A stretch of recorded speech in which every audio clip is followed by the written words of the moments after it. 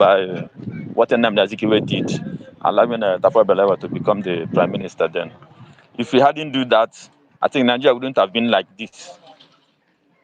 Having said that, I don't know who is pushing this narrative that it is the North that will unseat Tinubu.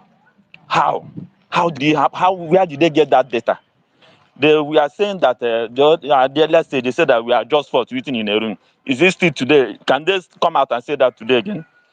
How can they say that I think we should have this magnanimous mind of allowing the South to finish their term, whereby P2B has agreed that he will do only one term. Why can't he, as a statesman, be that statesman that we are revering him? And he's coming to thwart this North and South rotational, which has been started. It's not written in our constitution, but it's the gentleman agreement, and we've been honoring that. How can he come at this stage to come and thwart what has been written?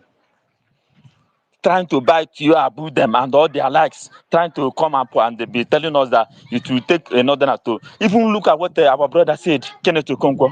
How can he come up and make such a statement? Somebody who has been following P2B, flying plane and going everywhere and making, now he has rescinded, coming out to tell us that it will take another to unseat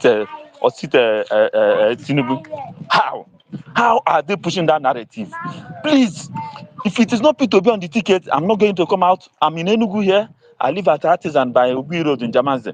If it's not going to be P2B that will be at the ticket, I'm not going to come out. And P2B knows. He's just trying to manage we obedience. Because if he should say that now, there will be problem. That's why he's just telling us that we need conviction, that we should be convincing them instead of telling them what to do. If we are convincing them and at the last stage and they refuse to do what we want, we will leave them, let them go and do the bidding.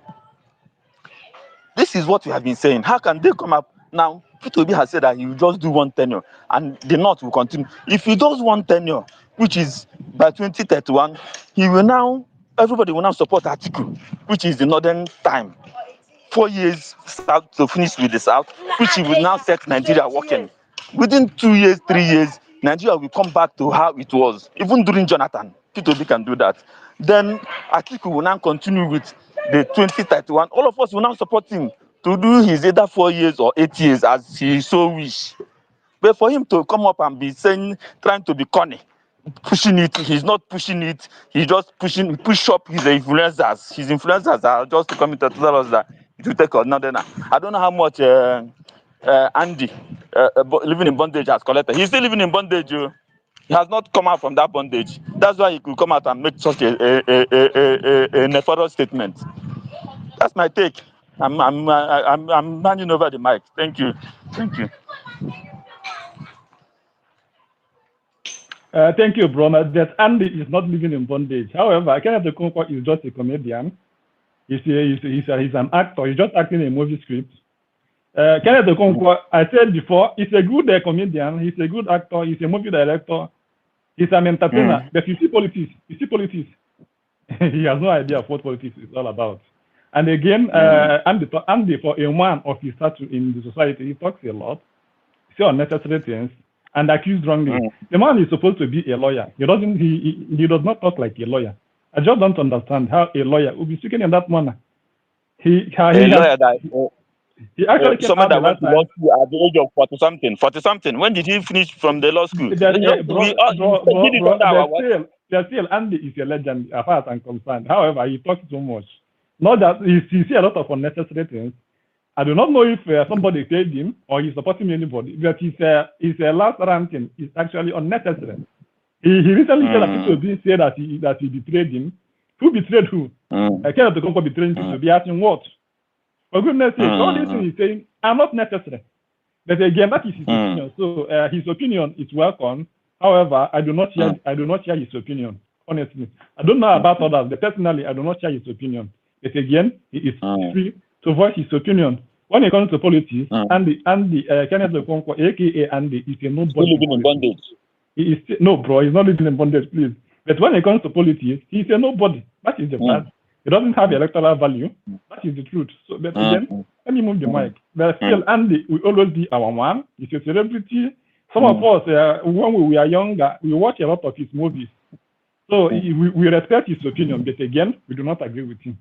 Thank you, bro. Thanks a lot. Okay. Hussein, are you there? Okay. Thank you. Yeah. Hussein, are you there? Hussein Benjamin.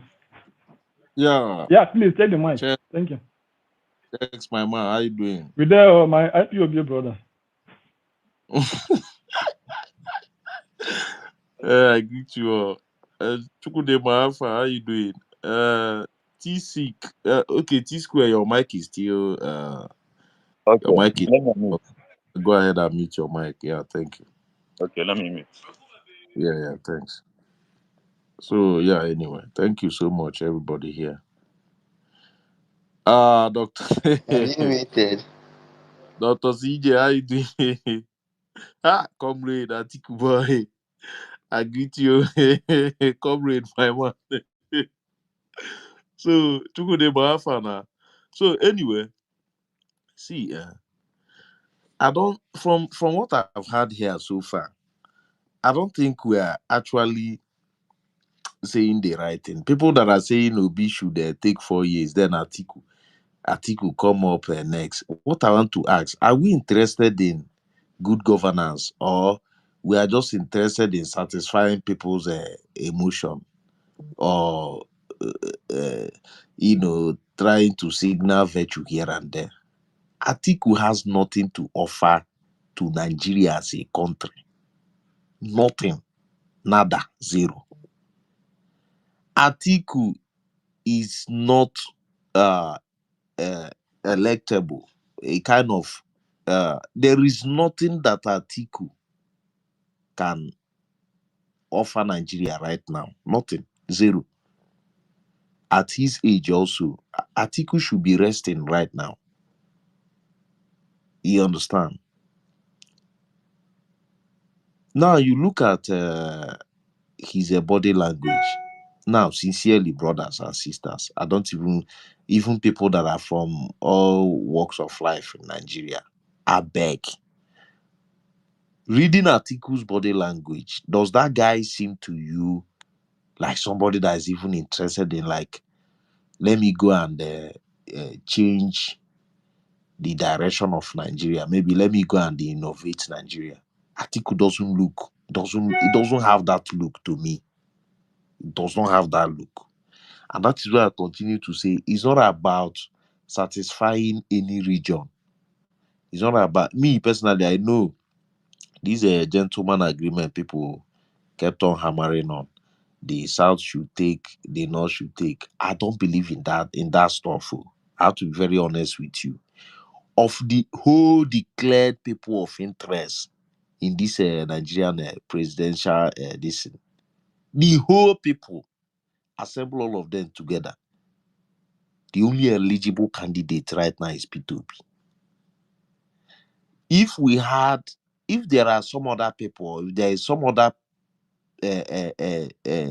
P2B look-alike, or maybe P2B, somebody that's liking to P2B there, I don't care where he's from. The people that are here talking about tribal politics, the Southeastern per se have been voting people from across all the region in Nigeria. We voted Obasanjo. We voted what's this guy's name? This the guy that died. Forgot this guy. Checks, remind me this our dead president, the late Umaru Checks. Musa Yeah, Yaradua. Umaru Musa Yaradua. yeah, thank you so much. So there's nothing. It's not about tribal politics here. Nobody's doing tribal politics because P2B is from it. No, that's not what is going on here. For people that calls themselves a philosopher that doesn't philosophize on anything, a metaphorical philosopher that's coming here to tell us, I did this, I did that, I did the other one. He supported Showore, and you are coming here to wade into serious discussions. So it has never been about anything tribal. For people that will be here now to come up here and try to infuse, maybe people that are already doing that, trying their best to infuse tribal sentiment into this obedient movement per se.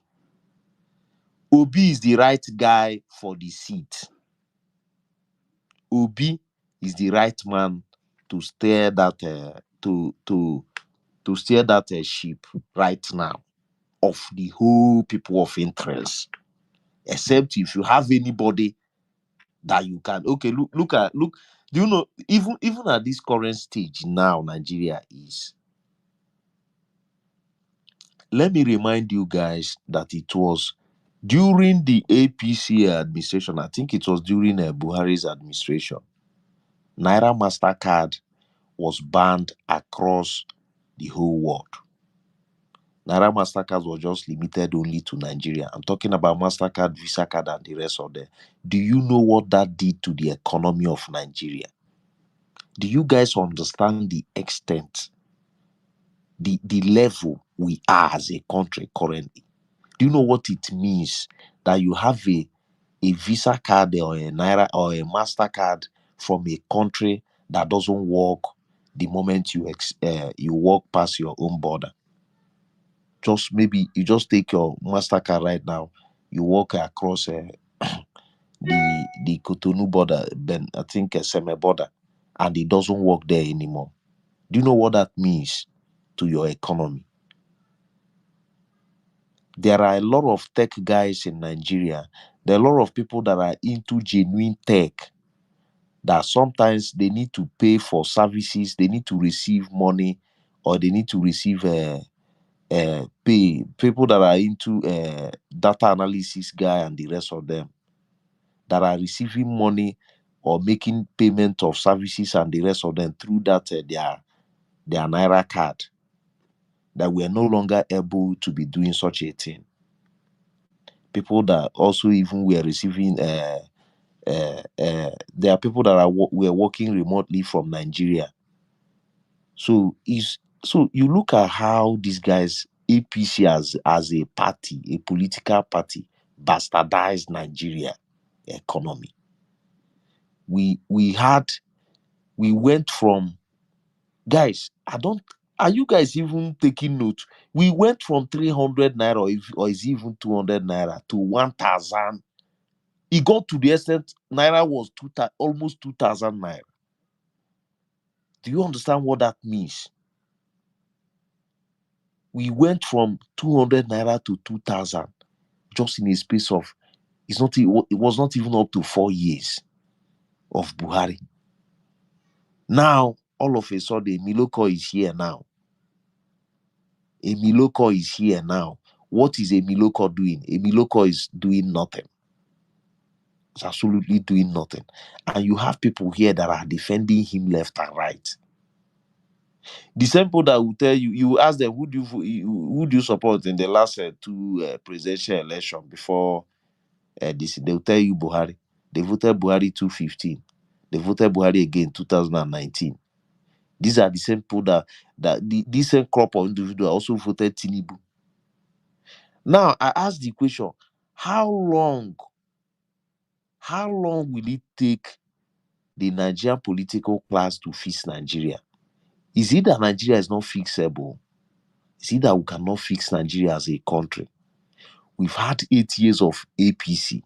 Now we have another 4 years and possibly another 4 years again, which will make it a total of 16 years. And still,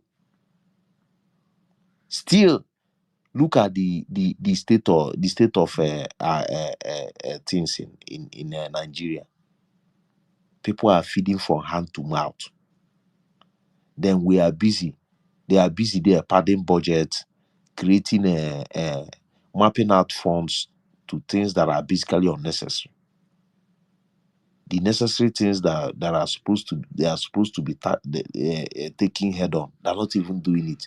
Rather, they are spending money on media propaganda. They are spending huge money on media propaganda, trying to buy people over. This is where this current government is heading to. And you have a P2B that is out there that is telling you, this is what I'm going to do. And his antecedents are there. This is what I'm going to do. If P2B was desperate for power, I don't think 2023 would have been a bloodbath in Nigeria. We all know that. Peter Obi is not desperate to become a Nigerian president. We need Peter Obi more than Peter Obi needs that Aso Rock. We need Peter Obi to be there in Aso Rock. You understand? And anybody that is saying after 4 years, I don't believe that. I don't think that is right. Atiku has nothing to offer Nigeria collectively. Nothing, zero. Atiku doesn't have anything to offer Nigeria. If you are talking about potential presidential people that should steer the ship of Nigeria, we shouldn't be discussing Atiku here. Atiku doesn't have anything. It doesn't have what it takes. Even he can't even get the numbers. If at all now we say, okay, let us feed Atiku. Atiku is not sellable right now. If you look at the current things going on in Nigeria, Atiku is not sellable. How do you start to sell this guy? How? People are discussing Atiku, and all these talk about Organotanas, they don't have any numbers. I will say it here. If you are a northerner here, you don't have number. Forget all these deceitful strategy you guys are using. We have seen videos of how they conduct election in all those northern regions. It was until the time they introduced this card reader, you also the number dwindle down immediately. They don't have any number. Forget all these things that you need the knot to. You don't need any knot. Don't they need body to unseat it? Forget all. They just have a vast land space and the rest of them. You understand me? There's nothing like numbers during election. Go and see how they conduct election in a rural areas, all those places. I've witnessed one. They will pack little kids, all these this thing with voters card saying that this one you'll be seeing a child of maybe 6-7 years or 10 years holding a voters card of somebody that is 19 years and 20 years. Is this the numbers we are talking about? Are these people the numbers? There's nothing like we need any northerner here. And all this northern, all these your prestigious this thing, all these this thing, you guys normally revere yourself as people with you don't have any number. It's just that the southerners do not see let us even start doing all these sanitizing our people how to go and get a voters card. So let us just try to educate our people the importance of voting in an election. That number wey una dey think say number, you go see una go see number una run. You understand? It's just that people with all this way they are running the government, just like people felt most people from in the southern part of Nigeria, they feel like there's no need going there to even waste their time being on queue to cast vote and the rest of them. They just want to face their normal life, and maybe they have lost interest and everything in the government, and they are no longer interested. So all these praises people are piling up on the not the north has the vote, they don't have anything, brother. They don't have anything. Any state in the south that is serious with election can produce the same number majority of the northern states produces. If they are serious to go and cast their votes, it's just that the way the level of trust we have in our electoral system, people don't feel the urge to go and participate in that election any longer. You understand? Somebody like me, it's not that the numbers are not there, just that people don't feel the urge any longer because of the way we conduct our election in Nigeria. You understand me? We don't need any article to unseat a Tinubu. In fact, Atiku will even make things worse. For people that are here thinking Atiku will make things worse. I can bet my two testicles here that if Atiku eventually emerge as the flag bearer, we are looking at 4 years of Agbado, steady corn chopping. No be say go come, steady corn eating. We are looking at under 4 years of Tinubu. Atiku cannot do zilch to. He can't even move anything. Is he people? All these people here on Twitter now, people that are genuinely seeking for better Nigeria. These are the people we want to go and start telling and tell them to go and start doing a grassroots mobilization for Atiku. People here on Twitter shouting up and down, wasting their data, trying to find a headway for Nigeria. These are the people who want to go and tell them to go and start doing a grassroots for Atiku, to start going about their community, wasting their money and time. You people are not serious. It's like you some people are not reading the room here. There are a lot of people, in fact, majority of all the obedience here, people that are out there for better Nigeria, these guys are spending their money to mobilize do grassroots mobilization. They're not waiting for any free handout from P2B, from any. They are out there spending their own hard-earned money to campaign for a better Nigeria. If you guys don't know, these are the people who want to tell to go and spend their daily bread campaign doing grassroots for Atiku, selling Atiku in the south. I want to see how you are going to do that. I want to see you do that. I want to see how people will stand on the queue, who will come out, stand a long queue with their voters card to go and cast vote for Atiku in the south. Atiku that is even yet to cover his own region. Oh. This Atiku we are talking about now cannot mobilize his own state. Oh. That is the person you guys want to unseat Tinubu. Tinubu that has gained more political power. This is the person you are looking at unseating Tinubu. Meanwhile, Peter Obi that came from nowhere was able to get this number, even with the level of rigging. Oh, with the level of rigging. Remember what they were saying? No structure. You don't have any structure. How could they? During that time, they never take the guy serious. Not until they saw the whole movement. Not until they saw the whole result. And I still believe that P2B won that election. If you want to cry here, you can go and cry. There literally no credibility in that 2023 election. Zero, zero, zero. You can go on INEX have and look at the forms they uploaded there as a form they use in tabulating the result. Look at the form they use to elect your president. Go to the INEX website and look at it. It looks like something my not even like it look like all these slate slate nursery school slates they used to write on. That is how that form looks like. Go and take a look at it. You understand me? So please, before I hit the mic here, please, Atiku, for people that are here, people that are supporting Atiku, and that if people, please, Atiku, go and sleep. Thank you so much. You've tried your best, and it's obvious your best is not enough. You have been the vice president of Nigeria. You have done your best. Oga, thank you.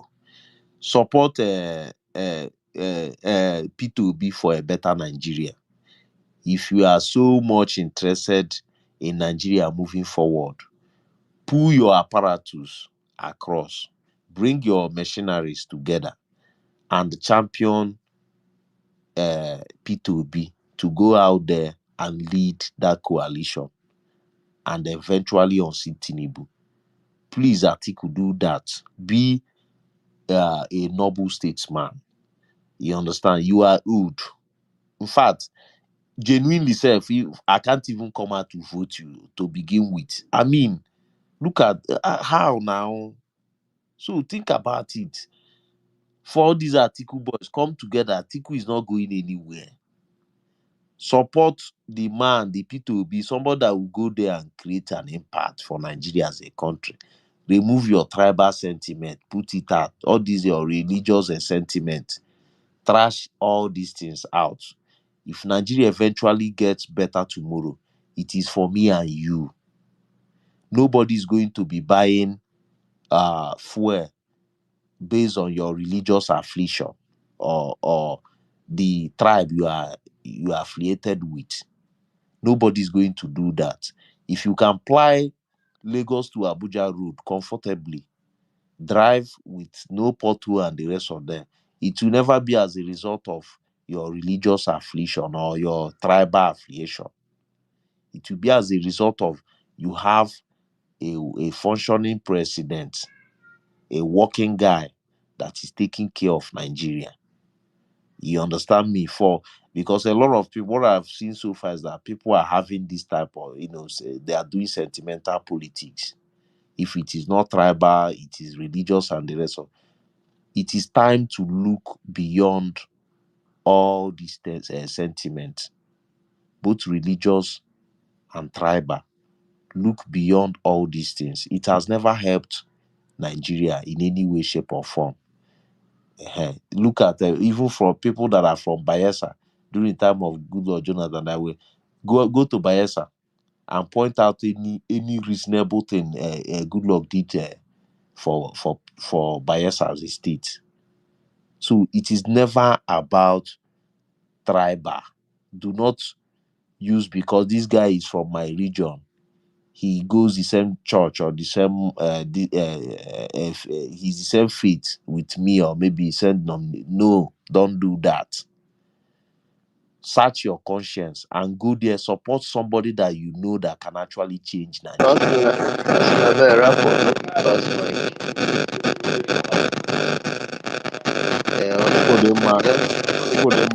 Go and mute your mic.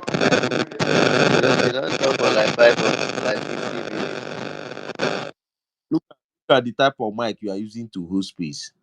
Look at type of mic you are using to host space. Mic you bought from all these all these people that are pushing accessories on top of wheelbarrow. Yeah, and you are using it to host space.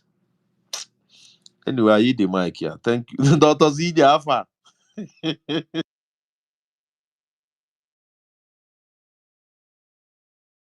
Thank you, Hustling. Please, you guys will free Atiku Abubakar Diko. Abiodun, please take the mic. Thank you, bro. Thank you, Hustling. Mr. IPOB chairman. Alfo. Your mic sounds like someone scratching a broken record. Anyway, look, I think we are all aware that Mr. Okonkwo had a problem with Peter Obi recently. Sorry, Abio. Is this metaphor? Yes, it is. It is. Okay. It is metaphor. Okay. Go. Yeah. So I mean, I'm sure we're all aware that Mr. Okonkwo had a problem with Peter Obi and Labour Party recently. So his what I call reckless statement does not particularly surprise me, because I didn't think it was going to come out embracing Peter Obi going forward. You know, they had a recent issue that caused him to leave Labour Party and his support for Peter Obi. So yes, it is a reckless statement and a thoughtless one, actually. You know, but that should not deter people like us. We did not even see his relevance in the alliance in the first place. You know, and I say that with all due respect to him. You know, but that should not deter anyone, in my opinion. Mr. Okonkwo he has proven to be a politician, and the Nigerian politics, quite frankly, is a very, very, very unreliable one. You cannot rely on any typical Nigerian politicians. They are ever wavering. I mean, let's consider their behavior the past 10 years, if not 24 years.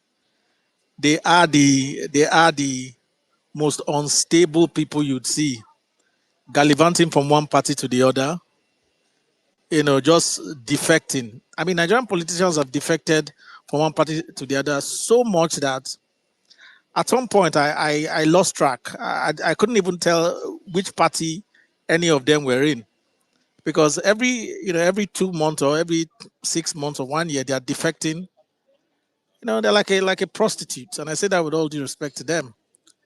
They are inconsistent. Running from one place to the other. Talking from both sides of their mouth if they actually had any. Today they are this, and tomorrow they are that. I mean, anyway, that's just what I wanted to say, really, because you were speaking about Mr. Okonkwo, and that just got me laughing, really. I think we should not regard what Mr. Okonkwo said, because he's just one person in this whole Peter Obi support base. Peter Obi support base were loud and clear in 2023. Despite that the election was even rigged, still they felt the impact. Yeah. So, and that base is still there. That base is still watching. That base is expectant that Peter Obi will actually run for president. In fact, I think, like I said before, Peter Obi has set the tone that all of us should run with, which is that he is running for president. So if there is any doubt whatsoever before, that has already been settled in the interview that he made a couple of days ago with Mr. Okimbaloye. So Peter Obi has said he's running for president. That is settled. He has also said he's still a member of the Labour Party. So there's no ambiguity anywhere here. Anybody saying whatever they are saying, they're just saying this, to sort of begin to prepare their own income stream in the coming elections. Look, my own real concern is, I heard this gentleman called Kenna. Kenna is quite the historian, isn't he? Yet, but people like me have thought that what was the need for all what they did after the so-called colonial oppressors left? What was the need? They would, they would have just said, okay, well, our oppressors, our colonial people have gone. Everybody go about your business. What was the need of still maintaining what the colonial people, forced down on us? Anyway, that's by the wayside. My only real issue is that Nigeria has what they call a structural problem. A structural problem that does not allow equity and equality to all the regions and ethnics of that country called Nigeria. That is just really what needs to be restructured. Otherwise, Nigeria is actually fine if you look at it, just a structural problem. For instance, where every ethnic or region are allowed equal chance, equal opportunity in the Nigeria dream, where everybody is equal. The chances that the Northeast have is the same chance that the Southeast have. It's the same chance that the Southwest have. It's the same chance that the Northwest have. So on. It's the same chance that the Middle Beltons have. Everybody has equal chance, and everybody is allowed to serve equally. A structure and a supreme law that embraces that is what we really need to fix. Every other thing will fall in shape once we fix that. Yeah. So me, I've looked at the Nigeria structure again and again, and I feel that a certain group of people, whether from the northeast, these people are not given the opportunity like the rest are, and that is one of the major problems in Nigeria. Yeah, I just hope that will be sorted out. That structure, that proper structure, is sorted out, and you'll find that Nigeria is a beautiful place. It is a beautiful place for all of us to live, in harmony, despite our divide. Yeah, but okay, well, I just wanted to quickly add that. But the real issue is that we should disregard Konkwo. He already had an issue with Peter Obi, so this should not be surprising. He might even come to say worse later, but yeah, he's obviously not going to be on Peter Obi's side now, since he has already walked away from Peter Obi and the Labour Party a couple of months back. Yeah, okay, well, that's all I wanted to say. Thank you, guys. Thank you, Abiodun. We all know that Kenneth Okonkwo is just a talkative. He is our version of FFK, although he doesn't eat much like FFK. Before I hand this mic, something has been bothering me. There was this accusation that Dele Momodu gave, that was just an allegation. But I am yet to see any reply, any response on it from Wike. He alleged that Wike gave $30,000 to every single delegate in the primary election of 2022. So Wike gave $30,000 to every single 747 delegates. in their primary election. Last night I just woke up at night. I couldn't sleep.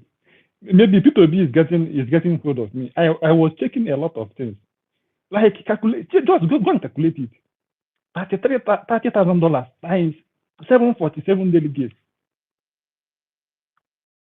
If you times it, then you check it in today's dollar. Well, I have to tell you the truth, and this is not, there is no evidence to this, but I'm just speculating. Perhaps most of the Atiku supporters are preparing themselves, to get paid. They might not really have that support for him, that natural support, but the Nigerian politics. Most people are there just to get paid. Peter Obi's support is the most natural, organic that Nigerian has ever seen. And that's the real problem that they have. They know that if there is a match back to back without any, rigging, without any malpractice, a match back to back, without we sweep all of them hands down because his supporters are organic, are just natural. Yeah. No, Abiodun, this is not the point. I have a different point. Yeah, I will just summarize it. Yeah, he allegedly gave $30,000, not naira, $30,000 to every single delegate. So that's 747. We are waiting to come and debunk it anywhere. So if this is true, we could get how many millions? More than $30 million in a delegate election. Bro, if in today's naira, if you exchange that money and you build a school that will cost 20 million or so, or even 30 million, you get more than 1,000 schools for River State. River State has 23 local governments, if I can recall, yes. So that's 23 local government. You will have, hey, God. If you take that money, yet he did not win he did not get the nomination, did he? That's the point. That's the point. How can we get $30,000 for each delegate and still lost that primary election? What actually happened in that primary election? We can spend $30,000 for each delegate and he still did not win. Does it mean that Atiku spent more than we get? Atiku had more money. Atiku had more money. Oh boy, you see, Nigeria is not a real country. There is no way Nigeria is a real country. How? $30,000 for goodness sake. Bro, this is a lot of money, trust me. $30,000 and Atiku allegedly has spent him. How is this real? And you want P2B to participate in this level of primary election? Bro, you are dreaming. Is P2B or nothing? We will not be a part of dollar primary election. Is P2B or nothing? See, let me move this mic, I beg. How can we allegedly spend $30,000? Oh boy, see, even I say I go join this delegate stuff. Please. That's $52 million, so they're about to. Please, this guy gets. How is this possible? Is this real or movie? If we did not come out and debunk this thing, we will not take this thing lightly. If you use this money to build, you get more than 1,000 schools in River State. If you are spending let me say 20 million for each school, you get more than one school for each community. It's possible he even spent more than. It's possible. You know how much? This is just the money for delegates, and we are here talking. You see, these guys have drained Nigeria. How? $30,000 for each of 747 delegates. Oh boy, I don't like join politics, so forget this business. Sorry, I don't mean to digress, but I have a good friend of mine. He's a petroleum engineer. He works in a refinery in Rotterdam. Crude oil arrived from Nigeria sometime in February, and that crude oil that arrived at Rotterdam port was not even on the Brandplatz. It was not even on any tabloids. It just arrived. It just arrived at Rotterdam port. It was not on any tabloids in Britain. It was not on any tabloids anywhere. It just arrived. Now, those are Nigerian politicians.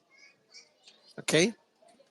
He just sent that document to me. Sorry, I'm not at liberty to disclose that, but he just sent it to me.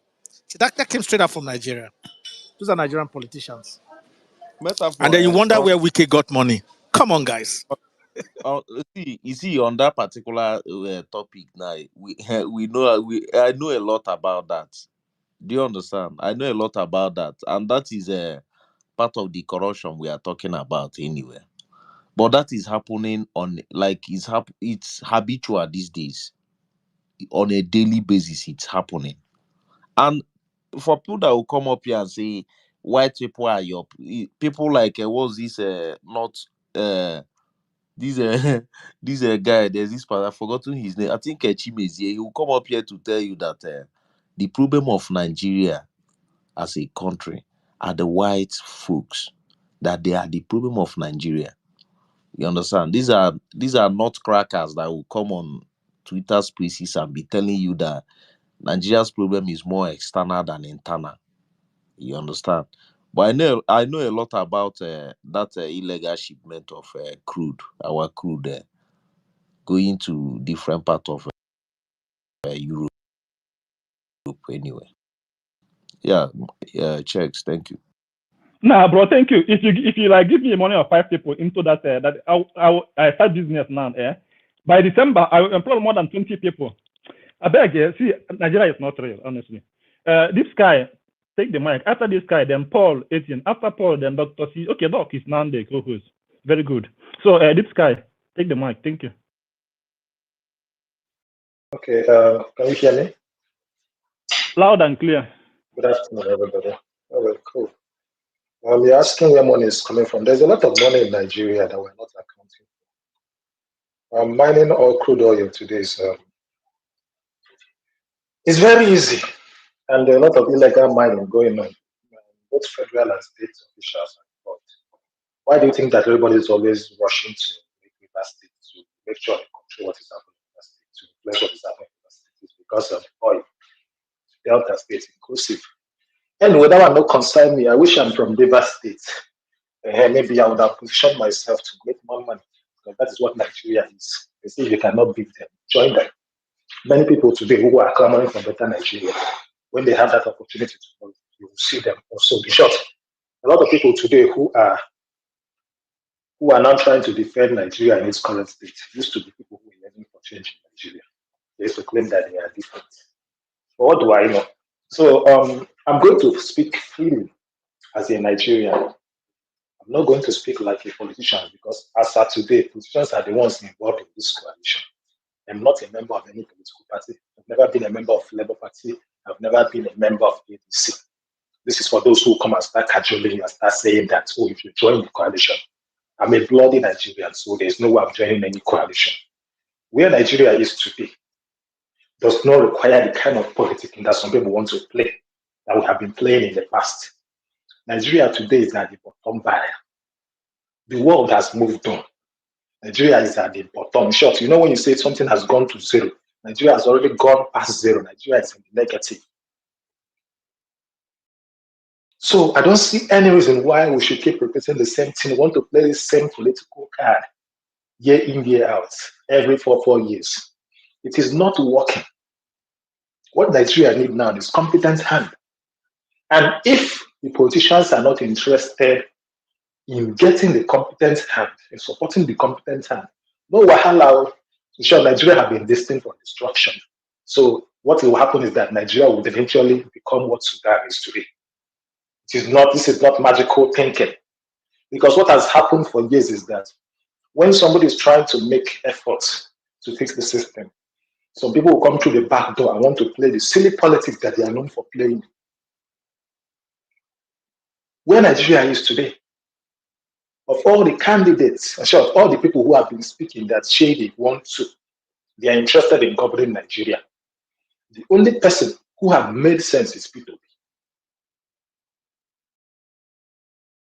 And the reason is because he emphasizes the data points about Nigeria, be it the insecurity, be it the financial sector, be it the educational sector, be it the health sector. And the thing is that he is not speaking as an ordinary citizen. He also makes sure that he interfaces with the problem.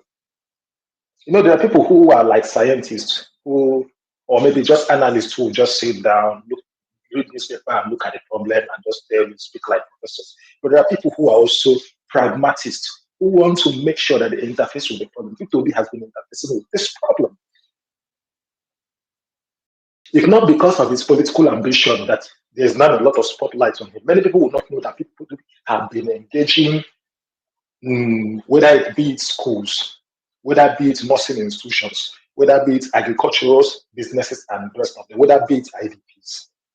So if this person, as a private citizen, has been able to do this, has shown commitment, why are we not seeing him as the competent person to rescue Nigeria? Because where Nigeria is right now, anyway, the thing is, I think some people don't even sit down sometimes to say, okay, let's forecast Nigeria in the next 5 years.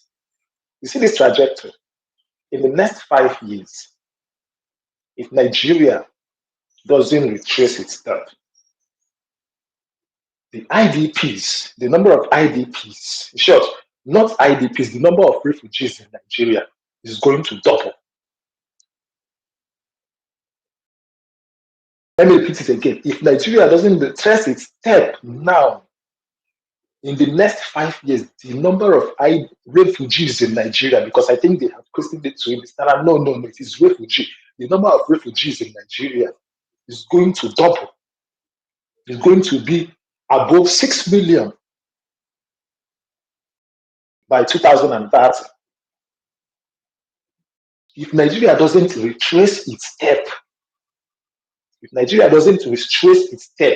by 2035, in the next 10 years, many people who are clamoring they want to control their territory, they are the governors today, will be paying money to non-state actors so that they can even move around their state. This is not me hating on Nigeria. The evidence is there. You can choose to deny it. You can choose to claim that it is, because Nigeria has known how to deny things and say, no, it is not true. All these people are telling. We cannot continue with this kind of politics that has not yielded any meaningful result in Nigeria. In 2014, 2013, Nigeria was already suffering insurgency. Instead of fixating on getting competent hands, some people choose to play politics with it. And that is why Nigeria, the insurgency escalated. Today, we now have non-state actors all over Nigeria. We have militias all over Nigeria. And we have today, the government no longer has monopoly of violence. Anybody can wake up and take charge of any territory. That is why today you can see violence anywhere, be it Anambra, be it Kogi State, be it Taraba, be it Plateau State, be it Ogun State, be it Ondo State, be it Cross River State. People can just wake up today and kill people. So if we are not seeing this thing and some people want to play the card of, let Honor come and be, no, fine. Well, let you bring the death note. And I'm also, like I said, I'm interested in competent hands. I want to hear more political actors in the North who are interested in contesting for the election. If they are competent and they can beat P2P, no problem.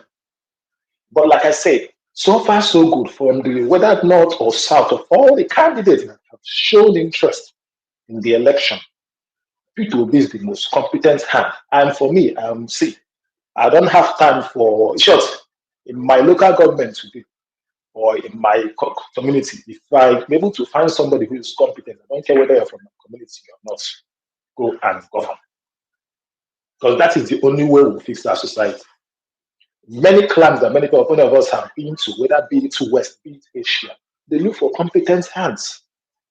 And another reason why I'm also emphasizing P2B is that we need to make sure that we establish rule of law in this country. For some reason, some people will make argument today and say allegedly. Some people will say something today and they will just put the word allegedly. You know why? Because for so many years, many people have committed crimes in Nigeria and they don't face justice. Obasanjo came there and set up EFCC. Before you know, he started playing politics with EFCC. That is what gave morale for people like Tinubu to grow wings. It gave room for many other people to grow wings in this country. And today they have become monsters. They have become overlords that they are now looking for presidency. If not because Shekau was killed by his own militia, fellow Islamic fundamentalists, by now Shekau will be positioning himself to be the president of Nigeria. Because we don't respect rule of law. Rule of law only applies to a poor man on the street, just like the young man who spent 26 or so years in Kirikiri. He said he bought a generator that was sold, that was stolen. So he spent 26 years in prison. But those who have stolen millions and billions of dollars will tell you they are not corrupt. Just like what Wike said on television a few days ago, when Shane was asking him, "Are you corrupt?" He said, "Is there any court in Nigeria that has proven so?" So we cannot continue to have this thing, because that is why many people who are now masquerading themselves today, whether it's APC or ABC, that they are now trying to show us that they are poor and they can fix. It's because they are working free. Check, you're asking question, $30,000 US. Yes, this is not the first time people are spending that kind of money. Do you know how much they have been given to people privately just to gain their support? That money is not big. Kogi State governor that is working free today, how much did he steal? Are you telling anything about it again? It's true. Wike bought fresh buses for that election. You guys, if una dey forget that one, you know how many new buses he bought to bring these people from Port Harcourt? You know, everybody buys buses. Leave that one. Buses, nothing. Everybody buys buses. We are talking about Wike, your former chairman of EFCC, the one that is the national security advisor to Tinubu right now. Have you guys asked yourself how he made his money? Do you know how many vehicles this guy bought for Buhari get to APC in 2019 or so? Where did he make the money? An ordinary police officer. Where did he make his money? So the thing is, Nigeria is, in short, when somebody said Nigeria is a fantastically corrupt country, everybody started getting pissed off. It is true. Let's stop deceiving ourselves. Nigeria is very, very short. Other nations are learning corruption from Nigeria. So that sometimes everybody wants to pretend because somebody else calls it out. That's fuming. It is corruption. Corruption everywhere. Today's state will make things that will give prioritizing human capital development, how to put people out of poverty.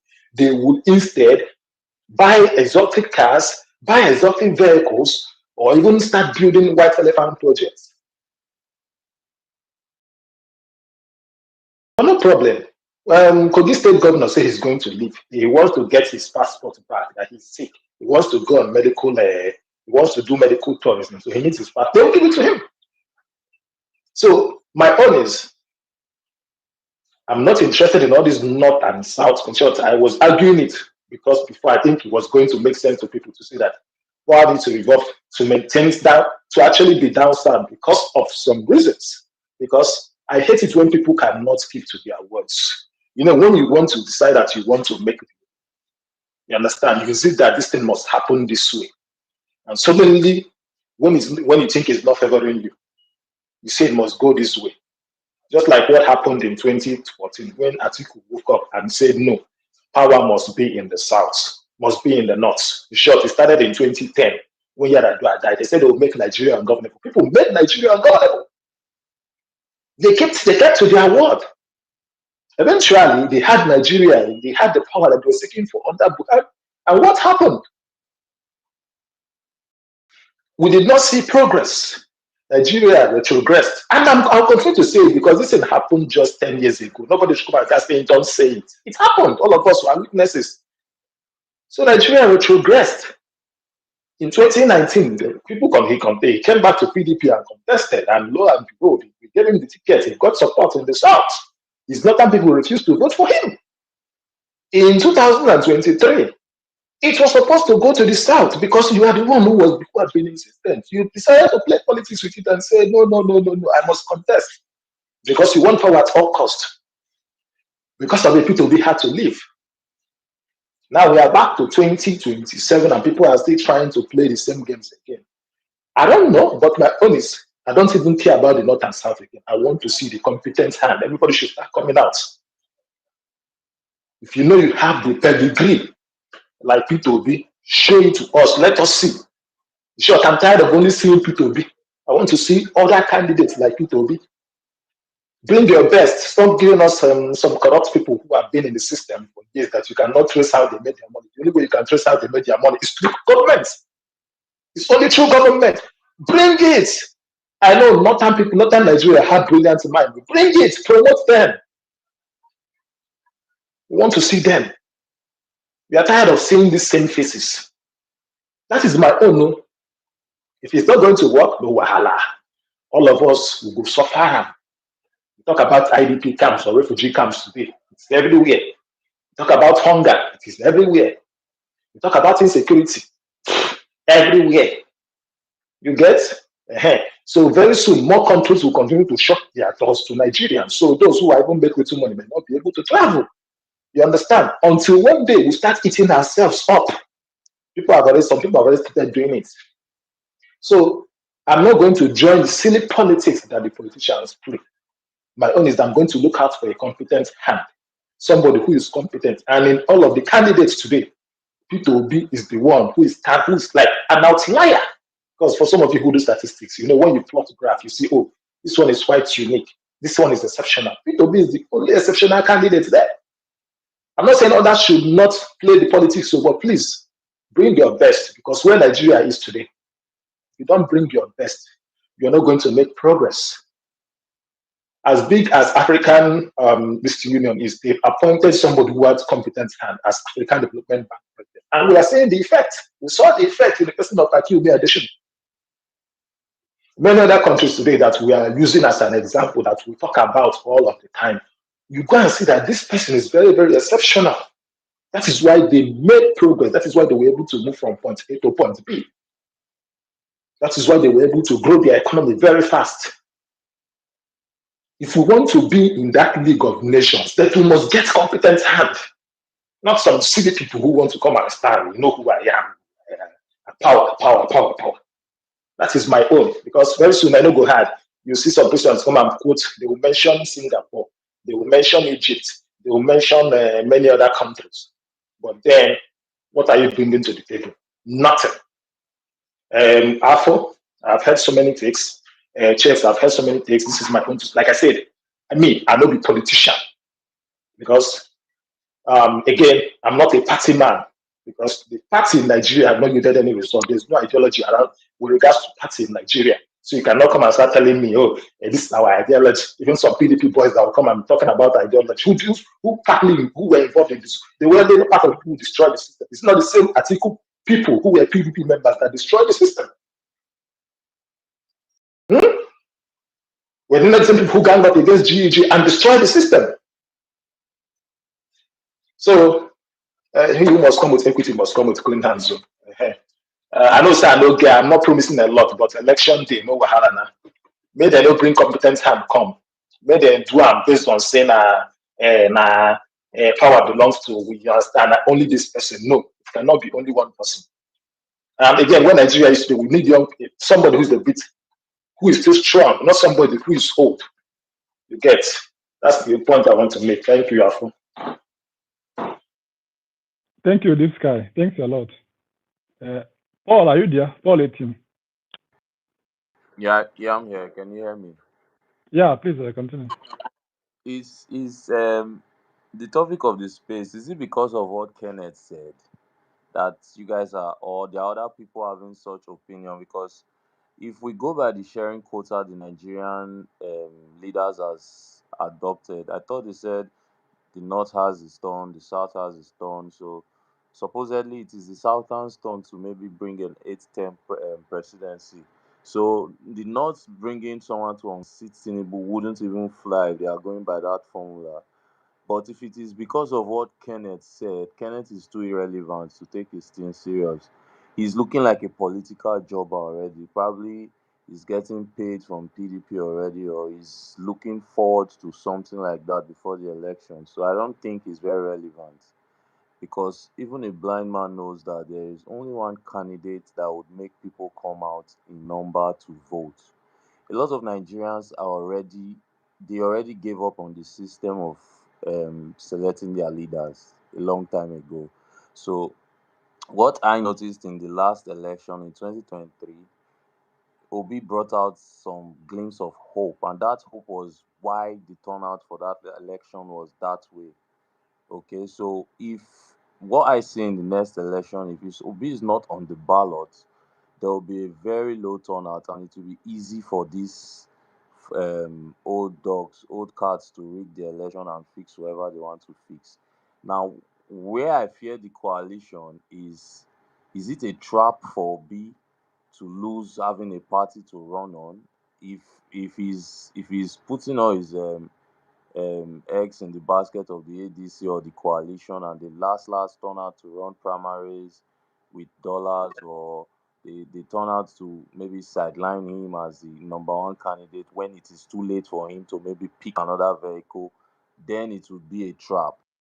That is where me I'm seeing it from. So whatever he's doing and his team is doing, he should be working quick and he should be sure what the coalition wants. But as for a northerner to unseat Tinubu, and if it is Atiku, because I see no northerner right now that would appeal to the general Nigerians. But the north is not only the people; they are not the only ones that own the country. There is no way a northern president or a northern candidate will come out and win the election only based on votes from the northerners. I'm not sure that would ever work. They would still need cooperation from the south, and I do not think anybody from the north would appeal so much to the whole Nigerian public to get something as good as unseating Pablo. So any talk about the not that it will only take a northerner to unseat Tinubu, I think Dele Momodo has made something like that also. I think I saw an interview too, like when he was saying something, and I know he's leaning towards his boss Atiku, but if it is Atiku that is their best bet, or whoever is thinking in that line, if it's Atiku is their best bet, I am very ashamed of such people, because Atiku is someone that has lost back to back to back to back. Before election, he shows he would lose. Right now, he already has the language and body language of not winning. And I don't see Erufai. Maybe Erufai could at least gather some momentum, but I don't think the South would be very pleased if Obi is not on the ballot box. And again, I know we say it's not a South or a North thing, but if alignments are made or agreements are made in terms of sharing formulas as far as we have seen it before, I think they should stick with it. And it is very, very disgraceful to see Southerners like Kenneth and Dele speaking in that light. I don't care where their affiliations or their interests lie, because I don't think if Tinubu was a Northerner and he was being this irresponsible and inefficient, and maybe the country was planning to unseat him, I don't think a northerner would come out and start saying it will only take a southerner to unseat the northern president. So what I think is the southern leaders we tend to have, they keep selling themselves cheap for the northerners, and it is so sad, so sad. So that's my own take. And as for the coalition and to the team of Peter Obi, which most Nigerians are leaning toward, they need to work even faster than the coalition if possible. Because knowing APC for what they are, they would start working on both the ADC, the Labour Party, and the PDP to make it very uncomfortable for any form of opposition to solidly stand. And that is the kind of politics Pablo plays. So whatever they are doing now, they should do it well and do it fast, very fast, because these guys are already in January of 2025. That's the APC. That's what I need to say. Thank you. I you the mic. Thank you, bro. Thanks a lot. Who is next in the line to speak? Yusuf, do you want to speak? Yeah, Mr. Check. Mr. Checks, good afternoon. I've been on the Good afternoon. space since in the morning. I co-hosted along you in the morning, and I think the last speaker actually, the things I said in the morning, the last speaker just, buttressed on that. I'm just disturbed that this whole process, based on technicalities, let me repeat myself, they can use technicalities to, defeat your candidate if you are not smart. Because I don't trust the judiciary, Mr. Checks. I don't trust INEC. I don't trust the process. I don't trust the systems. So the only thing I trust now is for us to come together and, overwhelm the system, overwhelm everybody, get our data and collect the power. So if Peter will be, based on what I'm hearing, right, I think he still has his numbers. He should decide, because I don't want him to go and participate in a process. Then after, he's not satisfied, he will not be looking for another platform. These guys will come with technicalities that how can you do primaries in ADC? Now you're going back to the Labour Party. You get so to reduce that kind of issues that are likely to come up. To be proactive. I think the handlers should move to work. I think they're in the best hands, and I think they are thinking about that too. I don't think they are looking at most of them come to listen to the spaces, so I think they are aware of this danger ahead. They are aware, and they know what they are dealing with. So let's just hope they get it right. Let's hope the coalition gets it right. Let's hope Peter Obi gets it right too. Thank you. I just wanted to say that. I want to speak. Thank you, Chex, for giving me the opportunity. Thank you, Yusuf. Thanks a lot, bro.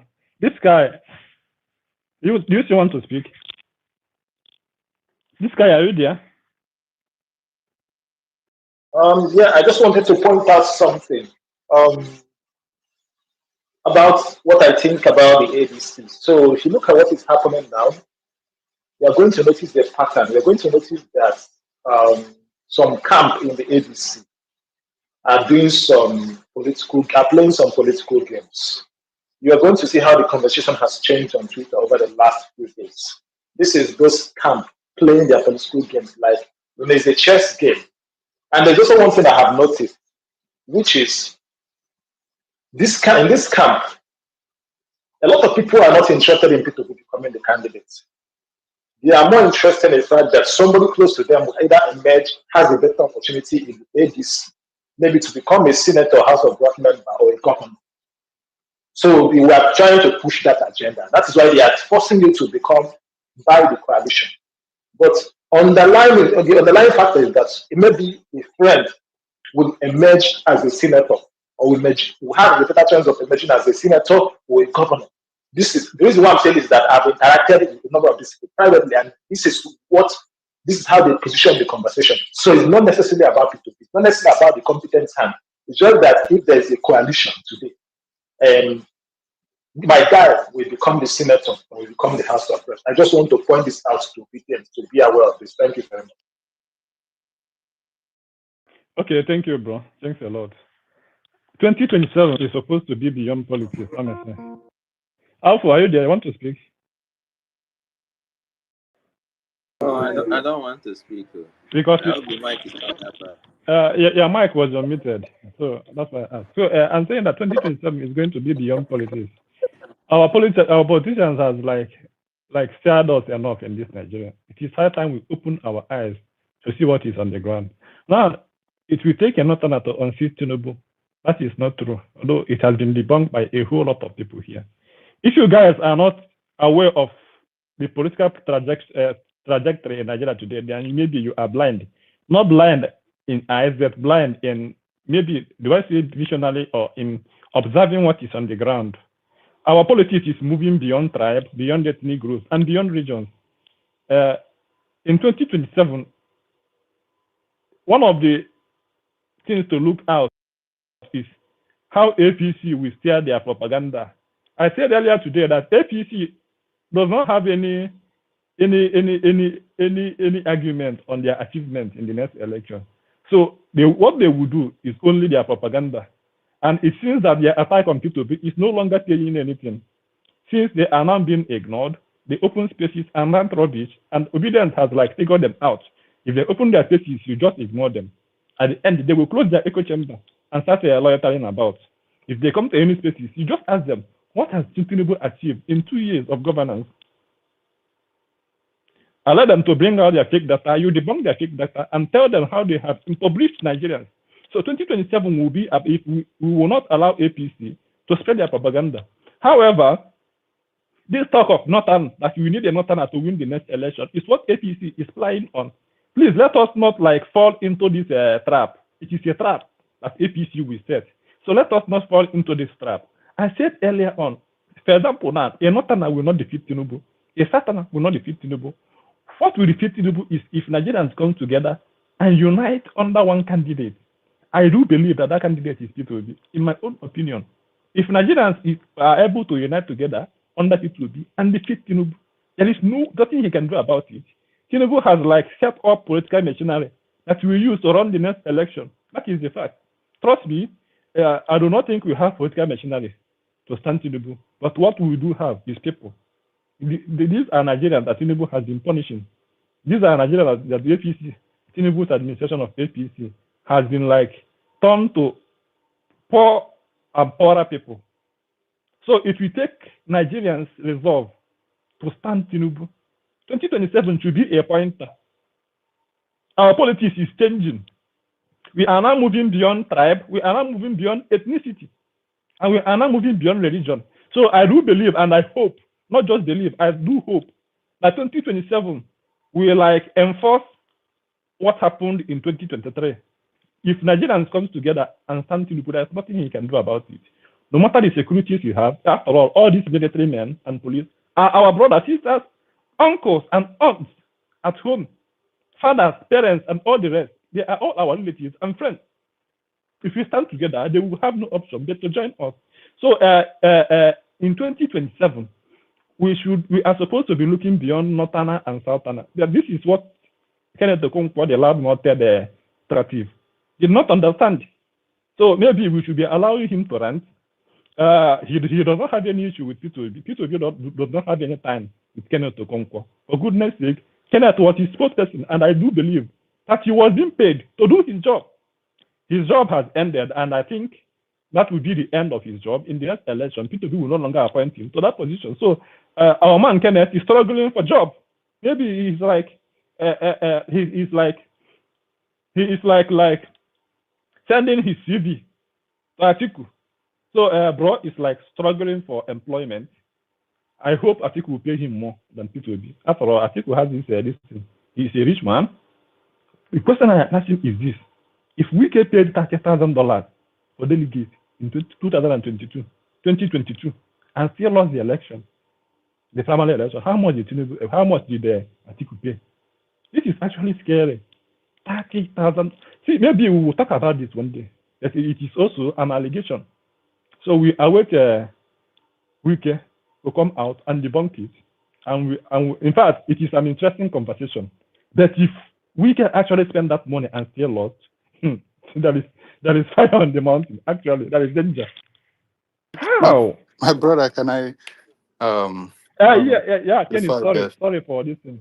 no Yeah, problem. please go ahead. Okay, yeah. I think we thinking of APCs at this point for me is actually of a less evil that we or less evil of what is happening that I'm seeing on the timeline.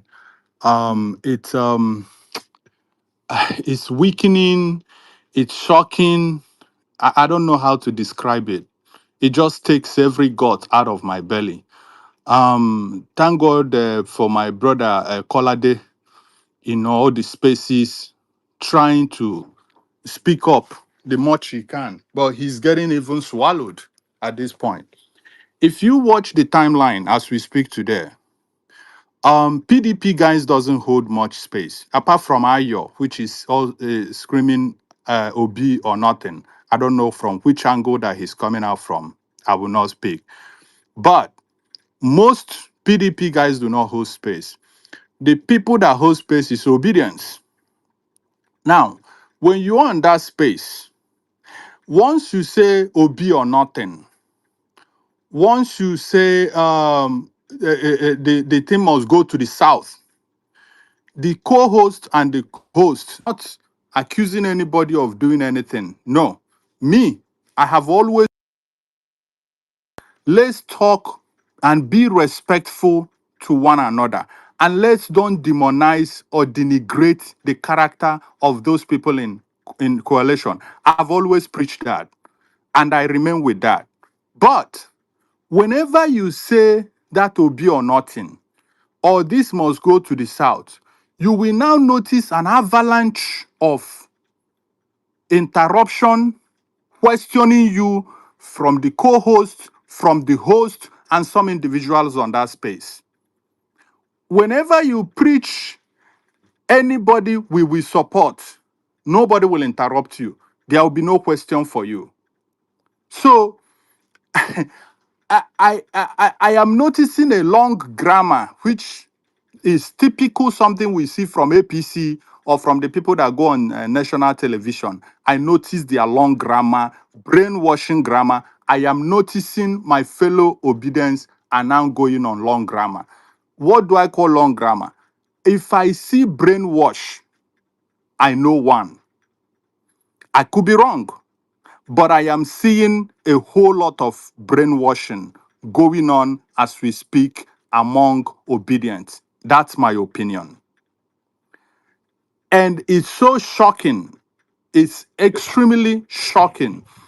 And so now when you talk on space, you will see avalanche of people. So but this is what I'm saying. Why we do this? Let's either if we say or if we claim we have not been corrupted into brainwashing, if we say we have not been hijacked or perhaps hired to do brainwash, my appeal is this: that when we talk, let's watch ourselves. Let's watch how many times do we start interrupting these people that is saying Obi or nothing, or the power must shift to the must stay at the in South for the next 4 years.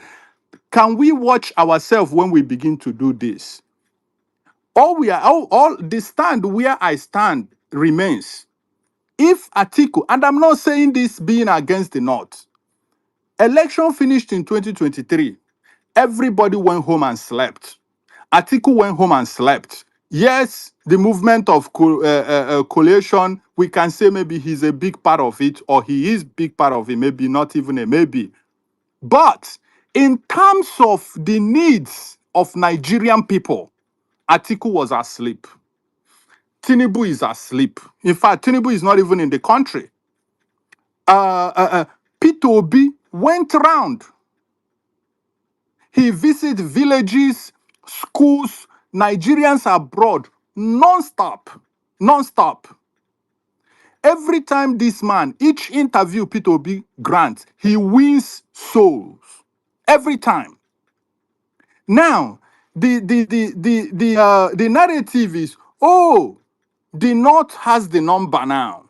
They can pull it, whether or whether not. I have seen that. I have seen that slogan on Spaces. I have also seen the slogan of Tinubu is chopping alone. We are about to return to, let's return to the government of I chop, you chop. I have also seen that slogan. And this is not, this is among obedience. I have seen that. So, and when I'm watching all this and the North, I say, everybody knows for sure Tinubu did not win 2023 election. Whether it's the Atiku that won it or PO or that won it, we leave that conversation for another day. But the fact is that Tinubu did not win the election.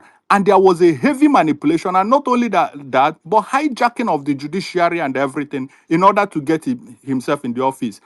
How do you think, if you have somebody that does not excite the people on the ticket today, if you have somebody that does not give people hope to travel, to pay for tickets from abroad where they are living, thousands of people, to pay for tickets to come back to Nigeria for the election. If you don't have somebody that has given people that extent of hope, that extent of excitement, somebody that is able to maintain the momentum that we just have few days and now is dying down, but somebody that is able to maintain that momentum for the next 2 years, how do we think Obi, whether Obi or not, but because the North is angry, they are not just say, the North has said no more Tinubu, and that will be enough to offset the onslaught coming from the president. Because to be clear, is, oh, is either going to be Obi or is going to be Atiku? Will Atiku give people that excitement? Will Atiku give people enough excitement, enough hope for we to have that number, overwhelming number, that will make it extremely hard for the president to manipulate the election? I think that's the question that I am appealing, that we begin to speak to ourselves. And that's where it's very hard for me to sing the mantra of Atiku. And I'm not saying it because I'm saying it because he went to sleep. He has opportunity to excite Nigeria. He has opportunity to create a momentum for himself. But because they have the old order, they have the old structure of moving the elite, the governors, and this thing. He can go to sleep and say, "I can move them anytime."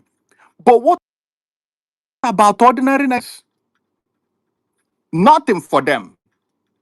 But we have some that is people that visits about 3, 4, 5 to places in every single day. Every time this man speaks, people have hope. People are excited. But we are now having a conversation. No, my dear, even in Western world, Peter Obi with the level of excitement and momentum he has now is a gold to any party. To any party, he's a gold. Because they are no more looking for him for his policies or whatever. No, what they are looking for is for the momentum and the excitement, for the fact he's able to do it, even if he's an evil man, even if he's Atiku, but he's able to generate that type of trust, hope, and excitement on common masses. That party will be on their knees to make sure they get him.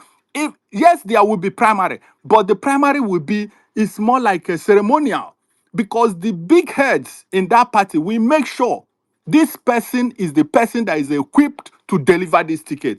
Now that is even Western world, but in Nigeria we are now dealing with a whole different type of animal. But that is one. Two, are we also thinking about Wike being in control of PDP?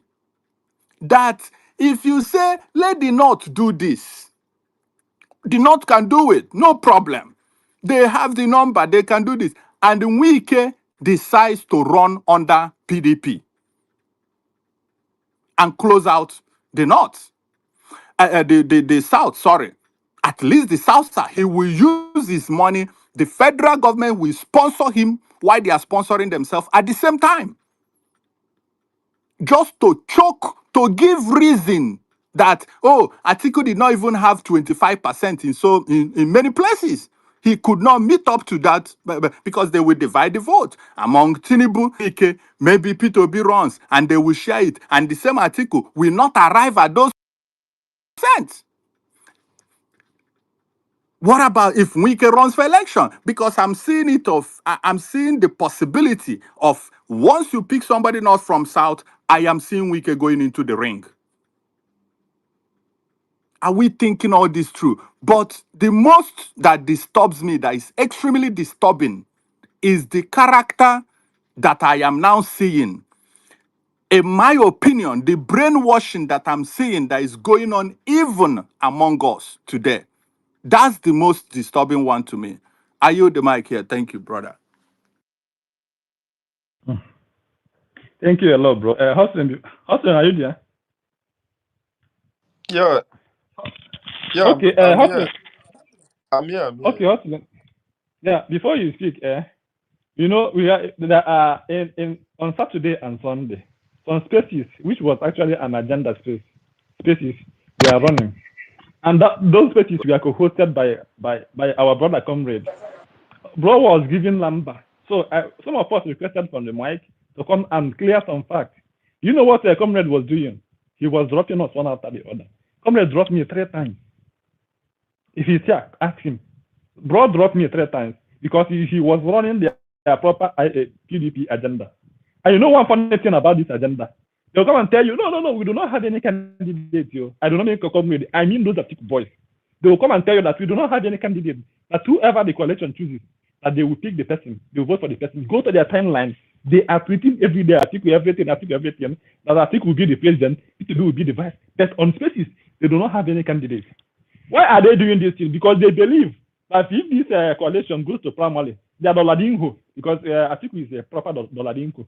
We use the dollar this thing to win a primary. That is their own confidence. That they are Doladinho. We dollarize the primary election, win it, and force P2B. to be either his vice or to support him by any means possible, whether you like it or not. That is all their plans. Trust me. You see 90% of those people, okay, let me not say 90, let me say 60 or 70% of those people are telling you that they do not have any candidate in mind, that whoever the coalition chooses, they will support. They are not telling you the truth. Okay, those persons, Yusuf is not among. Yusuf is being honest. I do agree, he's being honest. And a lot of obedience are being honest. But you see, most of those liars that have corrupted the mind of many of you, they are not being honest with you. Trust me, I know a bit politics than many people. And they cannot deceive somebody like me. Now, Comrade came to a space hosted by Tudo on Sunday, Tudo Banks, I think. He said that that the Obi of not or nothing people are in minority. So there was an agreement to run a pool. Do you know the result? 90% for Obi or nothing, and others share this thing. So the fact is clear. You are not going to deceive us. Let us be honest with ourselves. Forget you know all these three. These three are not new in our plate. So those so-called obedience that are running their agendas on the agenda spaces have other things in mind. And you know one funny thing, they will never come to this space like this, because in this space we give everybody opportunity to speak. Because they know that if they come with their normal lies, we will debunk them one after the other. And one lie is being debunked here is that we actually do not need Northerners to unseat Tinubu. That is not the truth. We do not need a Northerner as a presidential candidate to unseat Tinubu, but we need Northerners. There is difference here. What Kenneth Okonkwo said was not that we need a Northerner to unseat Tinubu. No. What he said was that we need a Northerner to be a flag bearer to unseat Tinubu. And it is being disproved here. To be a Lamba, in this election, I do think that the easiest person to defeat Tinubu is actually Peter Obi. However, he will need support from both the Northerners and Southerners. So what Kenneth Okonkwo is doing is dividing the opposition, which is very unfair to us. That man is supposed to, at least he's over 60 years now. He should have known one or two things about uniting the opposition instead of dividing them. This is talking point is not being peddled by the Northerners. It is him and his like in the South that are dividing the opposition. So on whose interest is he serving? That is a question for another day. But again, a question that will be directed to Kenneth Okonkwo is this: on whose interest is he serving? I beg, Hudson, I hand the mic to you. Thank you. Austin, Yeah, one thank you. minute. Austin, just give me 1 minute. Boss Kenny, this is it, right? I think there is still another extent. There's to some extent that they go that you have not even observed, right? That is not just the whole thing, right? I think the whole idea is to actually to make themselves appear to be the ones in charge and to call the narrative, right?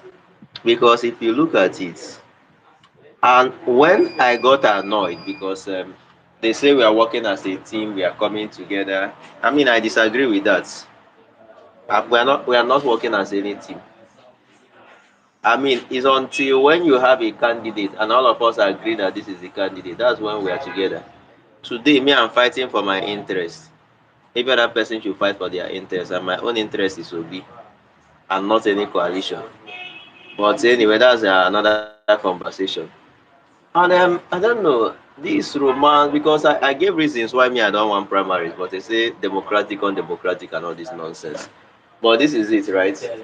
I think the whole idea is actually to ensure that Obi does not come out as a candidate of the coalition.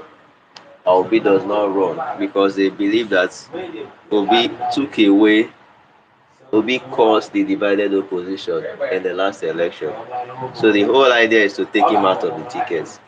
But they are looking for a way to make it look as if, in a case Obi chooses to run, he will be the bad guy. That is just the whole truth. And I don't think, I mean, until it happens, right, I'm not going to change my stand. Until everything happens and they prove me wrong, I'm not going to change my stand. Why am I not going to change my stand? Oh, you people will say, oh, it's APC and all this nonsense.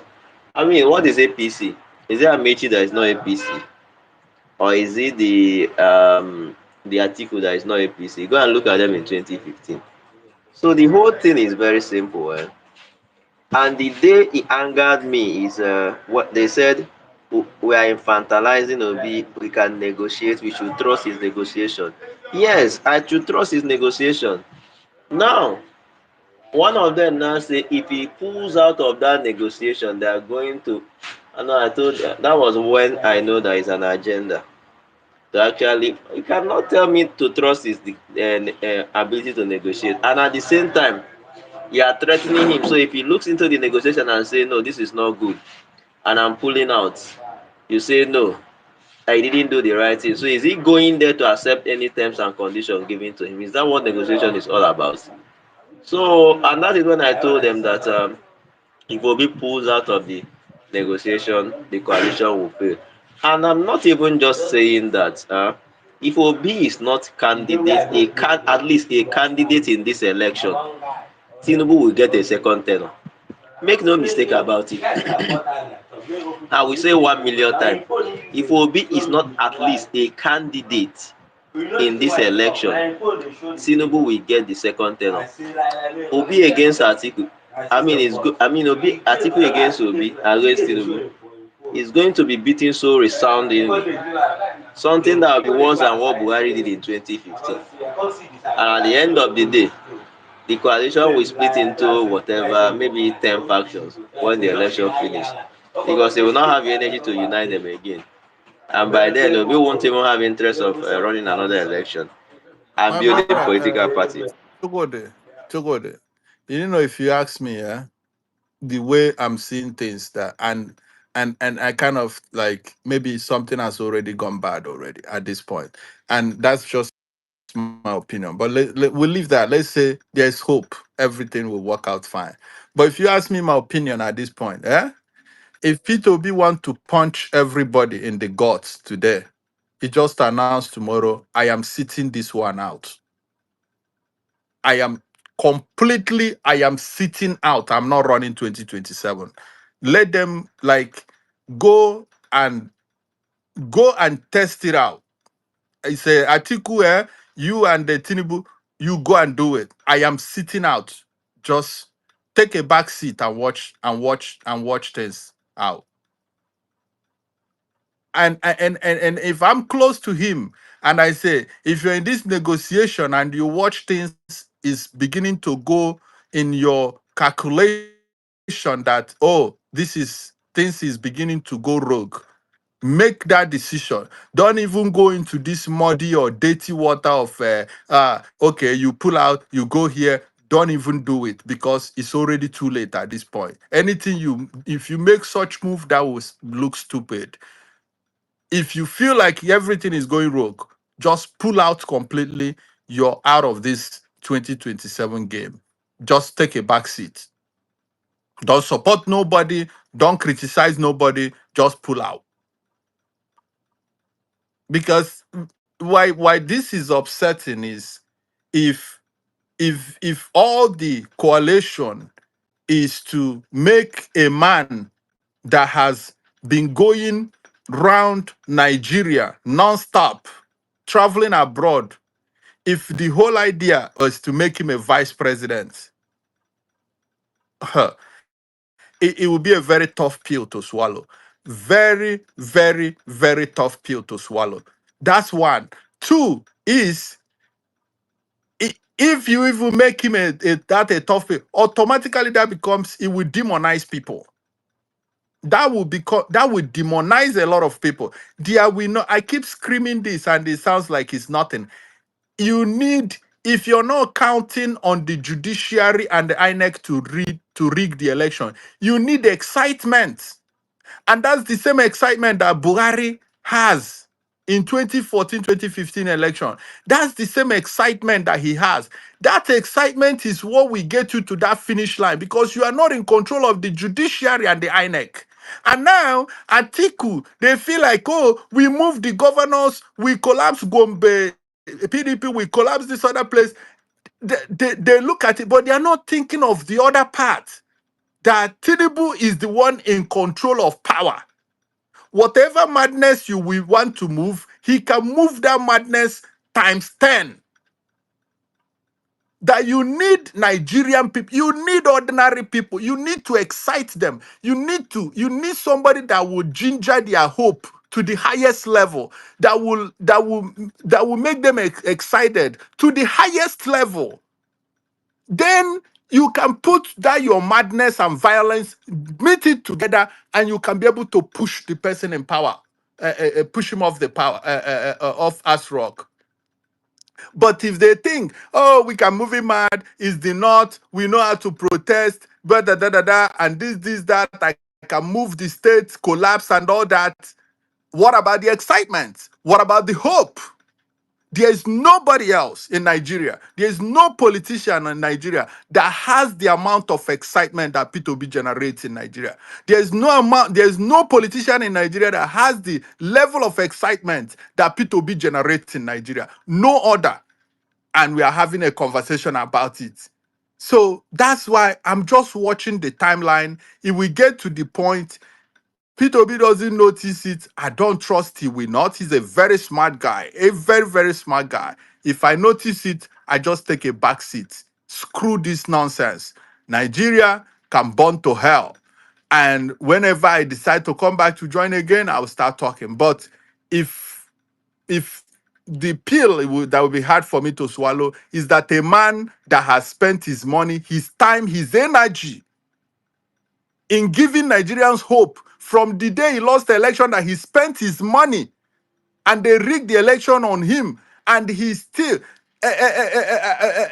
Abiola lost 1993 election. Eventually, the political prisoning, they prison him and he died. Guess what? They brought the consensus. They brought Abasanjo and made him a president just to compensate Abiola's death and Abiola lost of election. They did that. This man election was lost. He did not protest. He did not show any anger. He went on and continued to do well for the people of Nigeria. And tomorrow, somebody is going to, we should learn how to play politics. Let him start from VP slots for people that has been sleeping since election finished in 2023. Pwah, I will not take it. I yield the mic, my brother. I have to go to sleep. Right, bro. Thank you. Brother. Okay, Hassan, continue. Yeah. So, Checks, thank you so much. We're talking about this guy allegedly bribing people $30,000, 700 plus a delegate. My brother, it's not a rocket science. Wike is the governor of a river state. Let me open a little bit. Let me open a can of worm to you here.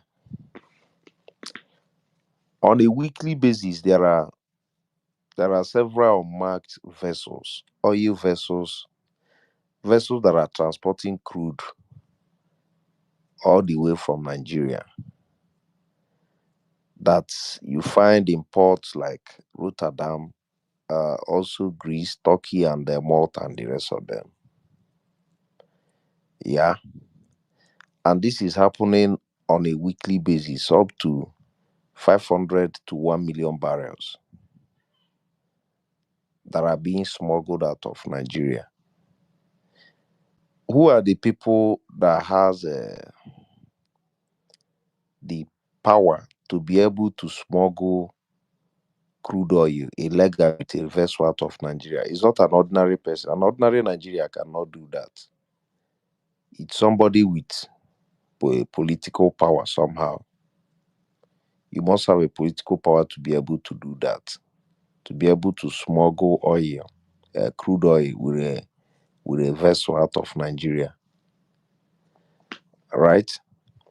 Now, even the Netherlands uh, refineries here, They have been accused several times of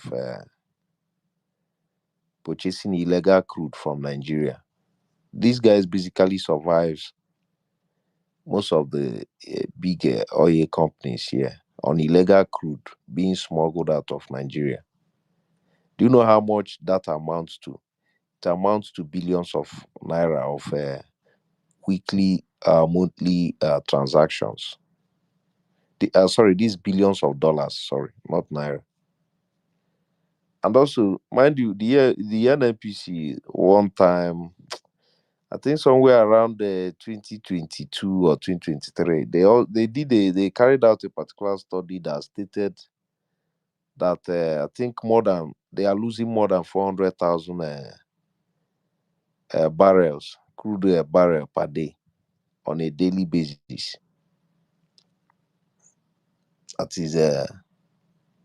That is being smuggled out of the country. I'm not talking about illegal bunkering now. People that are doing illegal bunkering, no. I'm talking about uh, crude oil that is being smuggled out of Nigeria.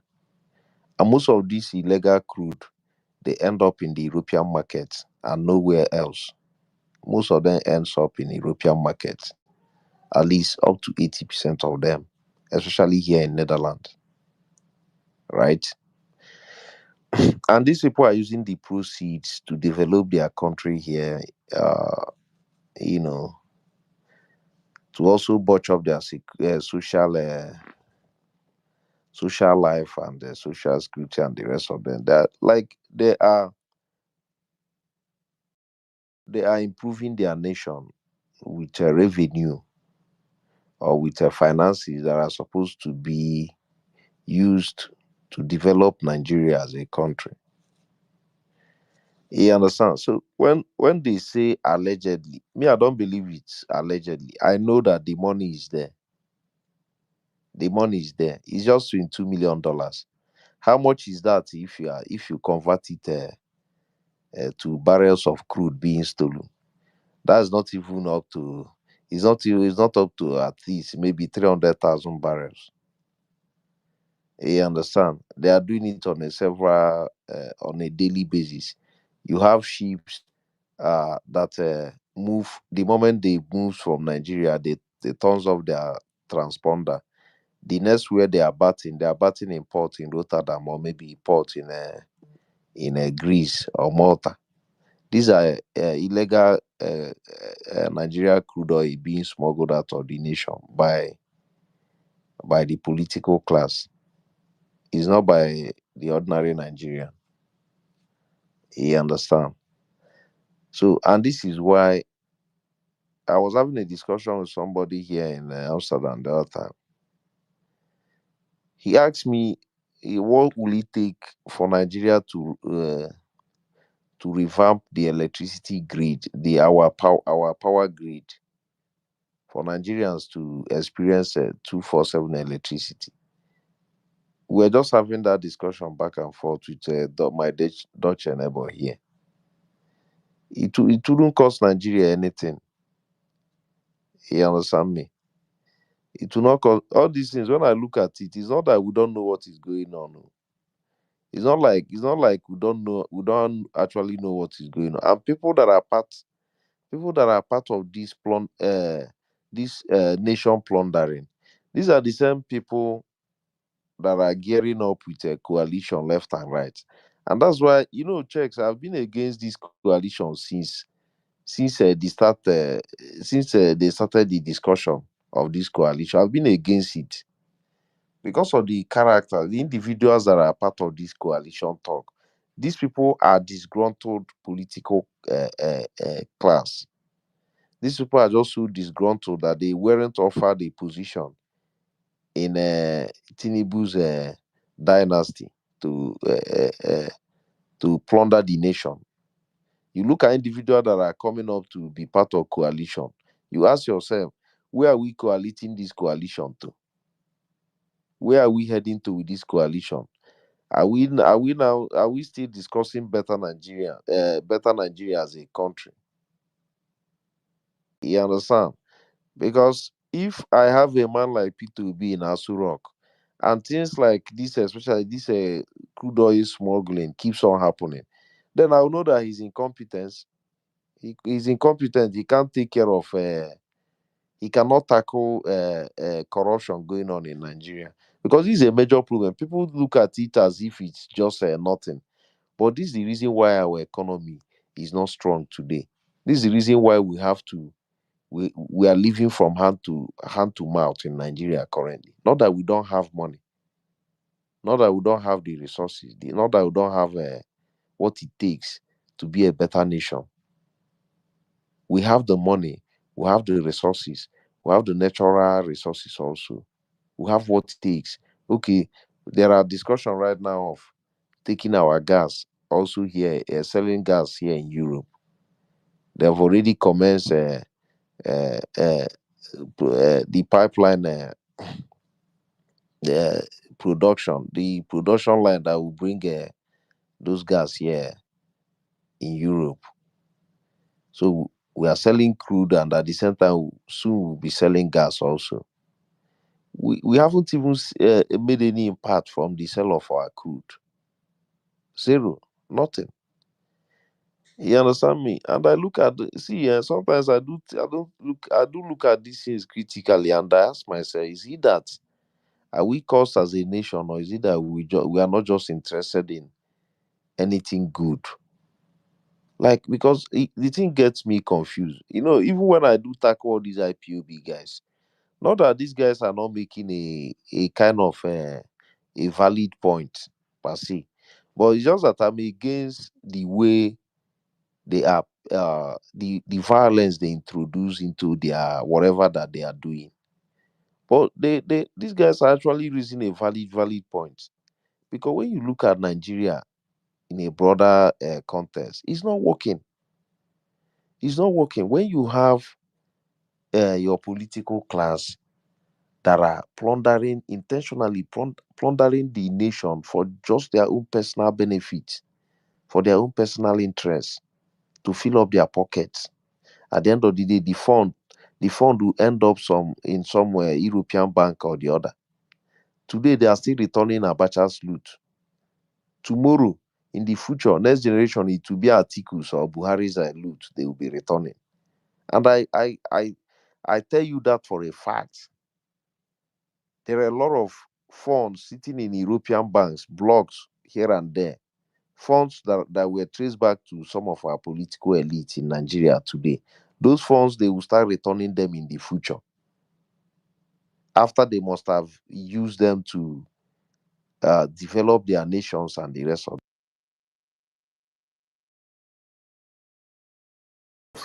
debted and lost 80% to 100% of its value. Then they will now start returning it. Today, there are still financing funds traced to was UBS Bank in Sweden, sorry, in Switzerland, that are belonging to that part of the Abacha loot also. They are still making. I'm talking about millions or millions of Swiss francs, right? That tomorrow they are still plan on the way to still return those funds. These are funds that were blocked in Swiss banks several years back, even before we were born. You understand? So this is very unfortunate what is actually going on with Nigeria. And you see people come up on species. You see that Nigerians as like Nigerians particularly seem to not, they seem like people that doesn't want a better nation. They think that they don't have what it takes to become a better nation, to become the first world country, like other first world country. They think that they are. I don't understand. I've looked at things critically. Nigeria has what it takes to be a better nation. It has what it takes to be in the same position with Germany today. Nigeria has what it takes to be better than Germany, to be performing better than the US also, economically. But what are we doing with that? We have uh, uh, uh, we have political class that are not even interested in good governance. They just want to fill up their pockets, take the funds to somewhere in a one or two island, or maybe one or two European country, park the funds there, or buy properties. Their popular destination now is the the Emirates. That's their popular destination now, where funds somehow they can play the the the system there. You understand? Their destination now is Arab now. At the end of the day, 10, 20 years after, they will be returning loot of people we are supporting. Some idiots Nigerians are here clamoring for this set of clowns to go and contest for presidential seat in Aso Rock. 20, 30 years after, they will be returning their loot. Nigeria is in a sorry state. It's very unfortunate the condition we are in currently. It's just in a sorry state. You understand? And that is why when I look at this, I don't want to involve myself in political debate that has anything to do with Nigeria. Because there's no So, Hudson, are you there? yeah. This is where I disagree with you, and these have been our mistakes. I hope next generation will not make such mistakes that we did. We actually did make a lot of mistakes, and one of these mistakes was abandoning Nigeria to these criminals, so to speak, to these looters. Or let me not call them criminals because there is no court that has convicted them. Those who are convicted have been. What I'm saying is this: let us not abandon Nigeria to these people, because if we do, we can only complain, and at the end we can't do anything.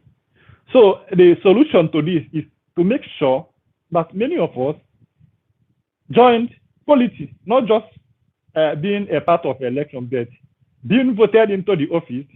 You can only fight them when you are there. Although I do hope. Checks. Hello? Let me tell you why I don't hold on. Don't be offended. See, that I'm fanning the fire of P2B to go there. It's not that I believe that P2B entirely will change the situation. I believe that he's going to leave his mark. This is my belief. Listen, because there's one thing about corruption. When you fight corruption, corruption will fight back in a fierce manner, because there are people there that are benefiting. They are profiting out of that corruption. They're not just going to sit idle and watch you mess their illegal business up.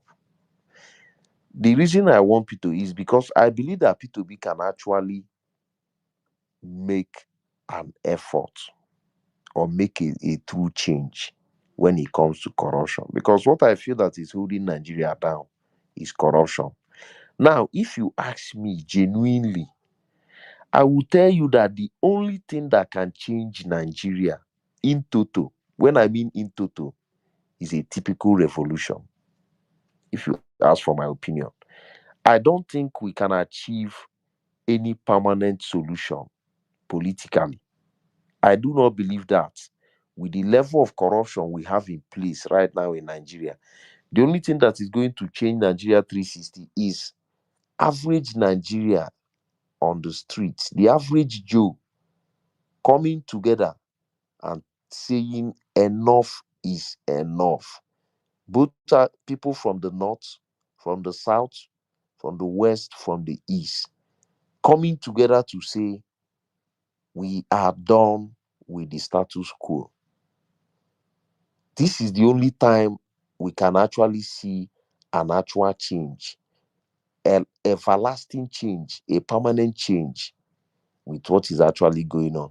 P2B will go to Aso Rock, probably spend 8 years, leaves office.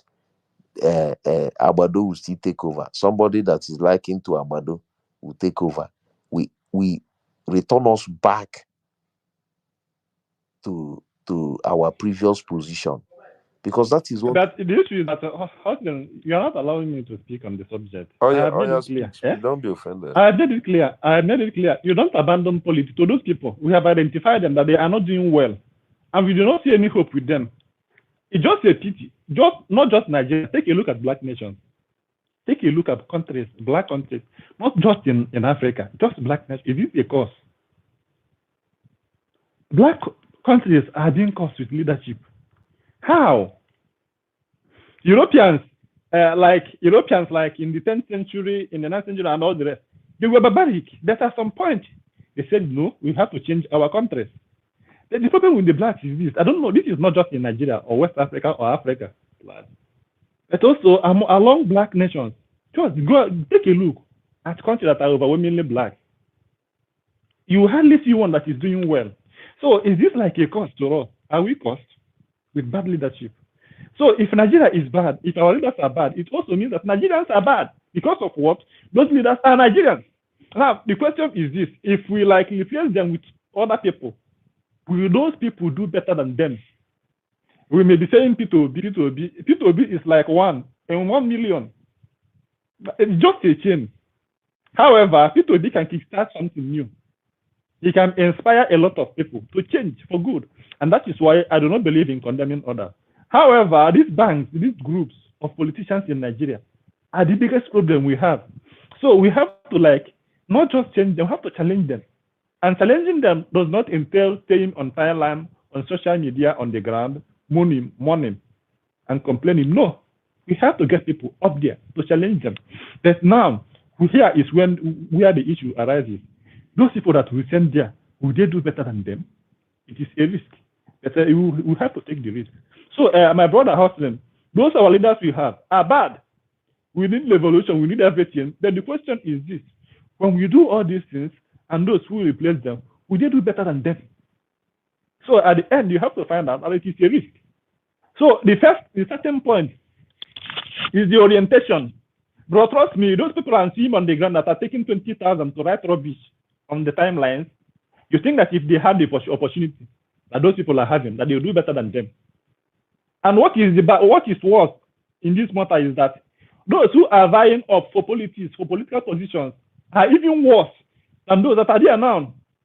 And those of us who we think are doing well, that if they go there, they will do well, are not interested in leadership in Nigeria. So then how are we going to replace those people? Kicking them out is one thing, replacing them is another thing. So this is just a complicated matter. For example, you were giving an example of the gas in Nigeria. Do you know that the gas in Imo State? Did you know that the gas in Imo State can supply Nigeria electricity, not Nigeria, the whole West Africa electricity for 100 years? These are the vast amount of resources we have. We have those gas. Do you know what we cannot do? What we couldn't do was to lay a require pipeline. Because this thing, if you can lay a require pipeline and we have what we call a transmission, you can transmit this thing. We will not have issue with electricity again. These are what the nature has given to us. But why can't we use it? We have ourselves to blame. The Europeans that are having constant electricity do not have access to all these things we have access to.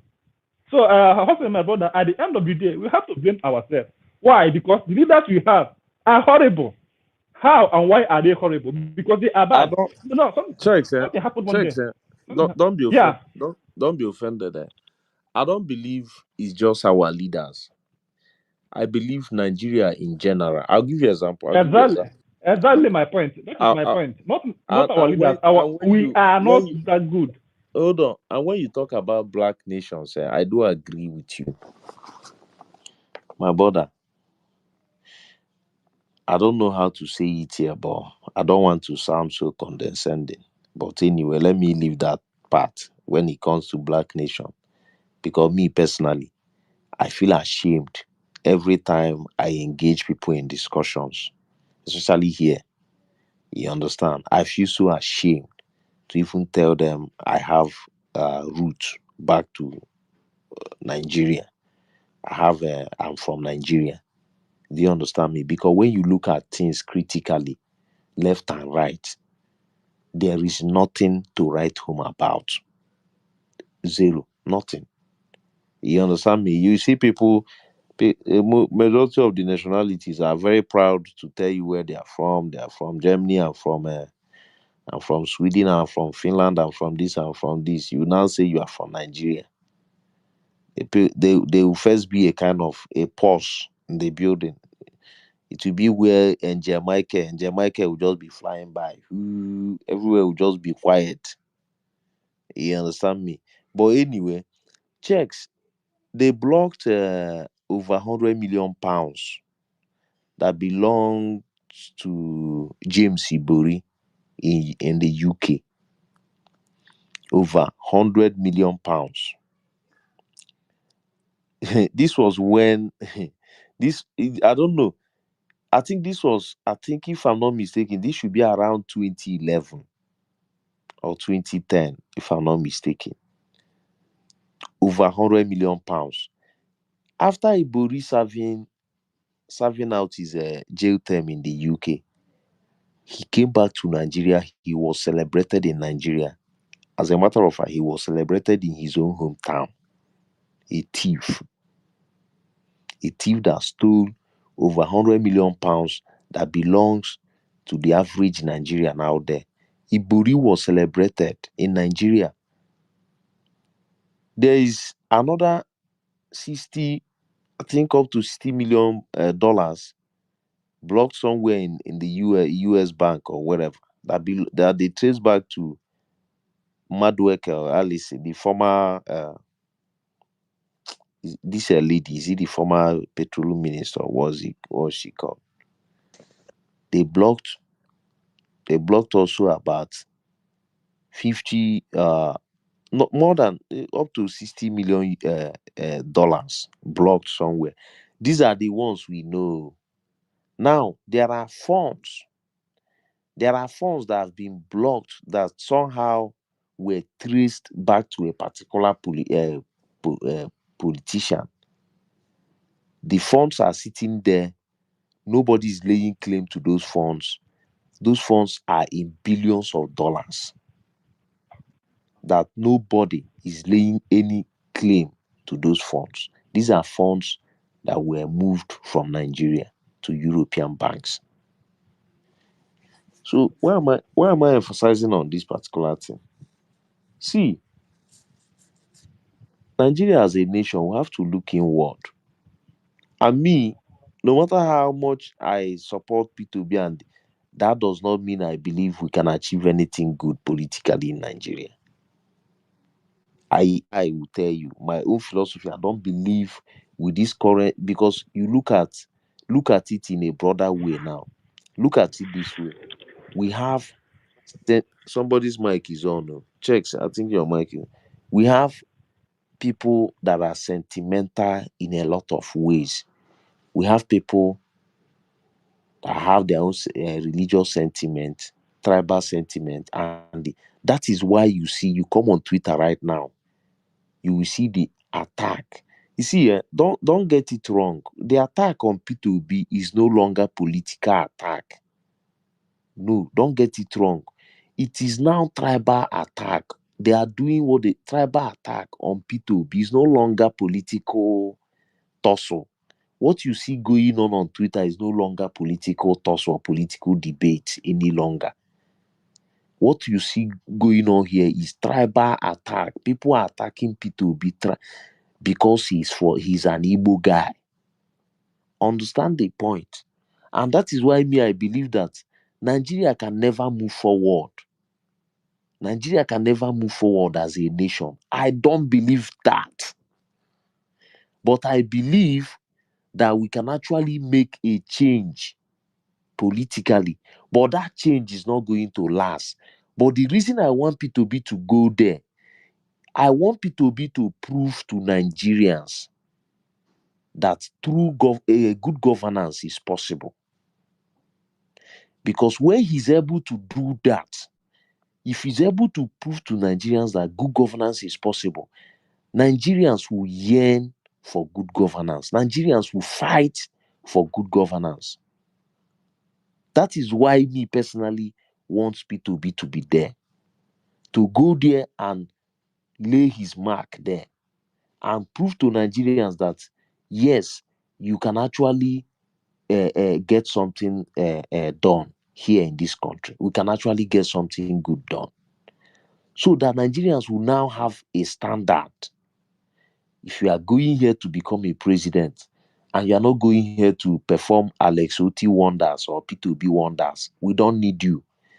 By so doing, you will see that we will lift our own expectations. Nigerians will now lift their expectation to that standard that P2B have created there. Nigerians will now tell you that, okay, if you are going here, you are not going to perform magic like this guy. Sorry, we don't want you. Stay behind the scene.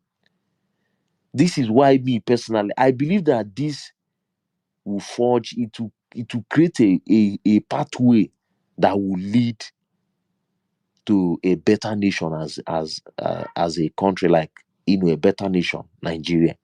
My personally and my own opinion, I believe that P2B will go there, will raise the standard.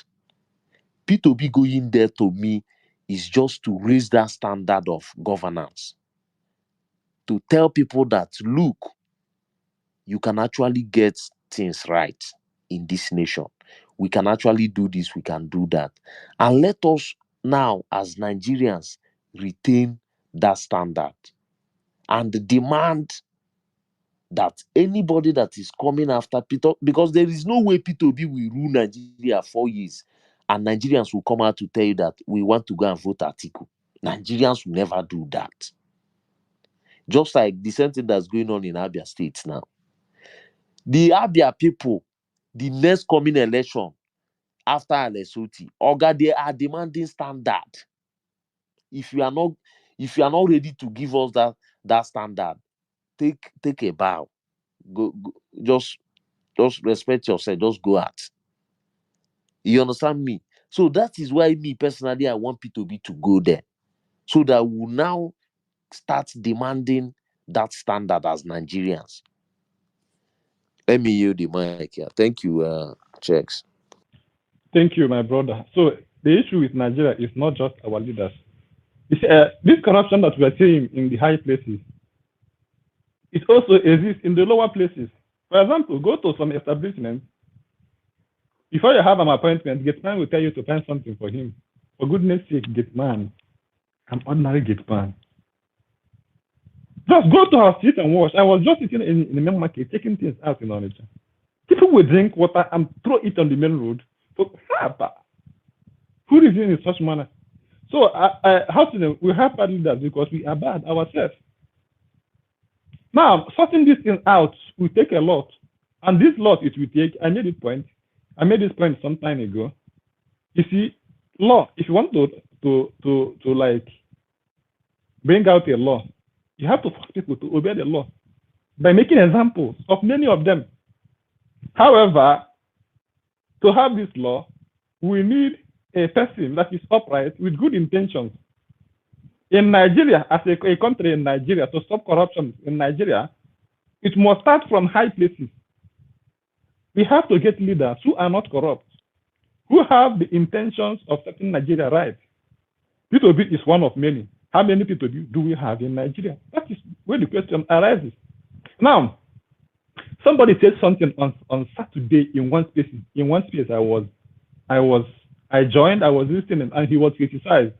I do know that people criticize him because they do not understand him. The guy said that, okay, now in this collection stuff, we see people in the house, take people around him. Some people thought that he was condemning them. No, he wasn't. He was making a point. The issue is this. Also, now we have people in the center. Who surrounded him? Who will surround him? Who are they? Remember, P2B is just one man. So to get a country good, a country like Nigeria, as big as Nigeria, we have to have a lot, maybe some numbers of P2B to start with. And when they go to in those places, there will be like a well-defined law, starting with harsh punishment for politicians that loot Nigerian money. Imagine the former governor of Kogi State working free. whereas there was a very high standing case against him. He couldn't even submit to the national security. Despite that, the national security had the right to summon him. He was avoiding hiding because of what? He knew that he wasn't innocent, and he isn't innocent till today. Why haven't the law handled him? Because we have political looters who are actually above the law. So to start this thing, we may not need 100 people or 10,000 people. We need people that we like. Have a new law, and this law will be strictly imposed. It will be strict. This law, if it is like you make a law, the legislature will read it, it will pass through readings and will be approved. When we have this strong law, that is what people just said about tangible and intangible assets. When we have a strong law in a country, there are politicians who are corrupt, there are Nigerians who are corrupt, who doesn't care about others or the country, but all about themselves. You make examples of many of them and keep on punishing them until it becomes a culture. Some cultures does not start easily. Some cultures were actually imposed on people. For example, there is a wide example of monkeys that stayed in a hole. When one want to use the ladder to climb out, water were spilled on them. So the monkey climbed down. So when the monkey repeated it, the others attacked him because of what? They know that if he tries to climb up, the water will be spilled on them, and they don't like the spilling of the water. So there was a replacement of all the monkeys, one after the other. If they replace the monkeys with new one, and the new one want to climb up, they will beat it. They will beat it. So at the end, all the monkeys that experienced the spilling of the water were replaced.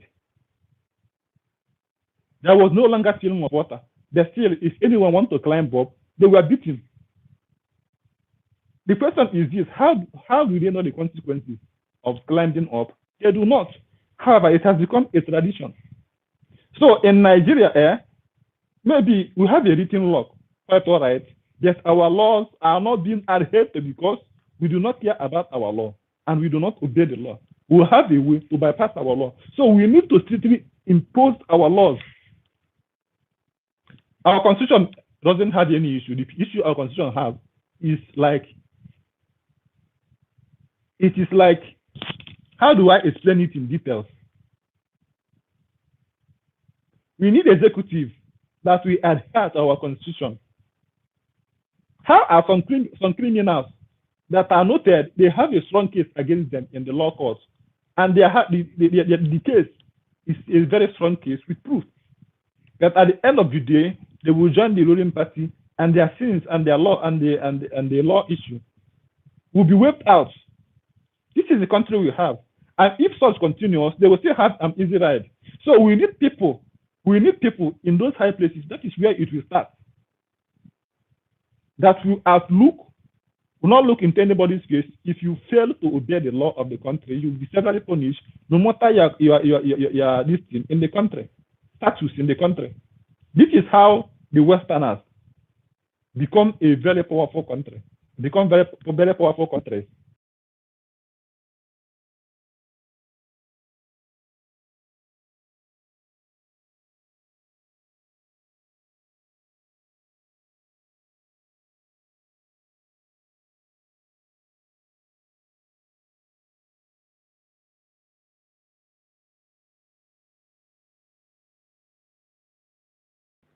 Nobody wants to say anything again.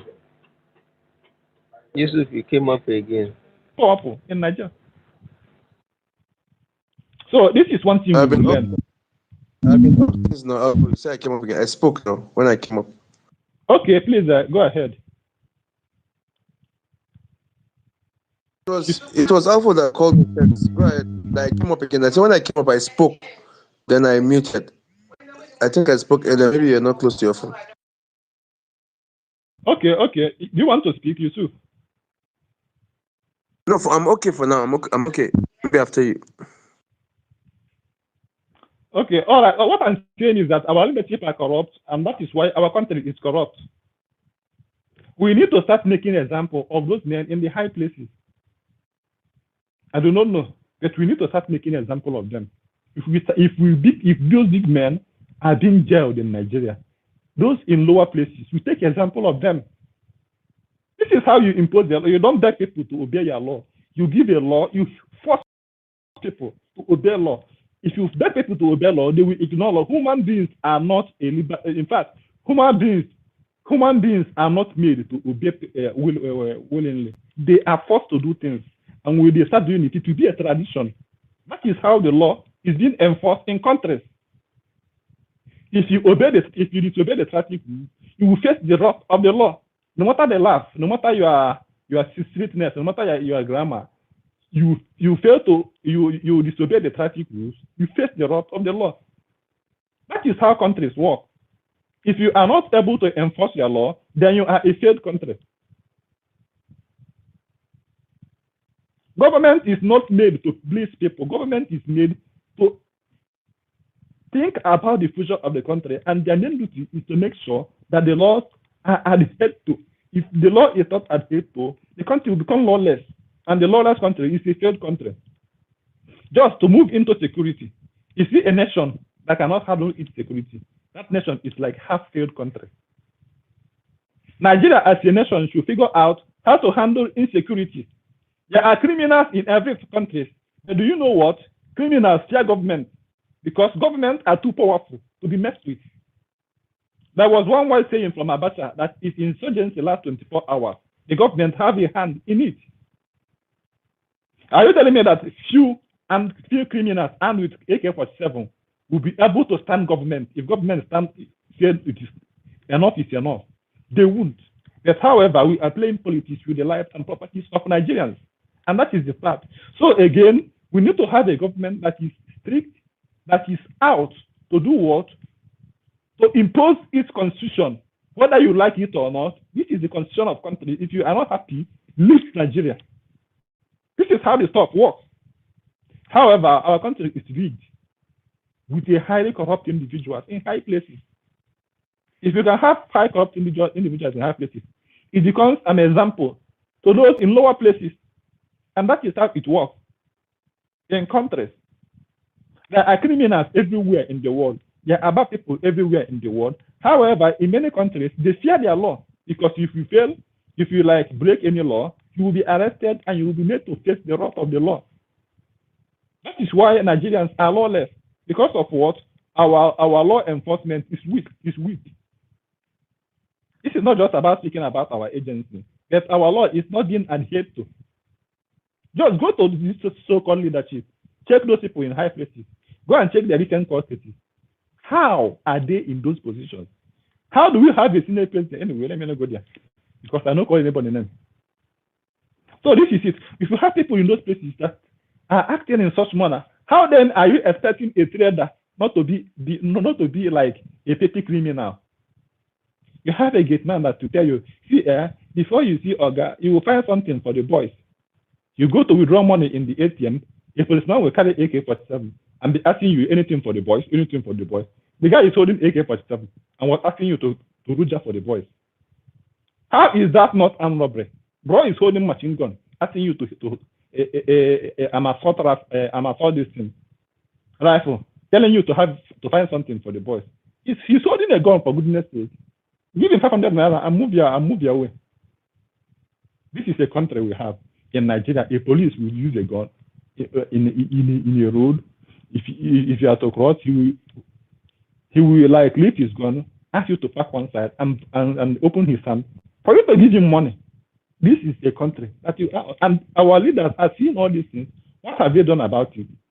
Nothing, because of what? They are even doing worse in the various positions of the country. So if you start, as Tinubu said, that it will start from him and people he employs. If they are able to curb it, then they will have something to say about it.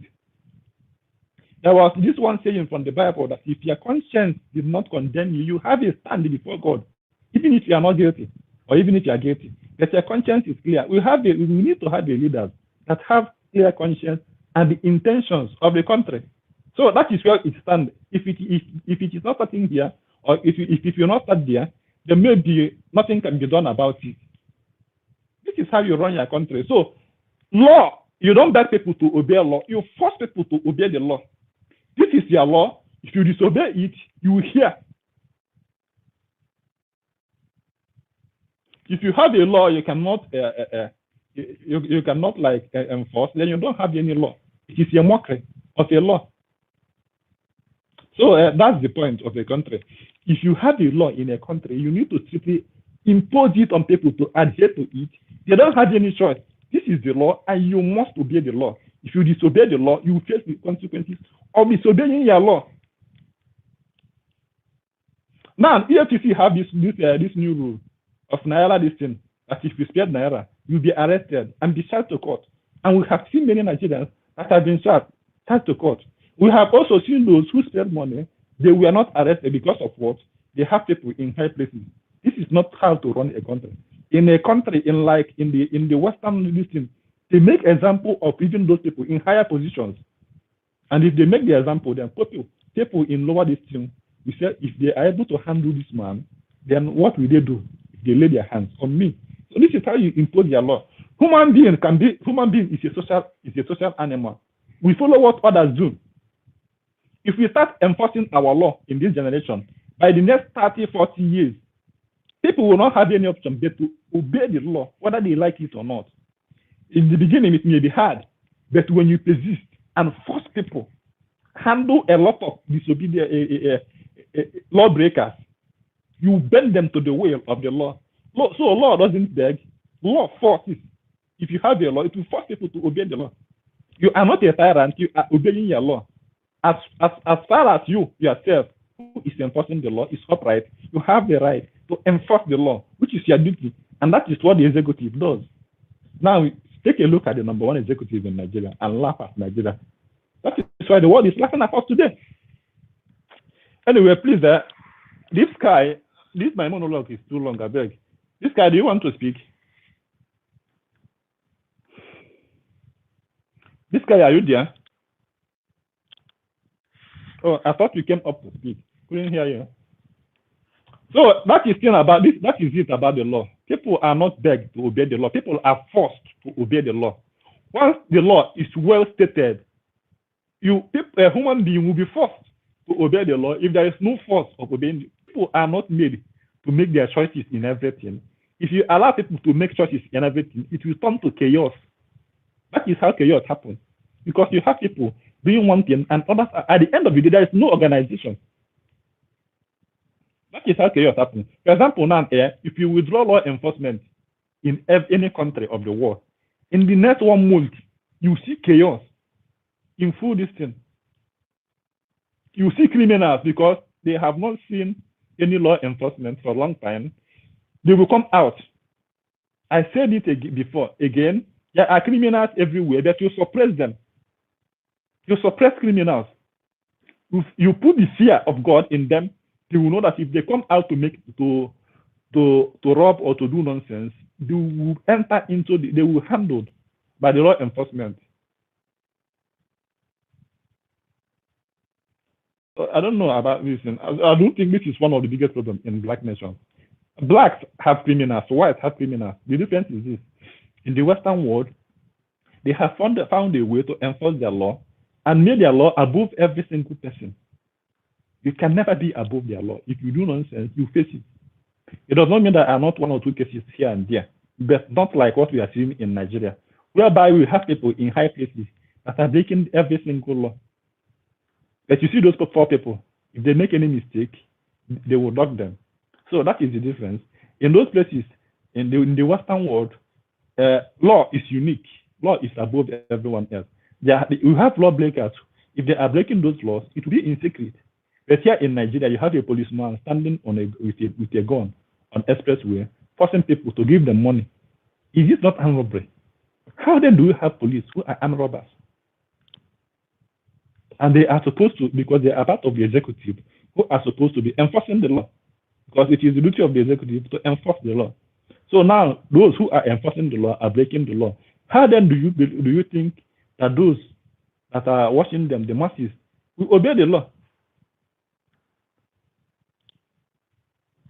No. So this is the issue with Nigeria, and that is how it will be. Some people thought that Buhari would be such kind of person, but it seems that we have seen Buhari now, how he ended, a disaster. So I do hope we have leaders who will have the intention of not just changing Nigeria for good, but enforcing the laws of Nigeria. Nigeria has a law. We have constitution, which is well stated. We have many criminal code and criminal things. If those things are able to be enforced, trust me, Nigeria will be changed for good. But again, it is not easy, actually, because of what those we have in those high places are not innocent. Many of them are lawbreakers. So that is it. Thank you, everybody. This guy, are you there? I beg, I'm just tired of speaking. Yeah, I'm here. Can you hear me? Yeah, I can. Please take the mic from me. Thank you. All right. Well, what I'm going to say in this conversation is that everybody should insist on a competent candidate. I no longer buy the idea where some people will come and tell you that in the North they don't know what competent candidates is. That what they know is just somebody of their faith. I don't buy that idea. I think that is the elite there, brainwashing us, trying to deceive us. Because the hardship in Nigeria today is too bad. And they are looking for help everywhere. Everybody is looking for help. Last weekend, I was speaking with a friend who runs something with some NGOs. And she was sending me all manner of calling back horrible pictures of human beings. These are people who are still living. And was asking for help. I'm like, this is getting out of hand. This is not like, people, this is not scam. I know how, so it's not like something that was scam. She's interfacial, she's been getting out of her blinking out. But it is not ending. And this is what P2B emphasizes in his conversation. It means that P2B understands the problem of Nigeria today. He's interfacing with it. Can we at least have that human spirit, that human spirit to be kind to all of us? And to what I think Kenny made this statement there that he has noticed some pattern in the spaces. That some obedience to run space and they don't entertain P2B. To be honest, a good chunk of those people who run those spaces are actually empowered by PDP boys to run that space. I know that. So you also have to be very, very careful that we do not kowtow the direction of the politicians. In 2027, the only thing that will save us Nigerians is that we don't allow politicians to dictate for us what happens. We should be in a position to dictate for politicians what we want in 2027. Because a good number of these politicians are not interested in our current realities. Do you know why? Today, minimum wage is 70,000 naira, which is less than $50 a month. But these people don't have these experiences. They can chook hand into the purse of Nigeria fund and take any amount of money that they want. Wike was on television boasting that he owns a Rolls Royce.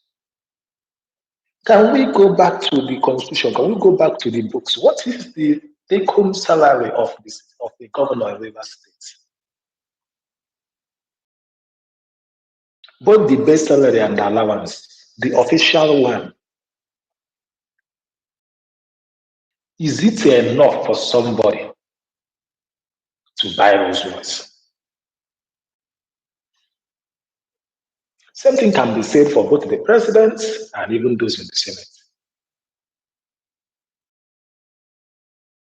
Before the election, Wike openly organized, I don't know what to call it, is it a party, where he said he was raising 200,000 people as volunteers in Rivers State.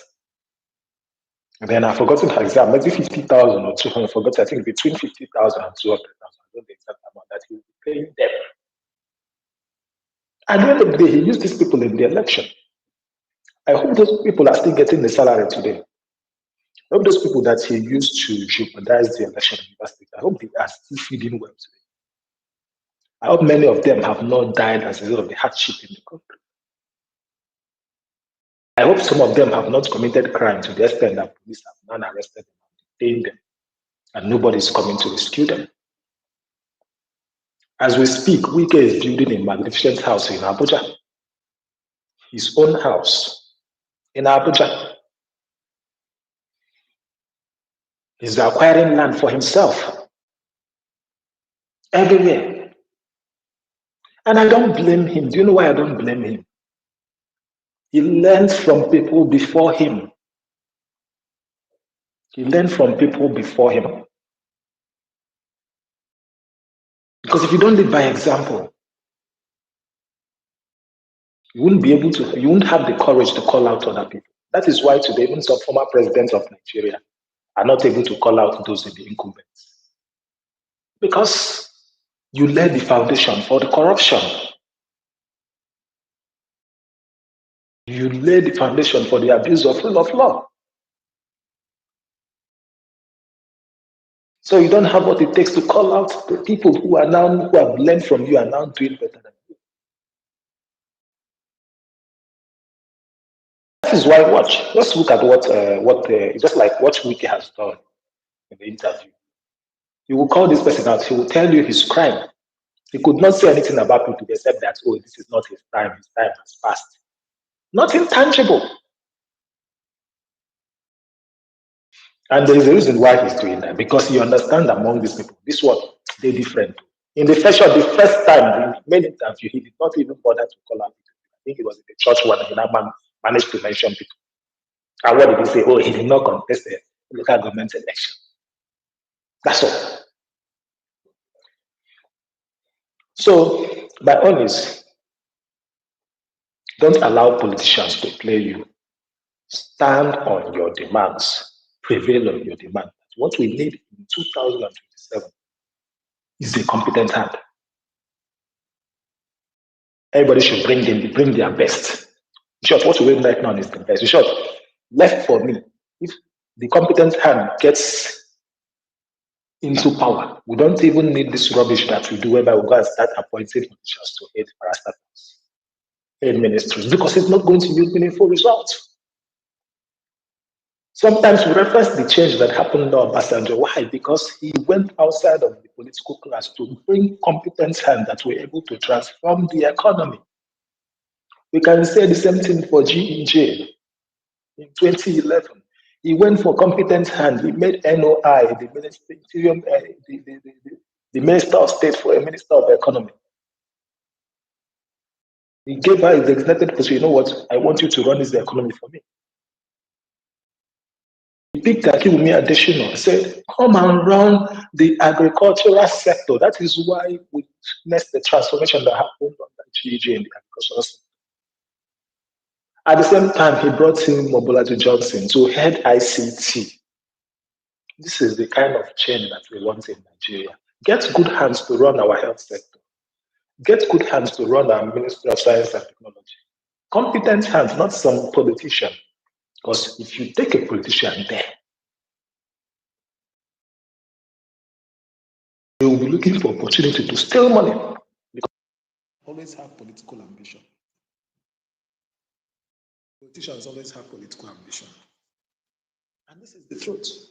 So any opportunity you are giving to them, that opportunity, they are looking for how to make money from it and get involved in the next political ambition. I know one agency is just in Abuja. I don't want to call the name because people who I'm referring to, who just under 3-4 years of heading an agency, this man was basically taking money that he was going to use to contest for election in the state.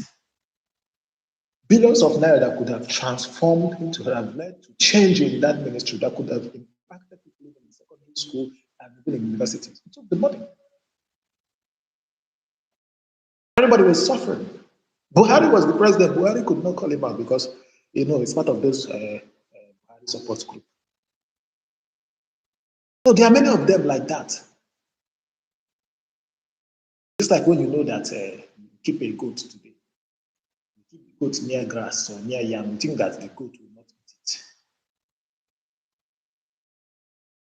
Anytime there is a space for the goat to get close to the grass it's going to eat it. So all this politics, me, I'm not interested though. Politics is fine, but where Nigeria is right now, we need a revolution through the ballot box. And this is for my Showore supporters. We need a revolution through the ballot box. And the reason for it is that Nigeria, in a way, has been conditioned that people cannot come out expressively and do revolution. So we need to look for competent hands and do the revolution at the ballot box. But the revolution must be in a way that we must make sure that the competent hand is there. You understand? Somebody that we can trust. We are not trusting this person because he's our tribesman. We are not trusting this person because of he belongs to our faith. We are trusting this person because of all the people who are there. He's the most qualified. He or she is the most competent, the best, the most competent. So it's important that we do this or that we know this. That is the way we're going to save ourselves because you know how Nigeria is. 4 years not be small matter. 4 years now ain't waiting person they take finish. So you might just see somebody now who is 16 years old get admission and get into university. Under 4 years, they will move from adolescent to adults. Under that 4 years, they have graduated. They are ready to join the labor market. So 4 years is not small. So some people will live only for 40 years. 4 years is 10% of your years. Some people, if they are lucky enough, might live up to 80 years. So 4 years is already 5% of your lifetime. So don't joke with it. Because when I say 5%, it's actually that 5% that you can actually make an impact. Don't joke with it. Or even if you want to joke with it, think about the little children. The ones that will be given birth to. Just look at the children that were born in 2015. Those children have seen Shaggy. They have seen Shaggy. All of us are complaining today about the insecurity in the land. It is going to get worse if we don't get competent hands as soon as possible. Are you saying the north? Are you saying the south? Are you saying the west? Are you saying the east? Insurgency everywhere. And today, Nigeria is still the number one country with the highest number of out-of-school children. And all of you think that they want to play the politics. I want to hear others say this is how they are going to address the out-of-school children. Are they talking about it? Do they even know the number? And this is the question I want to actually put out to my northern friends. Because they know how some of them know how to tell us that, oh, we are too emotional. What kind of conversation do you have with your politicians? Do you remind them of the ugly impoverished children, women and children in refugee camps, the number of displaced people. People can no longer go to their farmland. People don't even go to school. Are you asking them what is the fate of their marginal children today? In the next 5-10 years, do you think these people are not going to carry ammunition, gun, and go and start? Do you think they're not going to join the insurgency? Why do you think insurgency is blossoming in Nigeria? Because we have not addressed these things. We have not addressed the fundamentals. I want to hear more people. Let Atiku come and tell me how he's going to address this thing. Let Atiku come and tell me what he's going to do with regards to the oil flaring in the Niger Delta. Let him tell me what he's going to do with the gas in the southeast. How he's going to use it to improve Nigeria's economy. You should tell me what he's going to do about the Eastern Corridor, where he also comes from. Is he going to open up the ports? What is he going to do about our educational system today? What is he going to do in the health sector? What is he going to do about human capital development? Please, everybody should bring their best hand. That's my own. Because when Nigeria day now, Shege Banza, and for those that want to play politics, see, because the thing is, I know people will say politics is a game, but the same politics can be a game. My play, the same politics will continue. Because if you think that these fundamentals don't matter, that what matters to you is just how to grab power and make use of it in your own. You have your own selfish ambition. Then somewhere, somehow, one day it will consume you. You might even fly and get to your state and you want to go to your community and then boom, you are ambushed by unknown government or by anything possible. So let's keep our ambitions. So why everybody, I have ambition, but today my own ambition is to make sure that I'm competent and get into our work. Because that is the only thing that will save us. Otherwise, no wahala. Otherwise, if you pick people who will do the magomago, that knows how to play the magomago, no problem. They will still use magomago to get rid of you. There's a lot of people who are in the ADC today. They had put Nigeria first. Nigeria first in 2013, 2014, Nigeria wouldn't have descended into this hands. And I will continue to say it because I'm not a politician like them. I'm an observer. When this thing happened, I was very, very young. Like I had not even had any direction in my life. I don't even know what my career path was going to be. I was still in the university when they made that ugly decision. So their action impacted my life.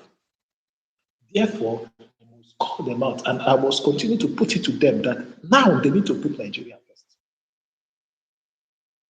If they haven't done so, if they were not players in that game, I won't be calling them out. So this is for those that say we should not call people's name. We must do so. We must.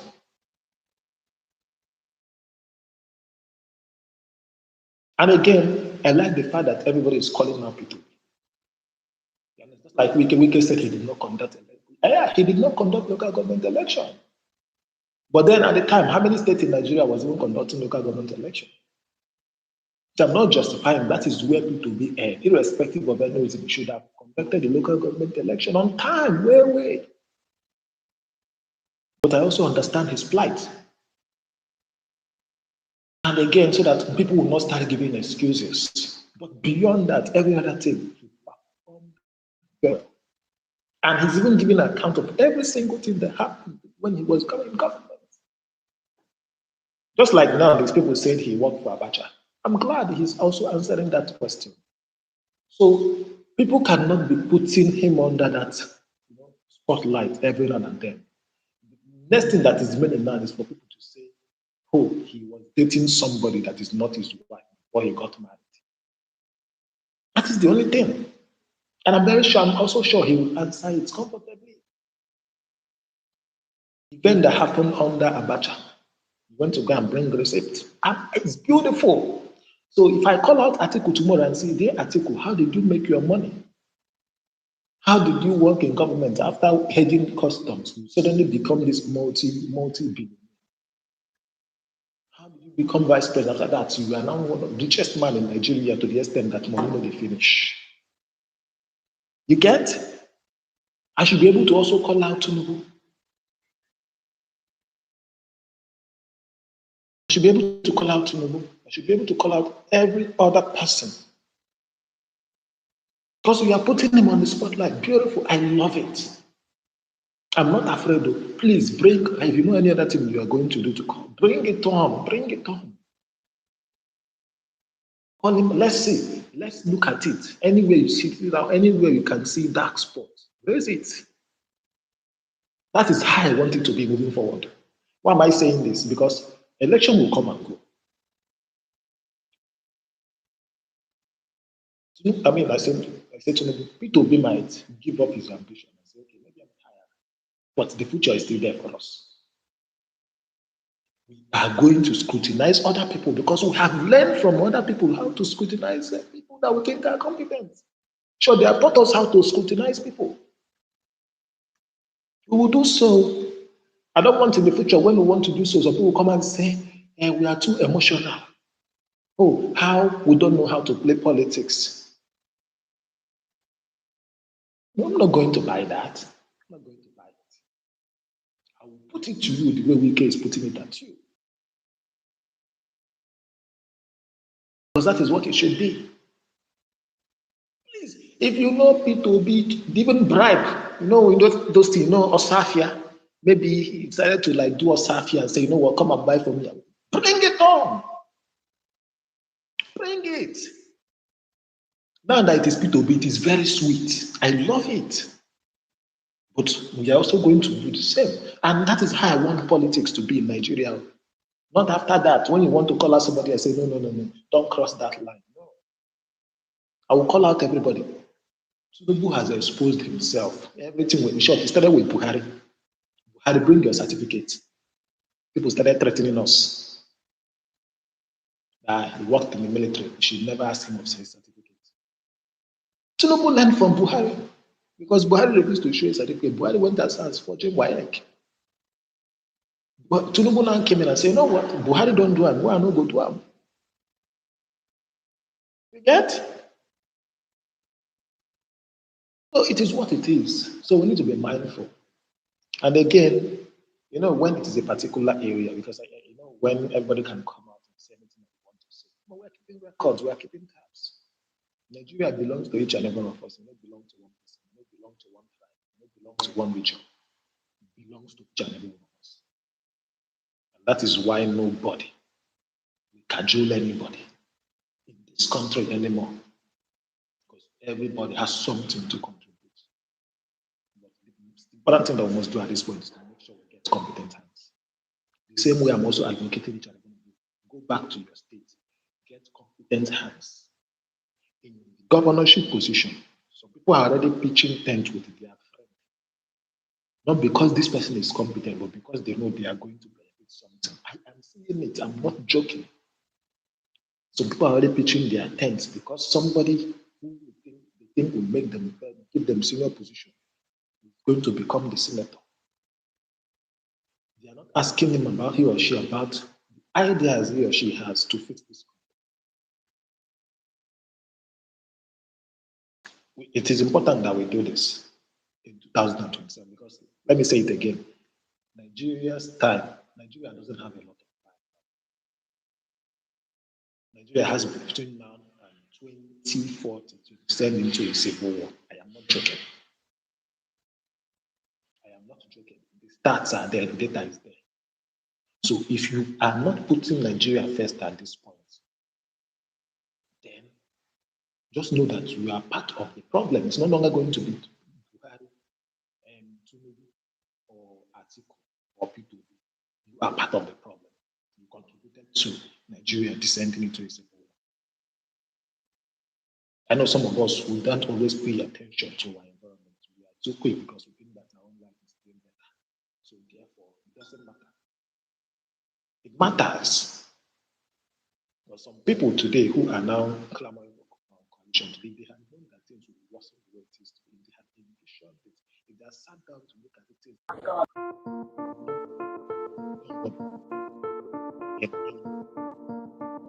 well, I think that's the sign for me to round up. Thank you very much. No, you can go on. I just changed the voice. Well, nothing much. I think I've ranted enough. Nowadays some people sound ranting, but I think I need to rant because ranting it is because again, all of us are feeling it. Nigeria has potentials, but the only way that potentials can materialize is all put Nigeria first. The same way, because let me say it again. Come 2027, make sure in your state you get the competent hand. Don't do it is somebody from my region. You understand? Make sure you get the competent hand. Same way Nigerians need competent hand today. Somebody who is agile. So somebody who went to Harvard, who went to London School of Business, who went to Science School of Business, and took many professional courses, has built a lot of global network in economics, social engineering, in strategy, in management, in policy, in social development, in equity, in inclusion. So what other best hand are you looking for? How many people in Nigeria have that kind of CV? How many people in Nigeria have that CV today? That is the question we should ask ourselves. He was doing his trading, he was running his business, and he was doing all of these things. There are not so many people in this country today who can raise his show. And I want to see them. Please, if you know them, bring them on. Bring them on board. That is what Nigeria needs right now. Please and please, I am begging you, please, let's keep our ambitions down and put Nigeria's ambition first. Otherwise, if we make this mistake, everybody go collect. That Nigeria, they think you have seen the worst. I can assure you that the worst is still coming. You have not seen the worst. The worst is still ahead. This is not me threatening anybody, but the data is there. You understand? It is there for everybody to see. So, Alpha and Checks, please take back your mic. I hand it back over to you.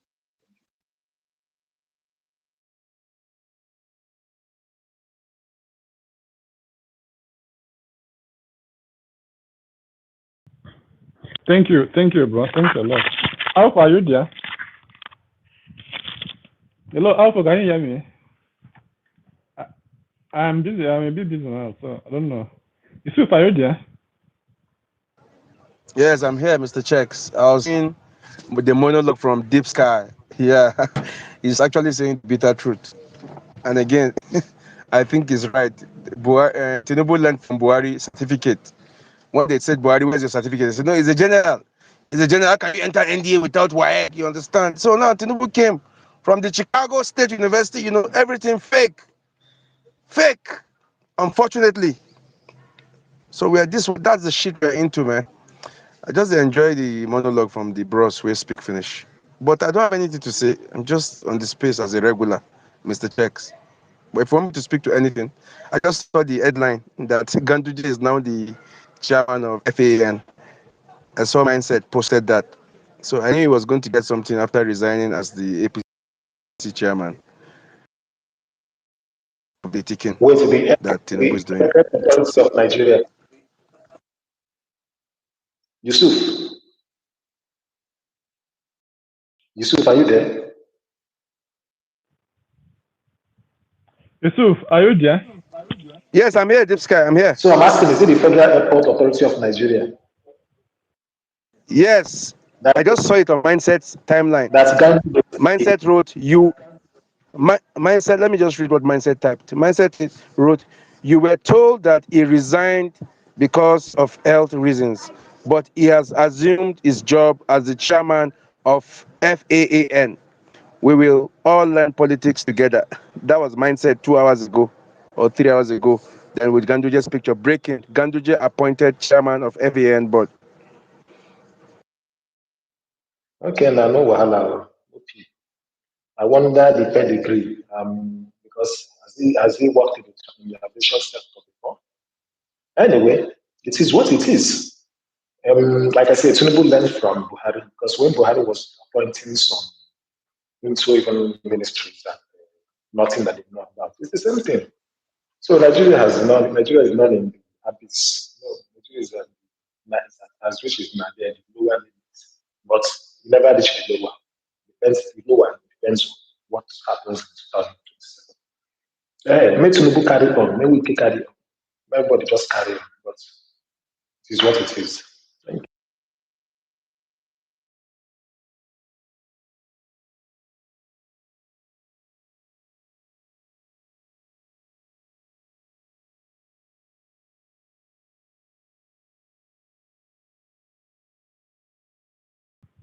Please, if anyone wants to speak, come up, pick the mic and speak. I beg.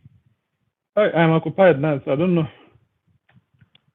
Alpha, I beg, I feel like you go close this place. Yo.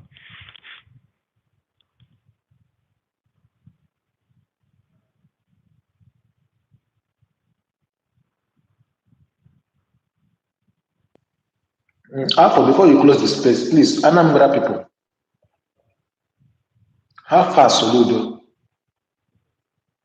Has he made any statement with regards to the killings that happened in the past? I don't know. I don't even know if you have governor. As we are speaking now, I don't know if Anambra people have governor, because what Soludo is doing is just shocking. That we have a professor who doesn't have idea of how to run a state. Soludo, I don't know what he's doing. Soludo is just as in a failure of a person.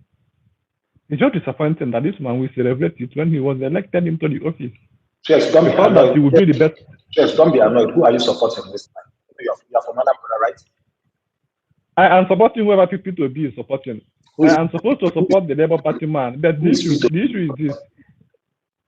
He will likely support that Moyalo guy. But my issue with this is that Moyalo is not doing anything on the grassroots. And another thing is this. Moyalo is from Nnewi.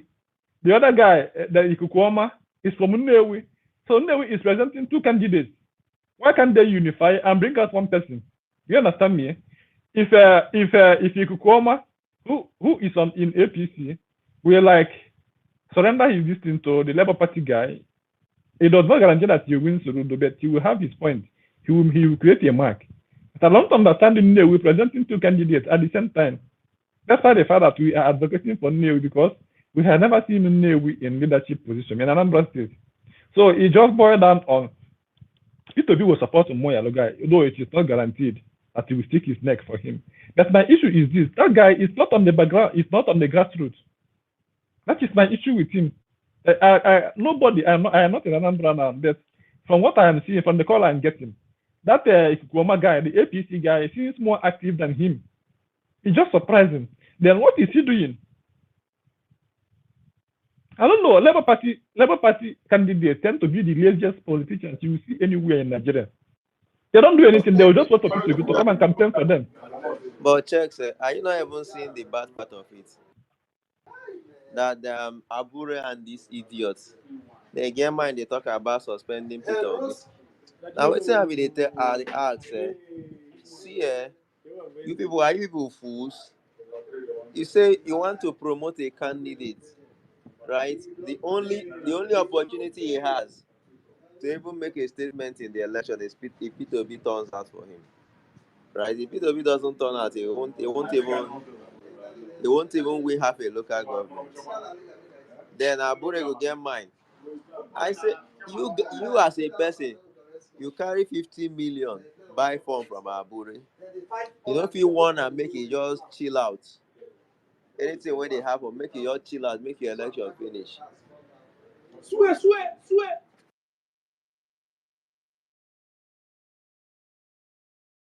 I just don't understand. I don't understand. See, I want to look beyond this Labour Party people, because Labour Party is a mistake we could have avoided had it been that there was a background check on Labour Party. Labour Party is a disaster. Checks, let me ask you. This Moyalo guy, by this time last year, he was not in Labour Party, right?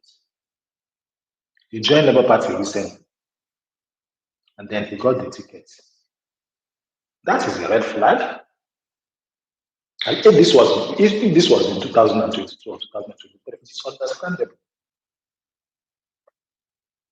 Does it mean that in Anambra they couldn't find any strong candidates who joined P2B in the struggle? Because it doesn't make sense. Yeah, it doesn't make sense. P2B is my guy. This one, it don't make sense at all. Because again, when you talk about Moyalo, there are people who supported P2B. I'm not sure they'll be so confident to go and support Moyalo that they not just less than a year. So that is one factor, or two factors.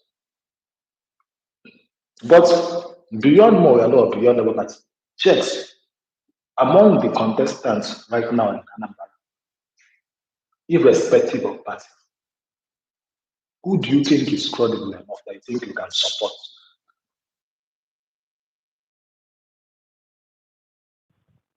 Irrespective of their parties, I do not know anyone that I can support. I do not see who I will support. The only person I could have supported was that I could have supported him had it been that he picked tickets and win primary election. That Okonkwo guy from Ogidi. And he did not pick any ticket. He just like half in Apuga now because Ogidi is in Njenje and Njenje's turn. It will be after this Soludo's 4 years now. It will be to Anambra Central and Njenje is warming up.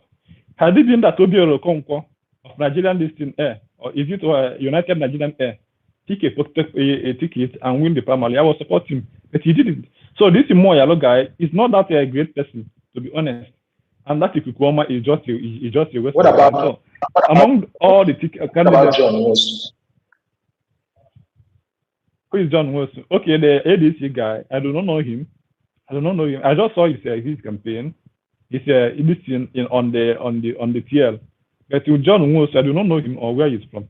So he's not likely popular. Remember, know that there is no popular candidate in this election. You understand me?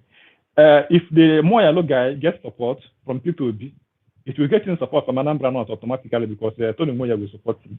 And if Tony Moya supports him, he will guarantee to win Anambra North. And that is the best he could do. And again, somebody came here one time, we were hosting a speech about the Anambra election.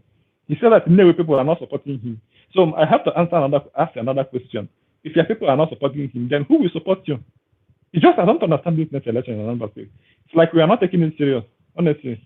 And it's just confusing because Soludo is like mini Tinubu. Soludo, if he's not checkmate, he will become another Tinubu in the southeast. Check his antecedent. It is pure Tinubu's antecedent. Renaming everything to himself, he will be the Janglova and name it to Solution City or such a thing. And even his mentor is non-Tinubu. So Soludo is mini Tinubu. We do not want Soludo to do another Tinubu in Anambra State because he has the potential to do Tinubu in Anambra State. That is why we need to have a very strong opposition. But we don't. I disagree with you on that. I understand how. On what? Hold on. I understand how. On what? Like, that's on what what? I'm trying to say. I'm trying to say that. Let me say I disagree with you. I'm not saying that I don't agree with you, but let me explain this. I understand the frustration Anambra people have about Soludo. Soludo is not the first person to start naming things after himself. Willie is working. Was everywhere in Anambra. Was everywhere in Anambra. I think he learned from Willie Obiano because everywhere you go, Willie is working. Every single thing, there was time when Willie is working. Then you come to my own Enugu state. Enugu state is in the hands of God. Everywhere. So he's not the first. So that's the point. That's just the place I say I'm standing with you. Let's not make it. He's not the first. But no, you do not understand me, bro. You do not understand me. What I'm saying is this: it's not just Soludo solution. That is another thing altogether. It is in building a Janglova and then the whole place Solution Fund City. Who does that? But like if you build things, you allow it to be. When you live your life and you meet your creator, it will be renamed after you. That is how stuff is being done in countries. Just like Tinubu now, building places, naming it after himself. Who does that? You will name institutions or places after people when they are like, they might have left this world. People built whatever you did. How many of these things were named after people will be nothing? Soludo might not be the best governor. He did not name anything about after himself. But you have Soludo building Janglova in Oka and naming it Soludo Solution. There is another something, solution, this thing, solution, not Soludo Solution, Solution Fund City or such a thing. There are some things that he has named after himself. Exactly what Tinubu is doing, bro. So it's different from Willie is working. Willie is working is just a signboard that he will post where he built something. After some time, the signboard will be thrown away. Nothing has been named after Willie Obiano. Same thing with we might think that the former governor of Enugu State was a disaster, but he did not name anything after himself. Unlike what Soludo is doing today. So maybe it's not that pronounced as a Tinubu's own, but he's getting there. He's just getting there. Trust me, by his second tenure, he will start renaming things to himself. And if you study that man, he's a very pompous person that speaks anyhow. He talk like an idiot. Okay. You see, one that guy is Let me ask. is he a professor or what? What is the consensus of Ndanambra today? Bro, like the consensus is Apuga. They are voting Apuga in the next election. It's not even a contest, bro. Like, let us not deceive ourselves. And again, because there is no opposition in the state.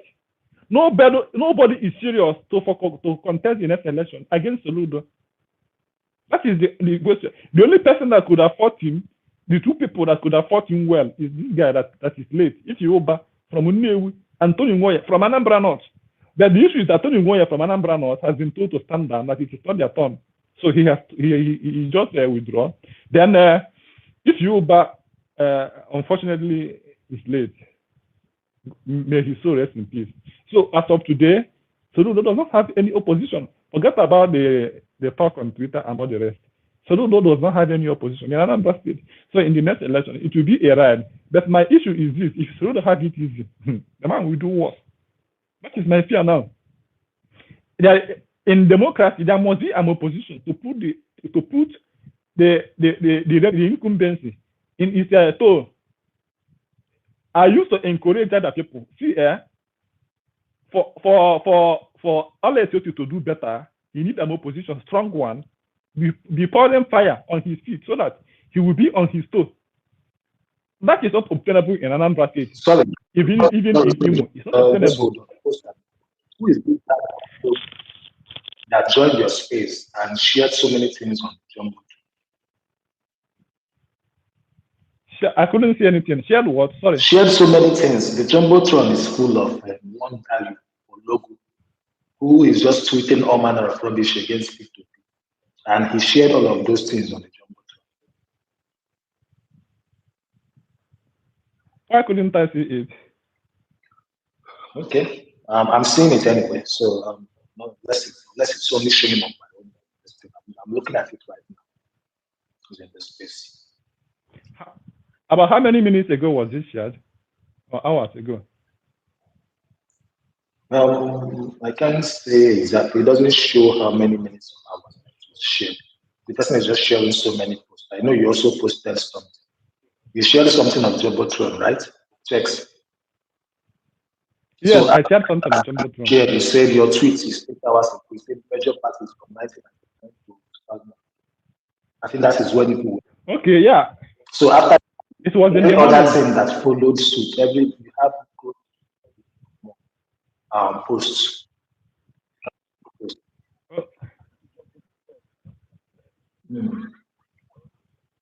Alpha, make me close. Let me clear the Jumbotron. Somebody is posting rubbish on the Jumbotron. I removed it. Alpha, if you are there. I remove all of it. Is it still there? But who is in that? The person there's still more there. You never removed it. I remove. Is it Dayo? I remove everything that Dayo posted now. It's still there. No, I mean it's your phone. It's no longer there. There's nothing by Dayo. You've seen it. Yusuf just accepted. I'm seeing them too on my phone, right? I'm seeing them on my side. I'm seeing it too. I'm seeing. Look at I'm seeing all of them. Okay, maybe because you use Android. If you change device, you will not see it. Okay. Yeah, it's no longer there. I deleted.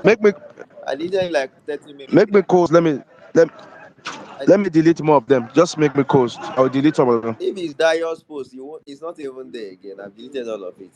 We are telling you what you are seeing. Alpha, I remember I left your space and even joined just moments ago. I'm still seeing it. I'm telling you it's because of your device. Because even in my Android, I'm seeing it. But if I switch to system, I won't see it again. It means you did not remove it very well. Anyway, it's not like that. It's not like that is a concern. So checks.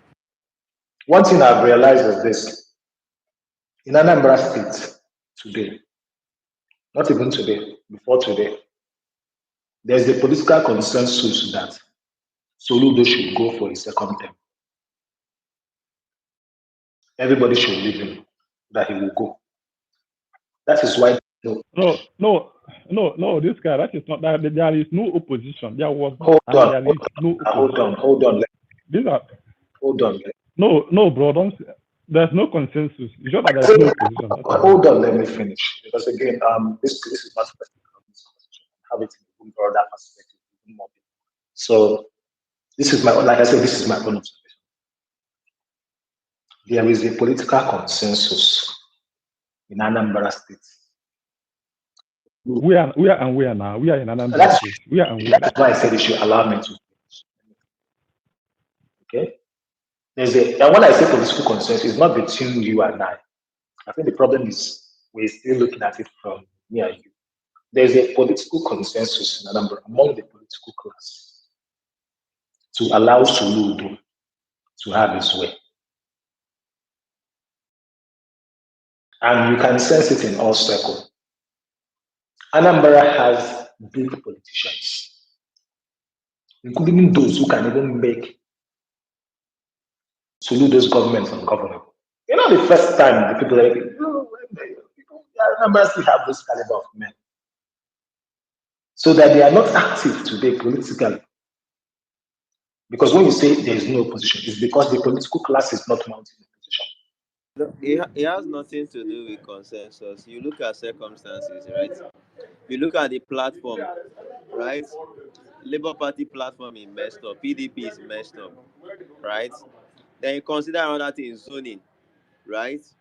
The person has to come from the right zone because zoning is now a thing in Anambra State.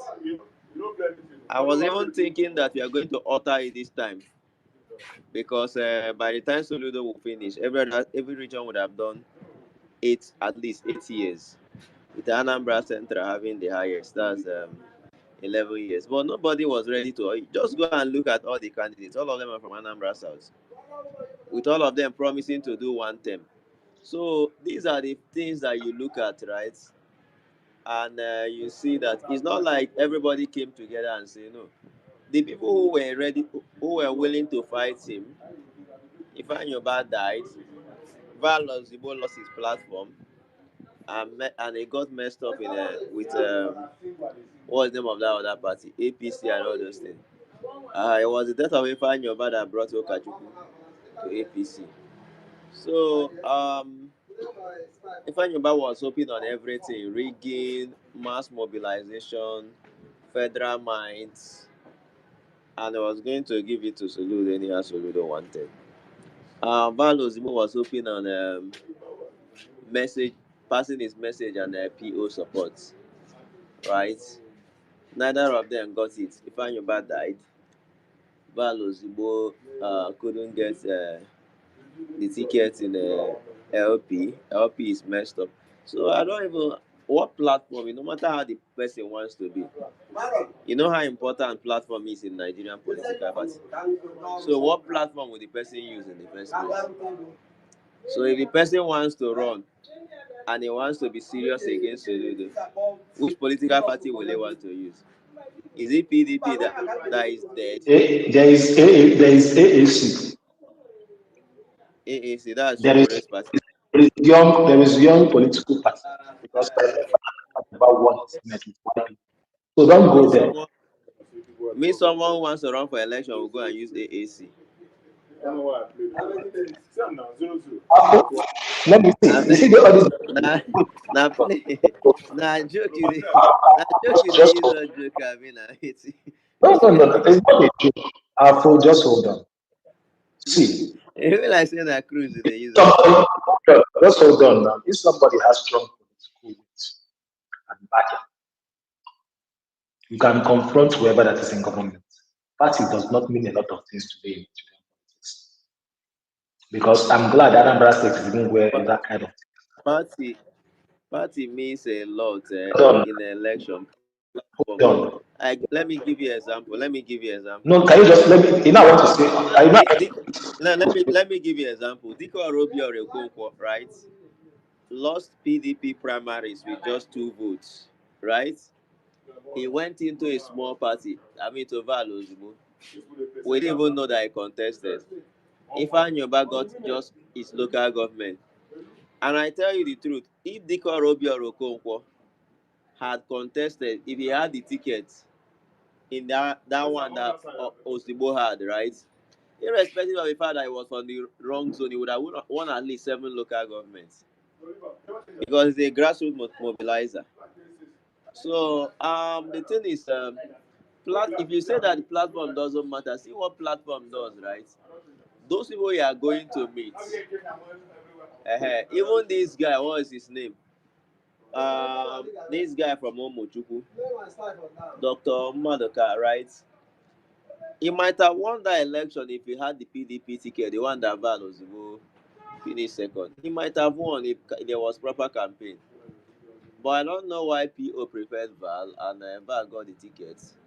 Val was a lightweight candidate, so there was no way he couldn't do much.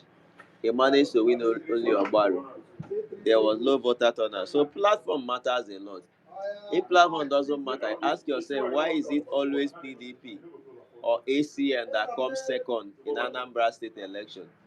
Why is it not any other person? And why is it Labour Party that took over every election in the last senatorial? Why is it not just any other person? So platform matters a lot. If you are going to run, you are coming with a new party.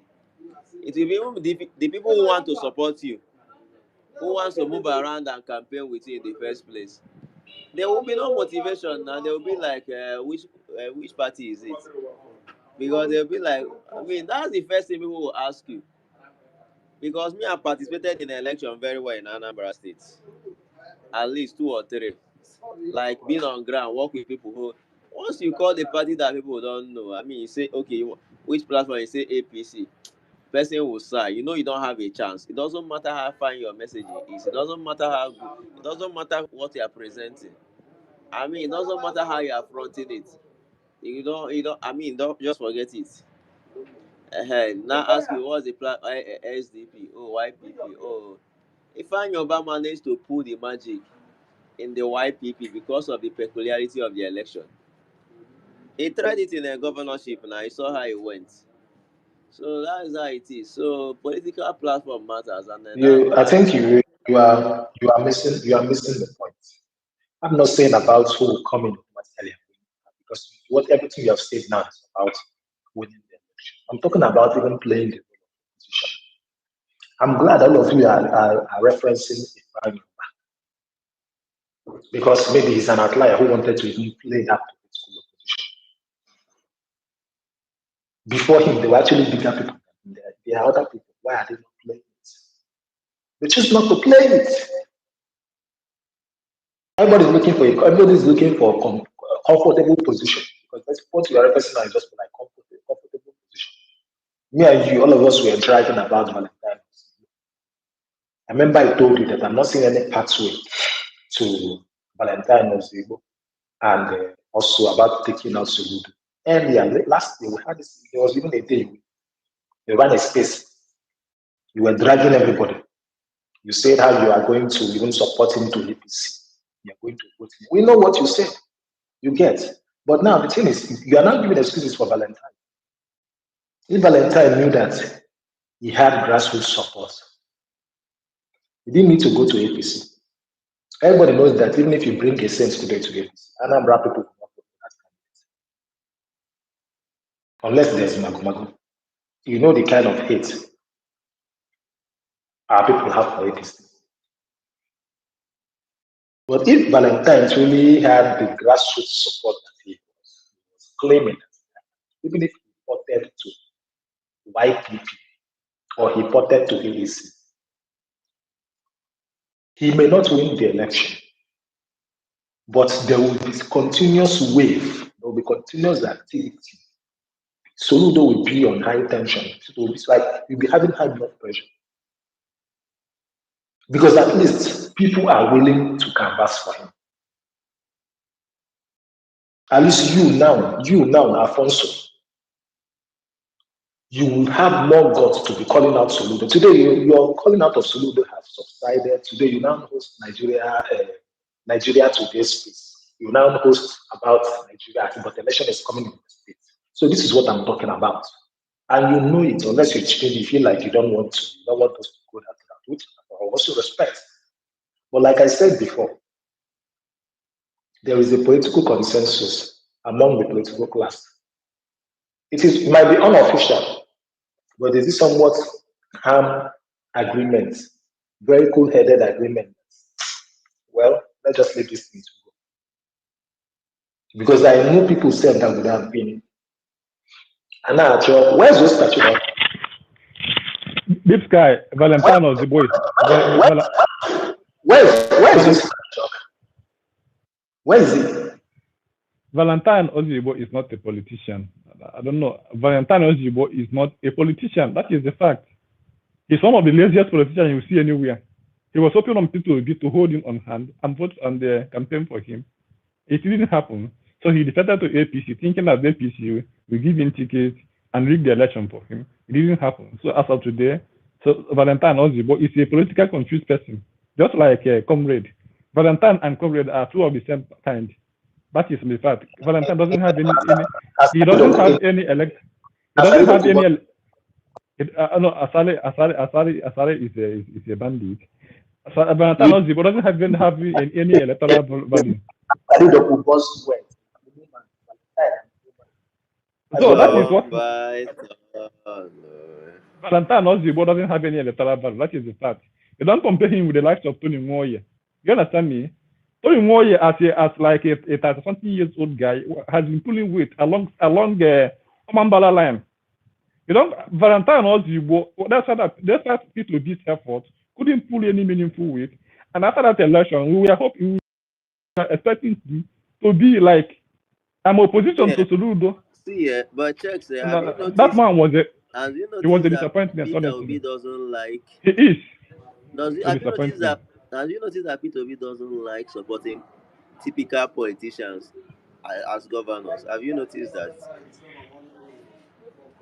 Yes, I have seen it. So and if you don't have a typical politician, it becomes difficult to actually win it. For him to pull any vote because in a tough race, right? Because if he had, like, let me give you an example. At that time, he wanted to remove Obiano in second tenor, right? If he was Tony Nwoye that he used in PDP, and then for that way, that worker he put in for Oseiloko Obaze, the way they would have beaten Obiano, but he used a non-politician. They did everything. He went the way he went. So even even in that in the PDP, right? If you have brought in someone like Ifeanyi Uba, and I've used him, although I don't like it, I don't like Ifeanyi Uba also. I don't want to see him to become governor anyway. If you have brought him up and tried to use him to fight for that ticket in PDP, he would have won that election. But he prefers technocrats, people that have proven track record, people don't know, people who say they are like him and all those things, people who are level-headed, and they want to do the work for them. Many times, it doesn't work, except in a federal election. In state election, it becomes difficult because you are going against an incumbent, and you don't have federal might. So, many times, it doesn't really, it's very difficult. So, the values, yes, he was getting the support of the youth. If he had gotten LP ticket and LP was intact, by now Soludo, it would not have been his work. It would have been the collective work of the people, right? By the time Soludo will be, I remember me telling my brother, I should be in 2023, shortly after 2023 election, telling my younger brother that he seems Peter Obi wants Soludo to do second tenor. I was looking at it because I wasn't seeing him putting in that work to make sure that because Tony Nwoye wanted to take it personal to remove Soludo, but again there was no steam. He didn't get any backing. And I make no mistake about it. If they have given Tony Nwoye the ticket of Labour Party, for example, and they say let us come and work together and fight this guy, what was his name, Soludo, Forget that it's from Anambra North. By now, Soludo will be feeling the heat. I mean, by now he'll be running. He will go and be begging now. But the way it is now, this Morgano guy is. I mean, I hope he wins. I'm going to support him. But as of today, there's no heat again. There's no heat enough to actually push again. Let me ask another question. Because what I've heard now is are they being P2B brought a core politician would have won. What about the Anambra people? What about young Anambrans? Where is actually where is you people stand in all of this? Ordinary Anambarians. Because I know why P2B is bringing technocrats. At least because Anambra, even though it's a very uniform state, it's also a very complex state. There are so many actors in Anambra. There are politicians who are not politicians on the streets. They are not in any political party, but they have a lot of influence in Anambra. And if you don't have a mind of your own, they will push you and corner you so that you will do their bidding. That is what is happening to Soludo. They cornered him, he's doing their bidding in Anambra. That is why me and you are complaining about what to do. It's not that Soludo does not know what to do to fix the state. Soludo knows the data, he understands it, but whatever thing he's doing to the billing of those who are assuring him that this was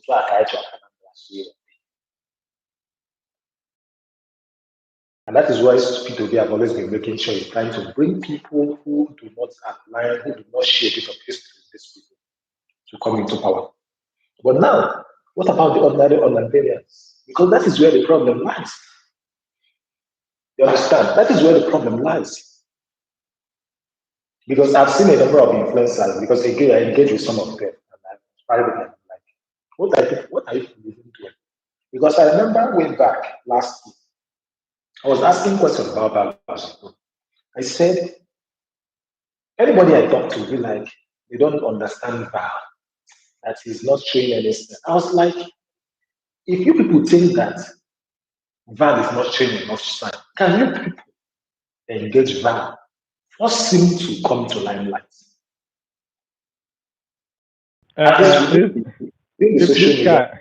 This guy, Val is a lazy politician. So it's simple and short. Val is a lazy politician that is waiting for somebody to hold him by hand and give him the governor of Anambra State. Not going to happen. Plenty politicians did that now. Plenty politicians, for example, they use the Buhari train, to get into positions. It won't happen in Anambra State. Not in my Anambra. Anambra State is just too political distant advanced for that. Okay, check. Minus Val. Are you guys? Is there no other person? Minus Val. Is there no other person you guys have seen? Val, please, this guy. Val doesn't have any any electoral value in Anambra State. That is so simple. P2B tried for him as much as he could. If you are talking of somebody like Iko Bosi might not be as popular as Tony Nwoye, but at least he will get votes in the mini block. Val doesn't have any block. No grassroots presence. Only speaking on spaces, talking on Twitter. Val go visit communities. He won't. Nobody know that man anywhere. And even that he will even win in his community. So please, P2B will not kill himself for anybody. And Anambra State will not beg him to contest. It won't happen. We have other popular candidates that are serious. So if you're not serious, you go and beg. You are missing my point. We're no longer talking about Val. I was saying that my own Val was not giving advice. Is there no other person that young people can say we are aligning with? That's my point. Because I asked, remember when this conversation started, there's no point. This guy, you will not stay at your home or in your office and people will come and pull you by hand and ask you to contest. It won't happen. You have to make your intention clean and clear. Then people will look onto you. You just don't stay in your village and people will come and beg you to contest as a gubernatorial candidate. It doesn't happen that way. Nobody has indicated in such manner of seriousness that can pull the crowd. We have few of them like that Maduka that Alpha mentioned. He's actually a very popular guy. Although I do not know what happened to him in PDP. He didn't sell. You understand me? He's from Agwata, so had him been that he sold, or I think it's either Agwata or Urumba. You understand me? He's from Umuchukwu, and that's in Kerefi, right? So it was Peter Obi that wanted Valentine. We know that it was Peter Obi that made Valentine governorship candidate. And among the people who ran with him, he was most likely unpopular. I mean, the reason that people liked him because they believe he had the credibility to perform as governor. That was why people were okay with him. But if you look at their popularity and people who were ready to play the politics, Val wasn't anywhere close. Although that guy does also money politics, right? Because my cousin used to go. Come on, Alpha, your mic is talking our ears. Your mic is touching our ears. Haba, what type of mic are you using, bro?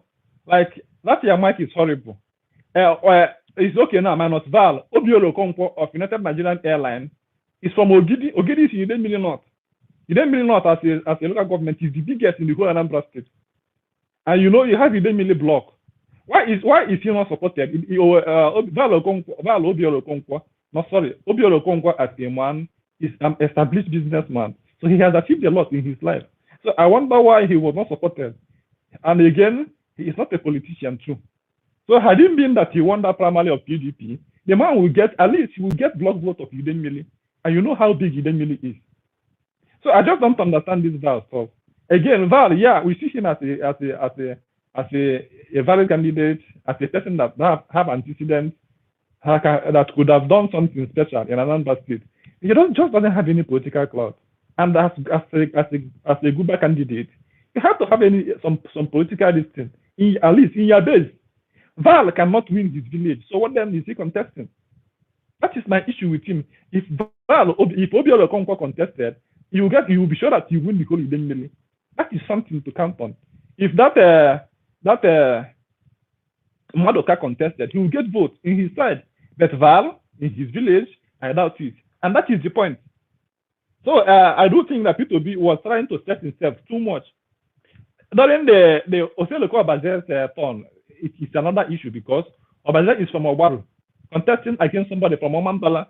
They are no match, for goodness sake. Anambra North is being owned by Omambala people. So when somebody is from a town like Agureli, come on, you have to fear him. So that was what happened. P2B did try for these people under him in PDP. But at the end, minus how PDP is being like blacklisted in another state, he was fighting against the tide. He picked people that are not that so popular in their base. He had to use his way to do everything he could. At the end, he tried his best, and his best wasn't good enough. That is it. Now, somebody like Soludo is being allowed in another state to run riot because Soludo, as I can see him, is running riot in the state. Do we have a politician that could have stood up and say, you are not doing this thing well, you are failing in this area? None of them. If you back would have been like it, could have challenged him, I do not see APC winning Anambra. But all we need is to have a credible and strong opposition. And that person is Tony Nwoye, but Tony Nwoye is still from Anambra North, and Anambra North will not take over from Anambra South. It won't happen. So he was told to take this one out. And that is what he's doing. Then we have Val Ozibo, a Twitter politician. No presence on the grassroots. No single presence on the grassroots. We just come to this place and speak, introduce his business idea, and that will be the end of it. How then will you win election with such antecedents? Just the time, I think Val is a businessman. He should return to his business as a CEO, and that is it. Do you know that people will be in his first tenure, in his first campaign? If you see the level of his campaign then, P2B was all over Anambra State as a young politician then. His posters were in every single place in Anambra State. Before the election, we all know that this man has even won. Before the election before that election on 2003, P2B has won the election. So when he was rigged in many radio listings, I can recall well, in 2003 after the election, people were calling him in Menage this thing because it was Menage station then. During the radio program, people were calling him Yeah. Mike Obama, So even though he was Chase, rigged if you out. can hear me, when you say I you don't, can, please. if you, yeah, I can hear you. When you say you don't know why they did not support Obi or Okonkwo, I kind of become surprised. Obi or Okonkwo is from Idemili, is from Anambra Central. This thing was zoned to Anambra South. He decided to contest. So how would they have supported him? All right. Sorry about that. I forgot. Sorry about that. Okay, let me quickly say something. Yeah, Alhaji, I'm saying you. Let me just say. First, let me point something. Let me make something clear to you. Let us not speak like normal politicians. And I'm not saying this because of violence.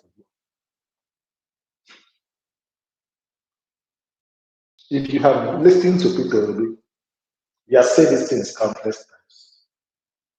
He said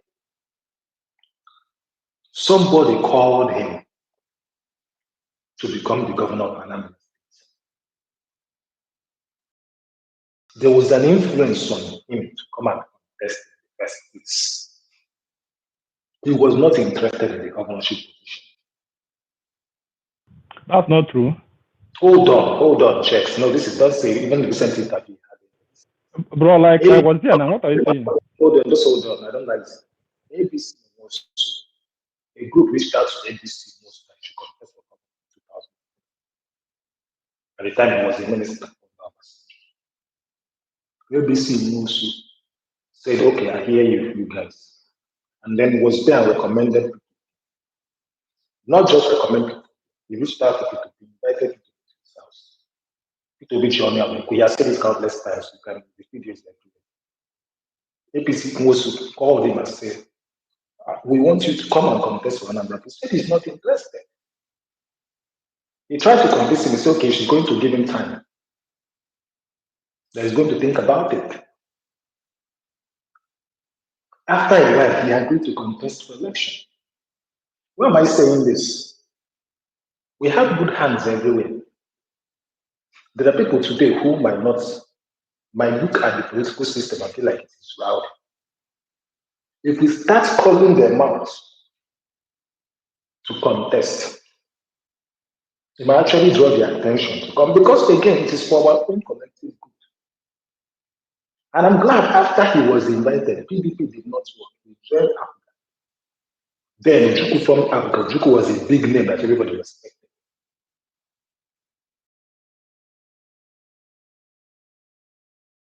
Juku put their Nakana everywhere. He won the election.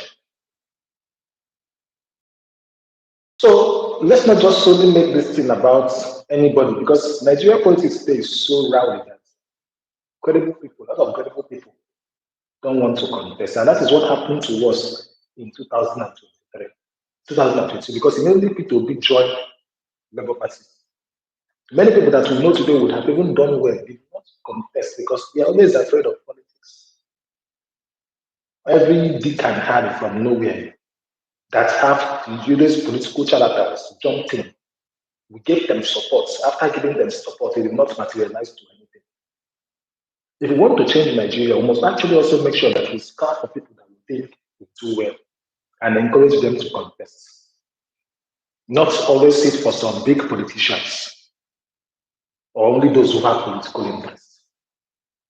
I'm also saying this against 2027, and it's not just about Anambra because while I want it to be there, I sort of been making this tweet now that number one thing we're going to do as we leaders is to start encouraging people to contest for election.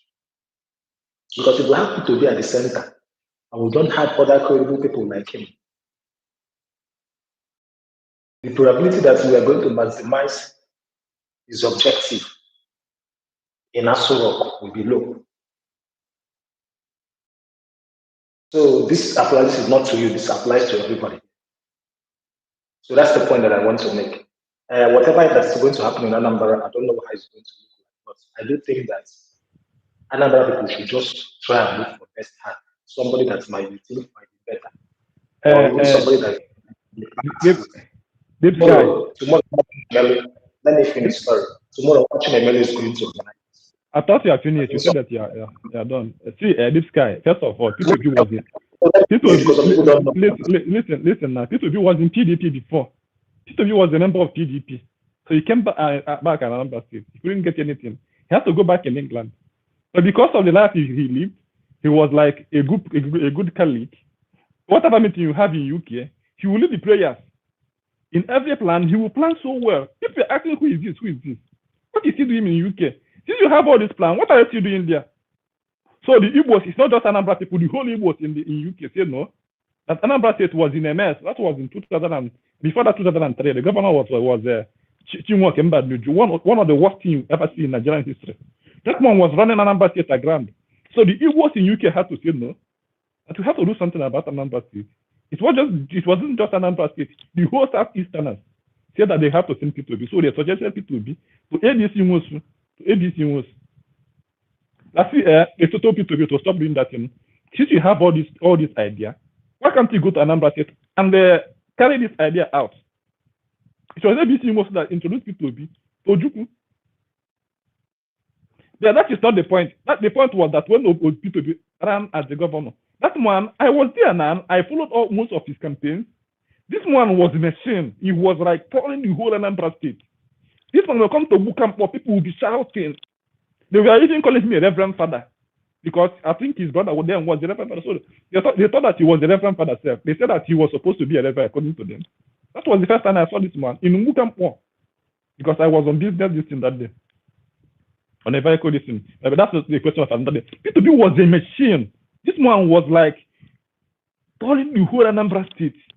His posters were in every single community in Anambra State. He had to, there are many writings, like a labor deserve his wages. Then the governor then was owing the civil servant. So, bro, like, you see Valentine Ozibo, that one is a lazy politician looking for somebody to hold him on hand and give him any position. It is not going to happen.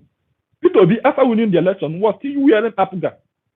Throughout, it was P2B that built Apuga from zero to the highest in Anambra State and made Apuga the stronghold of Anambra State politics, but it is hard to dislodge them.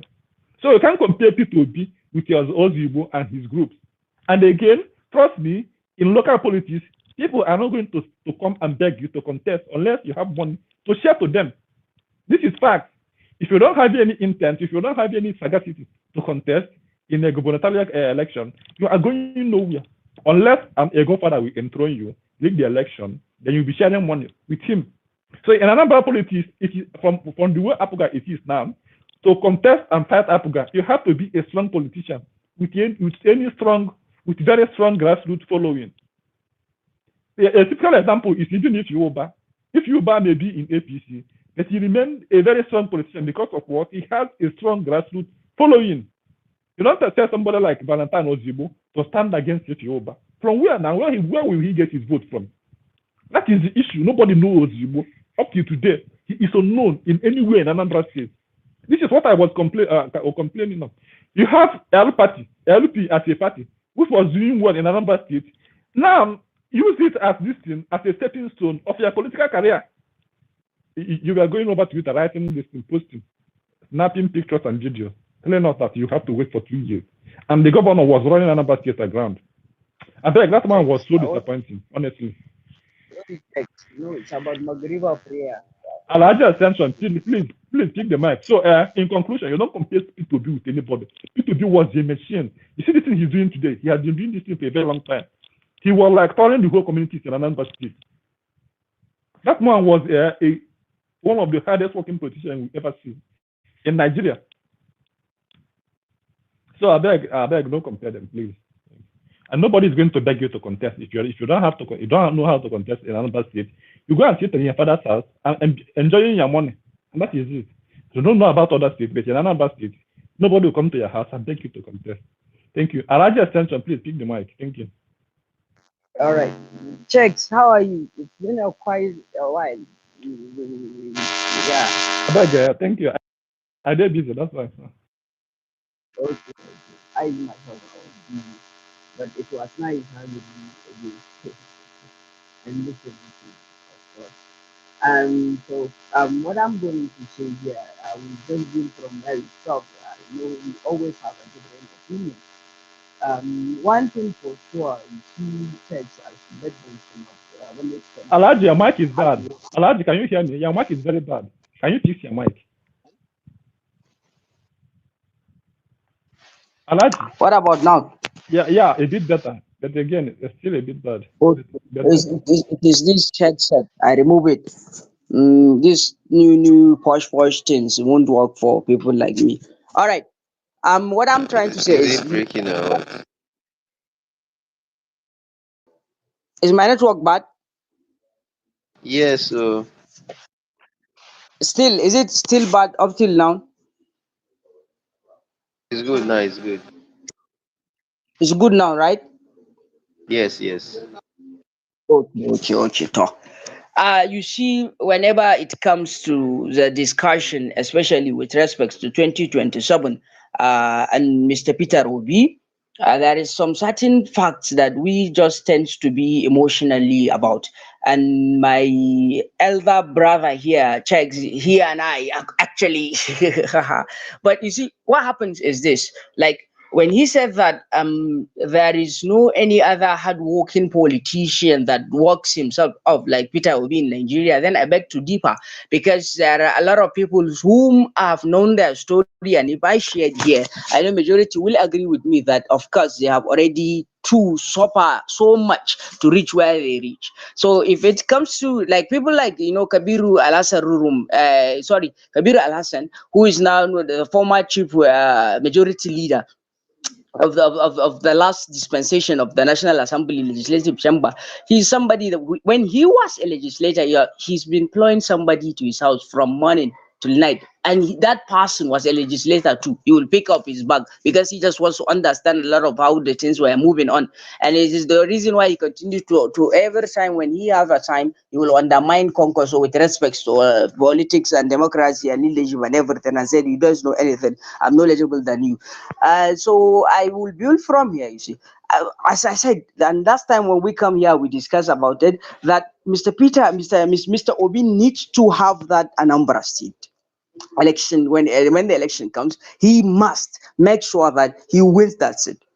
There is no two ways about it. He has to have Anambra seat.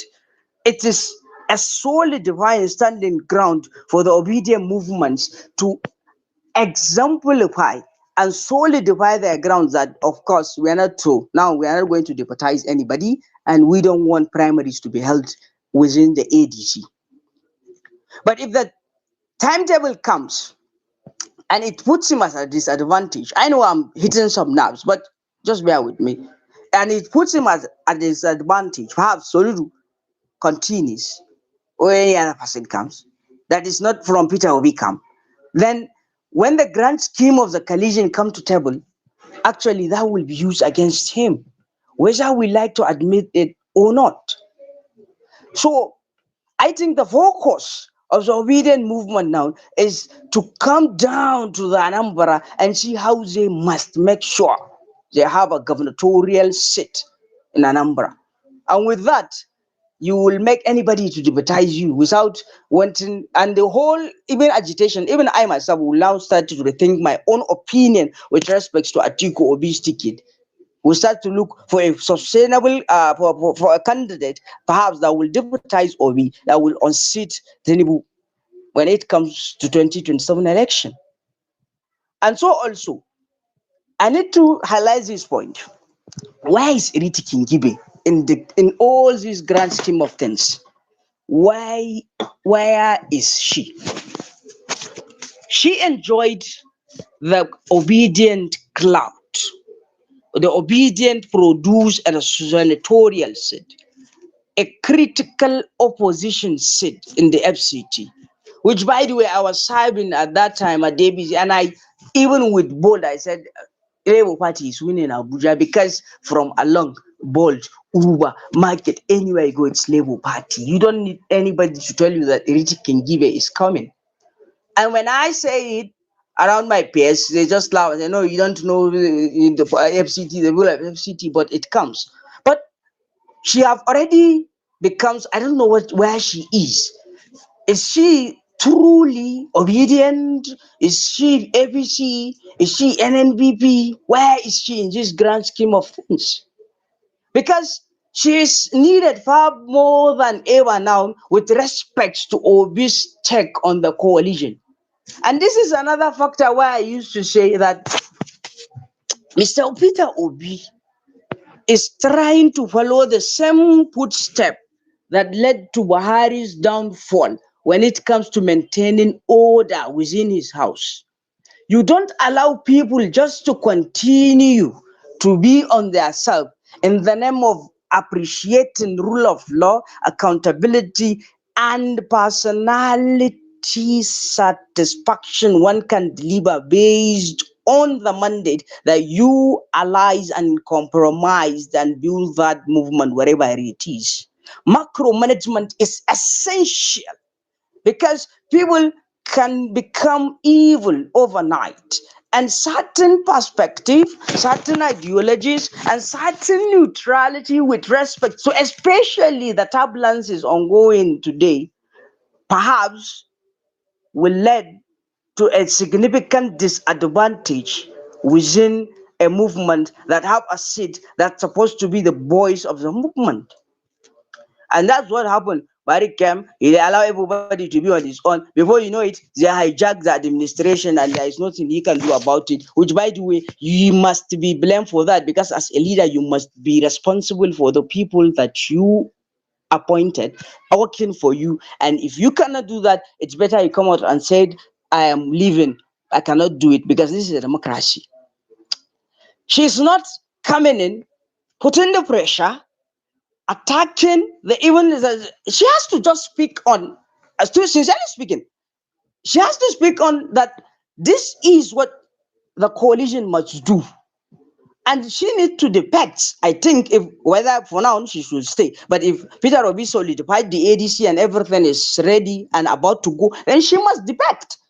The first person to be there with him and said, I come with a senator and I belong to this person and I'm selling his ticket and he's going to be the candidate over there. You cannot do that. And she's a senator and that will have a significant impact. This is the same thing that happened with respect to 2019 in Kano State when it comes down to the PDP. When Engineer Rabi Musa Konkoso defected from the APC to the PDP, he came as a senator. He brought at least members of State House of Assembly, and then he brought some members of the Federal House of Assembly. So that when the table comes, he said, no. We are going to have a stake far better than these people that we come and met in the PDP because they do not bring any incumbent seat together with them. And so the internal crisis begins between him and our esteemed father, Amin Wali, then Tankwayaka Shekarawa and other functions. And you get to see at the end of the day, he collapsed the structure, he destroyed everything, and he moves on and maneuver his ways out. So she has to be there. She has to come. This is the perfect moment. This is the perfect time. I used to wonder, perhaps if it is Aisha Yusufu, so I don't like at all. I have my own reasons. They are very personal. They are not objective, so I won't just mention them out. But had it been if she was, perhaps what she will be doing is to solve and make sure that Peter Obi's name continue to dominate. It's not. Perhaps when you come to spaces, Twitter spaces, you will be hearing that even not Peter Obi, we don't want anyone. Even not Peter Obi, we don't want anyone. No, look just into the weight and the significance it can give. Saying that if the ADC are not going to give Peter Obi the ticket, then of course we are defecting. We have the movement. We have the 6 million bots. Everybody is going to engage her. Everybody will bring her along. But now you just distracted your own time. You are pursue wicked, and it is an endless war chase that she couldn't even have the resources. He's going to outspend her. The federal government already is in dialing with the federal government. They already want him to do whatever she wants to do. He has a 5-year in check. So you get to see the way she wants to legislate, legislate everything, the way she wants to balance the weight over there. She couldn't do that. So forget about Wiki. Put the pressure, then look into the movement and see how you're going to build everything. Well, you see, I think the obedient need to bring the heavy guns.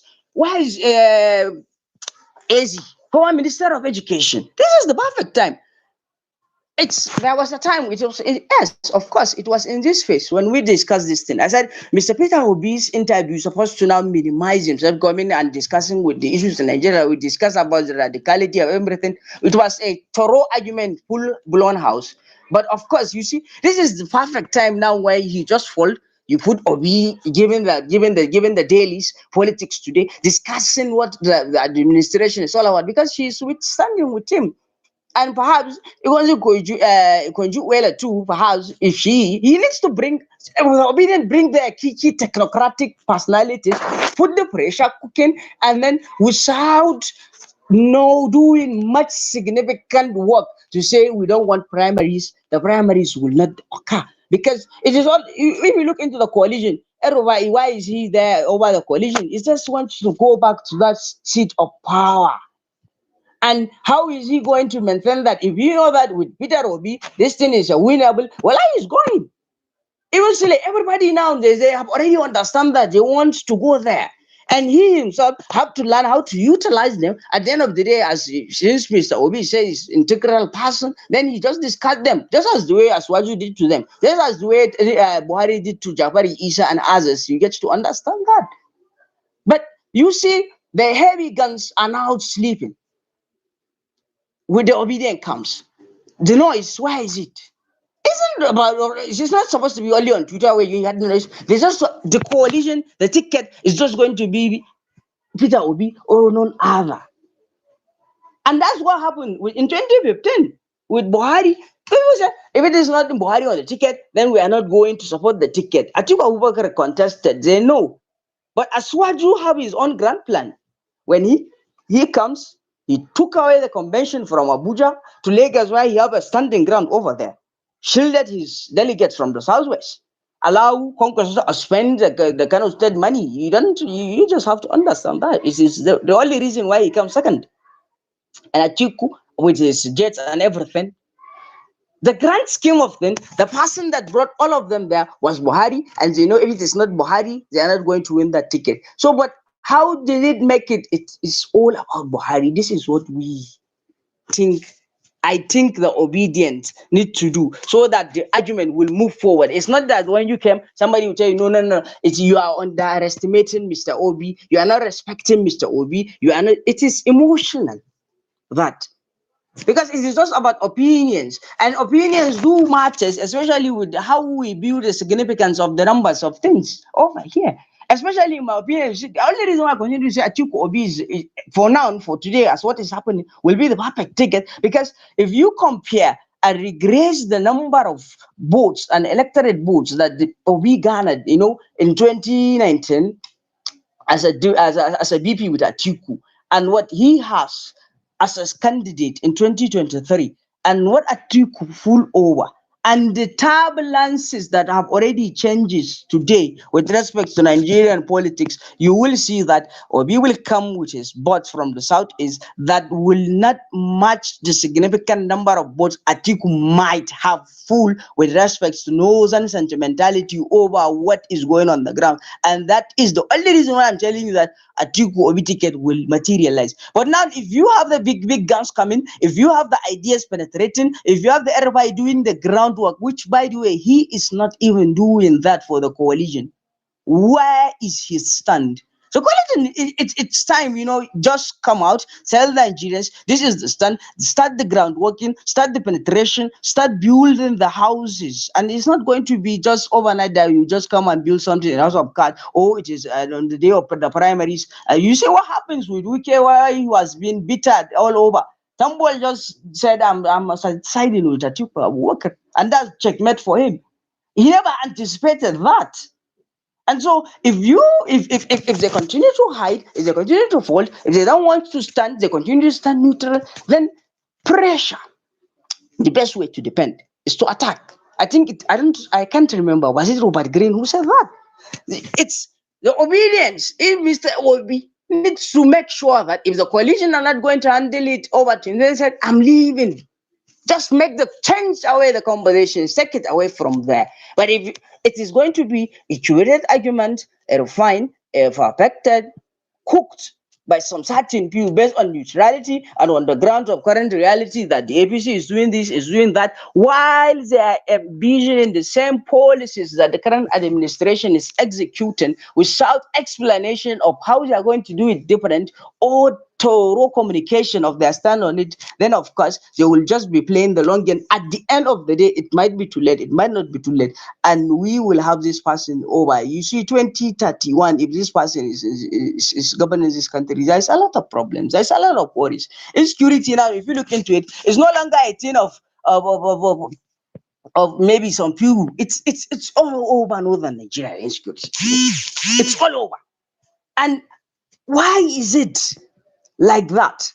And why is it economic dilapidation, the rate at which the debt is increasing over 2 years? Just look into the significant numbers at which the debt is increasing. Just look into the tax at which we Nigerians we are being taxated.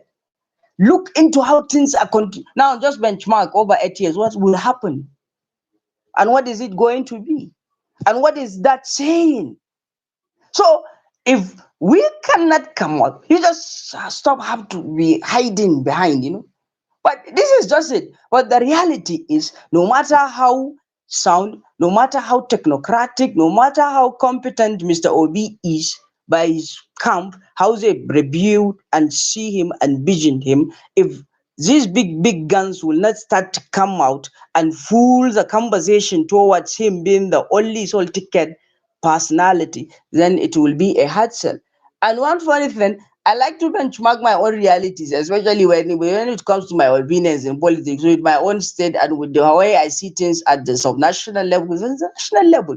Because for one thing is you just look into the history to understand what happened at the present and why the proximate future might look the way it might look when the time comes. You see, when Konkoso was trying to win Kanu back in 2019, all he needs to do, collapse the structure, jump from PDP, from APC, come back to PDP, and then the deputy governor, deputy governor, Habis, just the camp with him, calm down, relieve the APC. And the groundworking started, and everybody was falling apart. Everybody was running to the incumbent, to the APC, day and night, day and night. Everybody, you mobilize, you bring the big guns. Just this is what we want. This is what we want. This is what we want. And before you know it, Abba Gida Gida, nobody knows him. Nobody knows him. And in a short matter of time, it was all over, and there it comes. So, and this is how just the conversation has to be changed. Just imagine, because well, saying it is Peter Obi or nothing, how the coalition falls apart, we will do it without him. Given. And look at him having an umbrella. He has already won his Anambra state. He's coming with a governor. He has Abia, isn't it? His Labour Party. And so you see the odds. You just have to respect that. What do you have at the table? You look at your right. What do you have at the table? Do you have a governor? Do you bring the governor over there? What do you have? Do you have a governor over there? This is it. In my opinion. I yield the mic. It's time for Maghrib prayer. Alhaji, sorry, can I ask you? Give me a minute. This guy, I don't know. Yeah, okay, this guy, please go ahead. Ask him the question.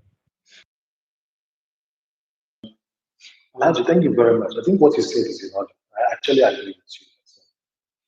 While we are all canvassing for people, we need to actually take some steps too.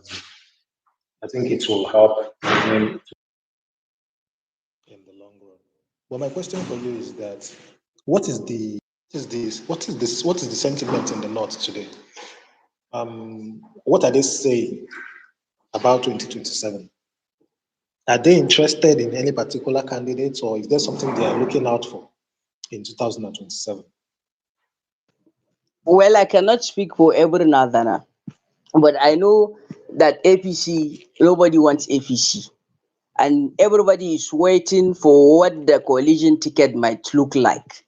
And with all what we already know in this country with respect to ethnic jingoism and so many things, you will see you might guess perhaps if it is Peter Obi, then the sentimentality perhaps in the most core northern states, that is where the stigmatization might happen.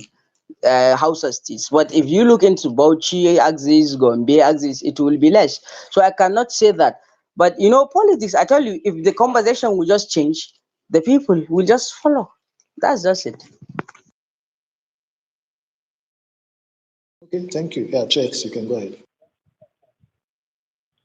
A larger extension, I don't know, you have been corrected severally, but it seems that you are so much stubborn with your line of thought. So nobody can force you. This is your opinion, so you have the right to your opinion. However, you have been told that P2P does not win to win Anambra State to get any governor, to get vote in Anambra State. It has been proven time without number. But again, you do not listen. So since you don't listen, please go ahead with your opinion. All I know is that during general election, P2B has never struggled to win Anambra State like Atiku Abubakar. So if you compare two of them, you know who has the upper hand in his days.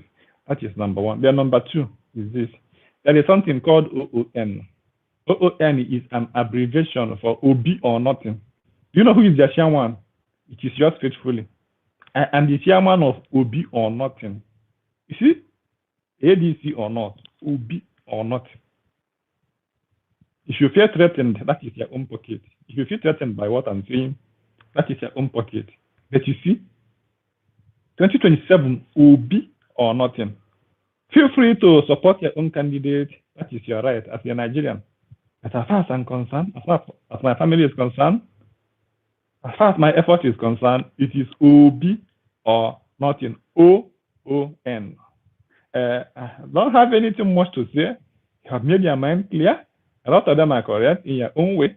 In my own way, some of them are not actually correct. However, you have the right to your opinion. And as you said, that is what you think. And if you think so, good for you. 2027 is still like afar, though still not too far. But again, we await what will happen. But as far as we are concerned, somebody like me, I stand with P2B 100%, in fact, 101%. And there is nothing anybody can do about it. Again, P2B has made it clear that he will be in the ballot in the next election. So I do agree with him. In whatever party he is, I will follow him there. That is my own voice of opinion. So whether you're supporting me or not, that is your right. If Atana, that is your right as a Nigerian. But to 2027, Checks is supporting people 100%. Thanks a lot. Yeah. This guy, you want to speak? Yeah. So I think there's nothing, I don't see anything wrong in what Alhaji is said. He never said we should not. In short, what he said is that he's disappointed in Senator Iwetikimi. Iwetikimi should be the one saying it to be very often. That is what I learned from this conversation. Unless, bro, like this guy, Alhaji Ascension talks so fast, and somebody who has a fast tongue like me, I do flow with him. He said a lot of things which are not actually true. Let me give you a correction. Alhaji Ascension said that Atiku will come with the vote of the Northerners, and P2B will come only with the vote of the Southeast, which will not be compared with Atiku's Northern vote. This is not actually correct. P2B will come with more than Southeastern votes. I think if you check. Okay, hold on. Elijah, no, this guy, these are one of the things he said which are not correct. P2B will actually come with more than Southeastern votes. That is for sure, 100%. So if you are rating P2B, Elijah Extension, intentional. Hey, come on, bro. Your mark is even bad. Anyway, go ahead. This is how I understand what he said. Okay. He was talking about the politics that happened on the table where we are not. And whether we like it or not, it is true. Because we have every look at every look at how it's there. And the conversation is also going to be about what are you bringing to the table. This guy, your mic is bad. I couldn't hear you well. However, what you said is not true. These people come with more than Southeastern votes. Look, I hate it when people. No. This guy. Let's put this into light. People will come with more than Southeastern votes. That is what they are projecting people to come with. It is not true. People will certainly come with Southeastern votes. So why this? In 2027, Peter B did not get his highest vote in the Southeast. So what's the point here? Jex, hold on now. We are saying the same thing. There's a mistake that you are. No, we are not actually. Just allow me to land. Anyway, can you just give me the respect so that I can land? Let's see. I think sometimes when we see, yes, I know everybody have the agenda. Hold on. Nobody's talking about the election. This is not the election itself. This is not the election itself. This is about what we're also trying to avoid. About, let's say, people are going into primaries. What I sense from what he said is that, first and foremost, is that is already in a political circle where she should also join in the PO or nothing conversation because she is a stakeholder. She is already a political office holder that is also at the table. That is one thing. Number two is that, based on his own opinion about what has transpired before in political conversations like this, is P2B should also ensure that his candidates emerge in this Anambra election. That will also give him more leverage to lobby at the table. He's never said that is the only thing that he has to do. He said that will also give him more leverage to lobby at the table, not in the election itself. Because you are now saying, I have a governor in Abia State. Are you not saying that my people just supported this person? That if he doesn't do so, other actors in the same table will start using it as a point against him. So that is what I sense from what he said. I think this is actually this is good criticism. You understand? This is good. He didn't come out to say people should. This is good criticism. You understand? Yes. And I agree with him. The people we have today in Labour Party should be saying P2B or nothing. Where are they all come? They should be saying it because they're already political office holders. And when they say it is going to hit on the nerves of other people, it should not just be about all other people on the street saying it. And whenever they get a chance, I think that is why I liked what Baba Ahmed did in the interview that happened last week. Because everybody was expecting him to just kowtow, to just say, oh, everything about the coalition is fine. He stood his ground there and made a very good point. I think let's also be mindful about how we take people's narratives and just want to analyze them. Because this guy, please, you see P2B, he is not getting many governor in Anambra State. That is fact. Is he coming to the table with Anambra State 100%? I don't understand this fact. P2B has proven that he doesn't need to have any governor to win Anambra State. I am from Anambra State, so I do think I know my state more than you do. In the day of election, is P2B or nothing in the election ground. That is how the election is done in Anambra State, and he's getting more than 85% of the vote. Whether he has any governor or he doesn't. That is how it goes. I don't understand this point of he must have somebody as a governor and he will come with him in the bargaining table. It doesn't make any sense. Even if the governor is from Bush party, P2B is winning Anambra State effortlessly. So I don't understand this. Anambra is my state. I have been participating in election, general election in Anambra State for how many years now? Minus 2019, where I was in River State. So I do know how election is being done in Anambra State. With P2B in the ballot, everybody is voting P2B, not just P2B, but his party. This is what I've been telling Alhaji Ascension. This line of thought did not stand today. And again, Matthew, Apuga is returning. Apuga is returning. No, bro, like from what I heard, this guy, Apuga, this guy, listen to me. I will have to mute you. Sorry. Apuga is returning as the governor of Anambra State is going back to Apuga.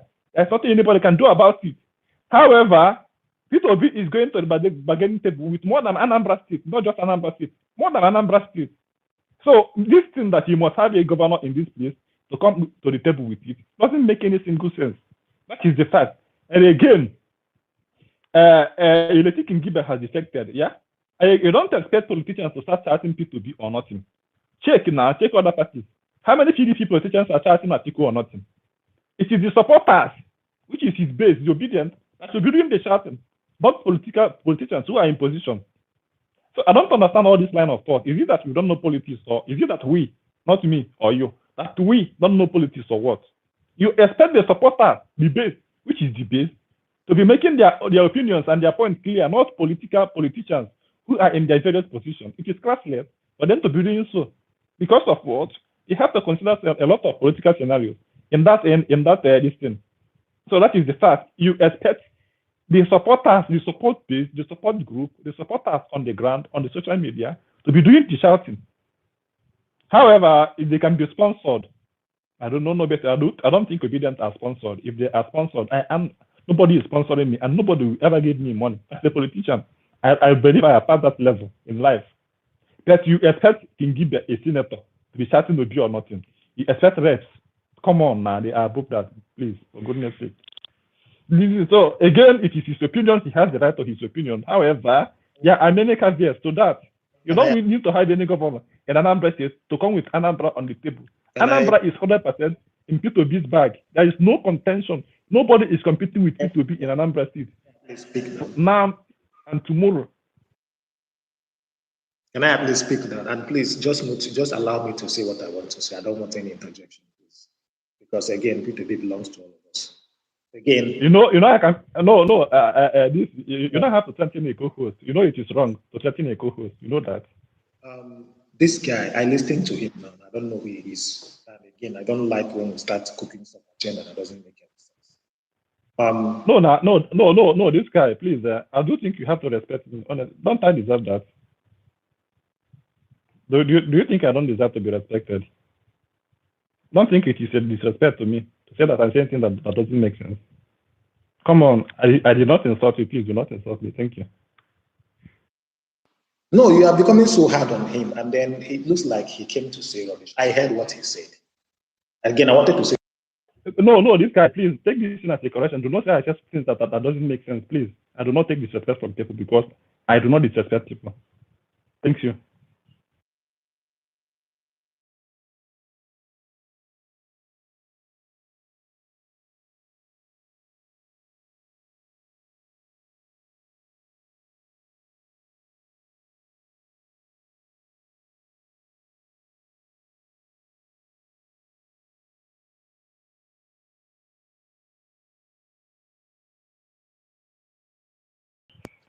Who is meeting? You muted everyone, no?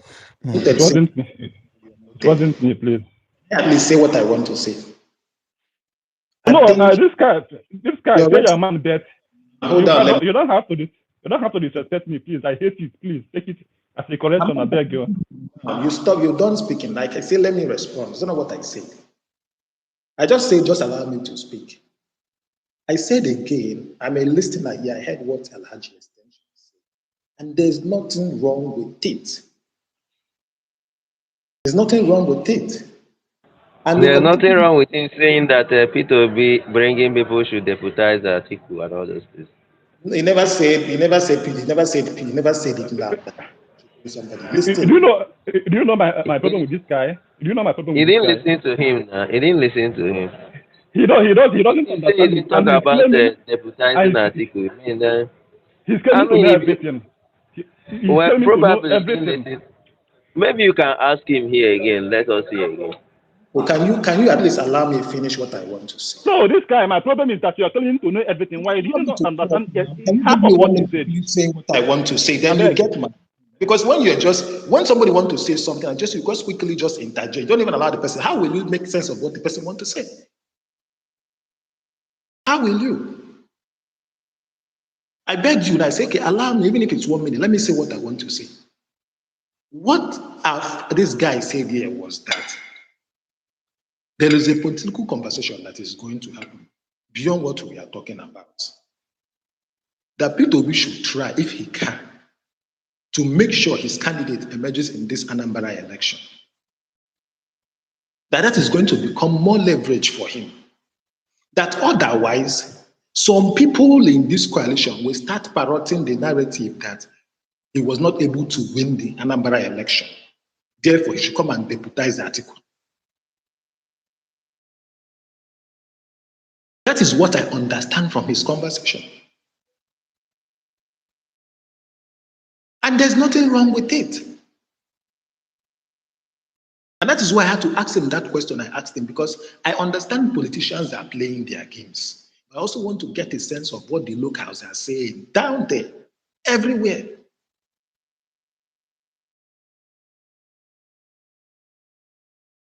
This is how I understand it. He said if he can.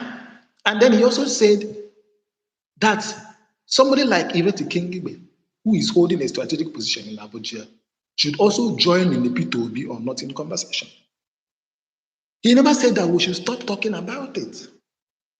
Unless, like I said, if both of you have disagreement, but this space that I listened to, that I've been here, I was listening, this is what I understood. But anyway, again, I don't have any energy to come. No, I don't have any. You know my problem. You do know my problem. You do not listen to. I have cognitive. I have made this point clear. You do not listen. I have made this point very clear. In the last election, for example, Africa was in control of Anambra State. Peter got his highest votes by a percentage and by a number of votes in Anambra State. So he's certainly coming with the Anambra State in the listings. Who dropped him? After did you drop him? Or he's dropped himself? This is my problem with this guy. He doesn't listen. Peter Obi came to the table. We come to Anambra State. Be it that he has the governor or he doesn't. He will always come to Anambra State in the table. The governor there or no governor there doesn't make any sense. Again, you don't expect a senator to be shouting P2B or not. It doesn't happen in Nigeria. No PDP senator is shouting Atiku or nothing. Why do you expect a senator of Nigeria to be shouting P2B or nothing? As a what? A circumstance on what? How do you guys talk politics for goodness sake? How many senators, how many House of Rep members are shouting Atiku and P2B? They are supposed to be representing their constituency, not shouting over politicians. For goodness sake, now what for this politics? Yes. I don't understand this Anambra to be coming with having a government. It means absolutely nothing. By percentage, you always get the highest number of votes in Anambra State by percentage. And again, in the last election, go and check the statistics. He got the highest number of votes in Anambra State. The governor was Apuga, who criticized him. Well, he came up against him. People look at the governor as a lunatic. Can I interject? So I don't understand how this guy is turning this thing upside down as if and done. When you start to discuss my opinions, actually, the last guy that was speaking actually understand what I was saying completely, and he was right with whatever he said regarding my submissions. One, like now, for instance, you don't need to be looking into where is anybody coming out to say if Atiku or nothing. Atiku's strategy, Atiku's playbook with respect to Nigerian politics and how he gets his ticket is heterogeneous to Peter Obi. So if you are trying now to look in the angle of optimism and the mechanism to be used in other Peter Obi to stay ahead of the hierarchy through Atiku prism, then you are already wrong. So it doesn't make sense that nobody from Atiku camp or from the PDP is trying to say Atiku or nothing, because they already have assurance. I'm coming, checks, please. Let me land. No, I don't do this. No, please, I don't do this. No politician is going to shout P2B or nothing. For good. Are you expecting a senator of Nigeria to be shouting P2B or nothing? Or what is this? A senator of Nigeria. Come on, how do you guys talk politics for goodness sake? They are expecting a senator to be shouting P2B or nothing. Nah, boy, I'm not just tired of this place, I beg. Alpha Yoji, I want to drop. Well. So now let me tell you something. No. Let me tell you something. Give me a minute. Alpha Yoji. I'm here. Please, I want to drop. Have a good day. We'll talk again tomorrow. Okay. Right. I wish you couldn't drop. You are too emotional when it comes to Mr. Peter Obi, and I understand that and I respect that. You just have to stand your ground on the man that you think is what the country need at this juncture.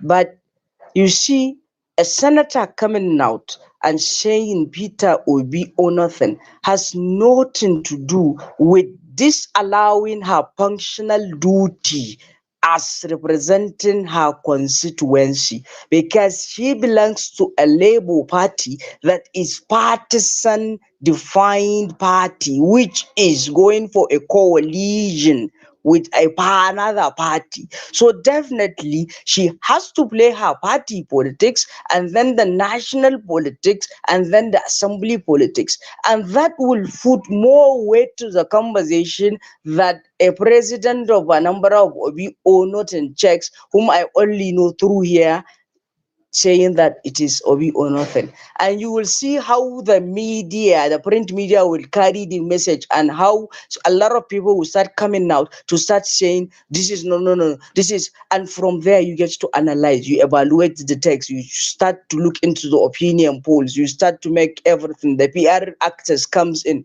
to change perception and so many things. I don't understand why, when discussing about a probability, one must just be emotional or comes with a certain level of certainty to just say this is it, this is it, this is it, this is rubbish, this is rubbish. I was speaking in if that will make him, that will give him, that will put him, not no, he should do that. If he didn't do that, that is just the end of it. How about mana? Everybody knows Buhari has Buhari ever won a state governor in Katsina with his CPC? But does he won the state? And he won the Sarawa governors was said seat CBC. But he come and win Kanu. He won governor in Kanu. So it doesn't matter when at the national level of election a candidate do won a state and at the state level fails. But what matters is, with respect to the current dispensation and the turbulences that the obedient movement created, that changes everything in the way Nigerian election is about and how Nigerian presidents are being elected, and even some match for a person to be called. You look into the drama of the FCT and everything, it has never happened before. And who bought that? It is the obedient movement. So you have to understand that. And you have to agree with it that if he comes down now, just take a jump back. 2019, PDP performed very, very, very poor at the presidential election in Kano.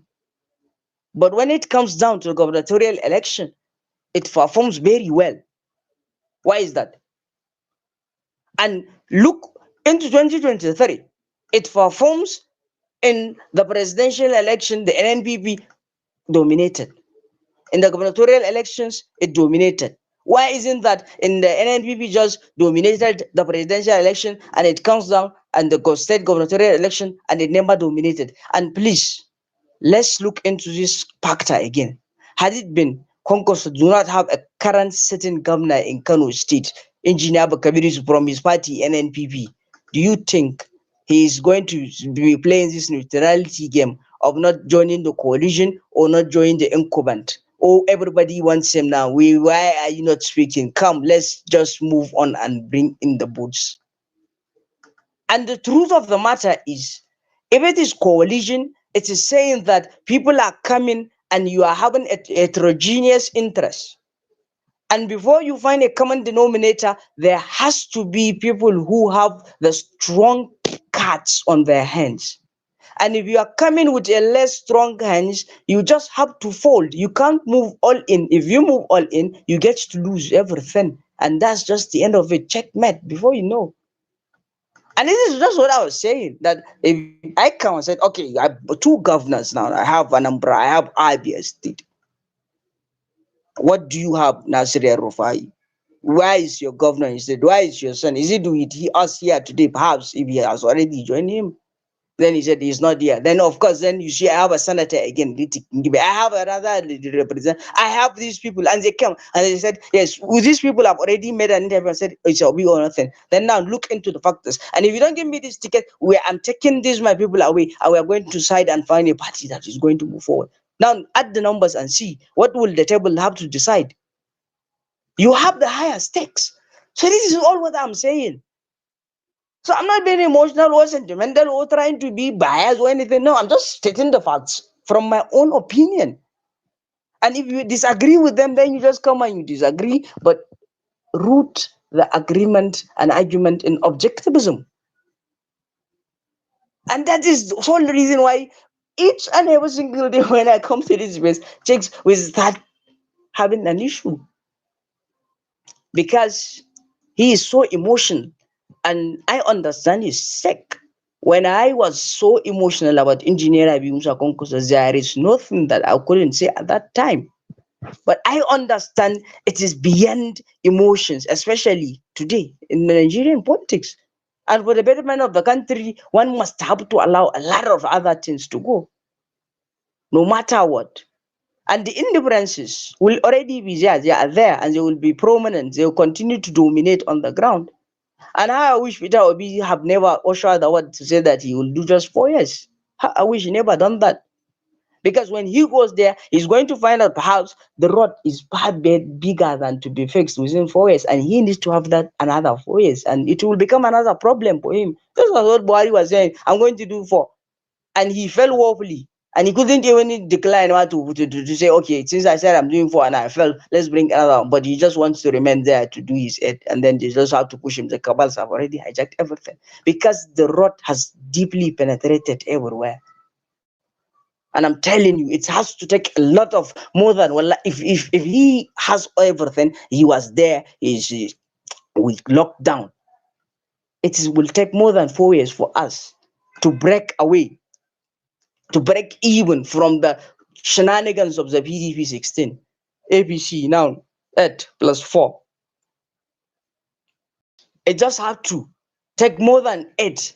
And if he, I said this in this space, if we have the system, we have a president that come, build the system, make the institution sound, whoever is coming next, whether he's corrupted, whether he is not, the system will hold him accountable, and from there we'll start to progress and we start to be having green in our economy, not reds and dropping. And by time our next generation that will come will be very proud of this country.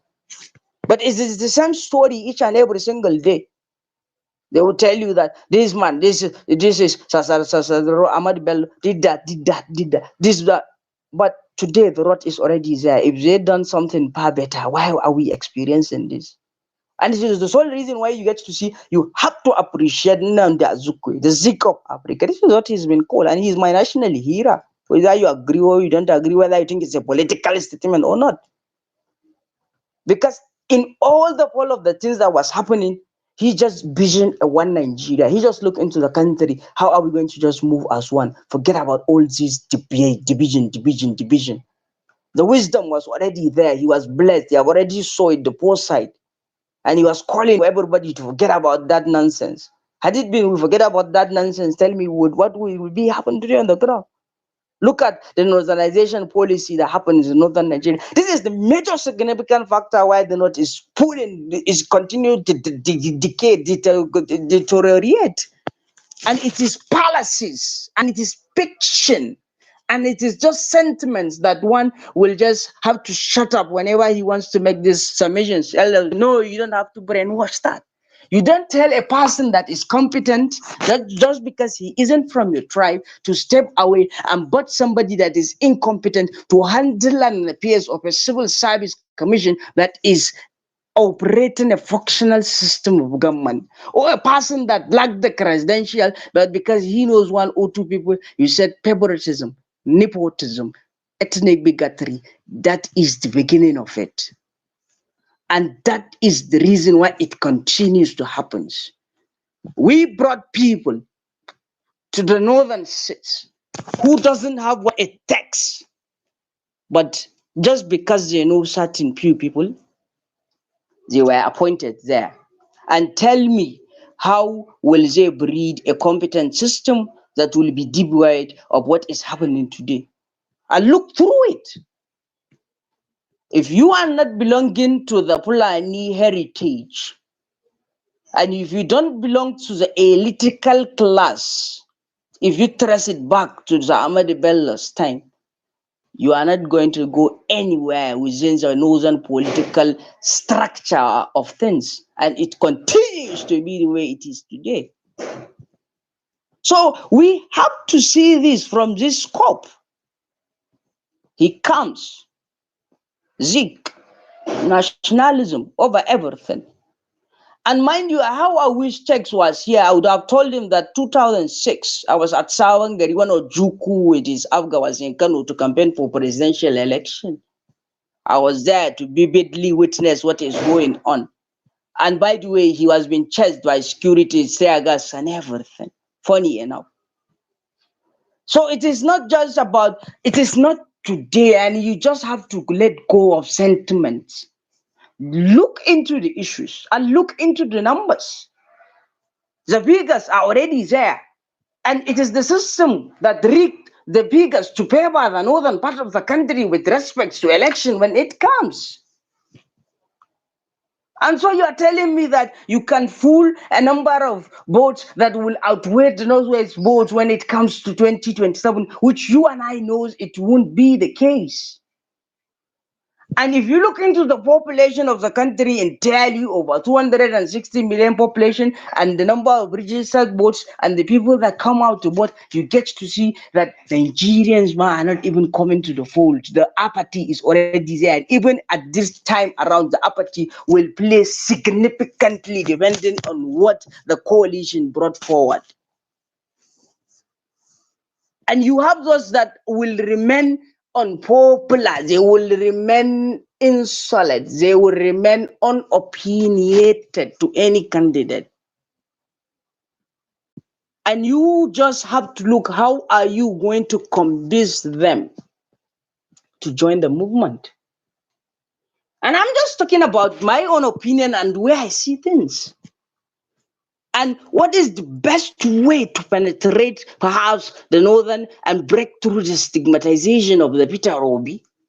If you get to adapt the university comrades in the northern country, you sat with them, you discuss with them, you give them the vision, you tell them the hope. They know that the unemployment rate at this country, the graduate, how are we churning graduate unemployment rate? If you get to convince them, they carry the message and the students come out. That is the greatest tool you need to have. Because it is going to be a message communicated by the local, simplified to the people, even whom are exposed to the four walls of a classroom, or not even exposed to the four walls of a classroom, but they know the strategic means and communication techniques to sell him, and it will play. And that idea of sentimentality will be buried and it will be closed forever, and it get to see it will dominate Facebook, it will dominate TikTok, and from there, something is saying Obi is coming.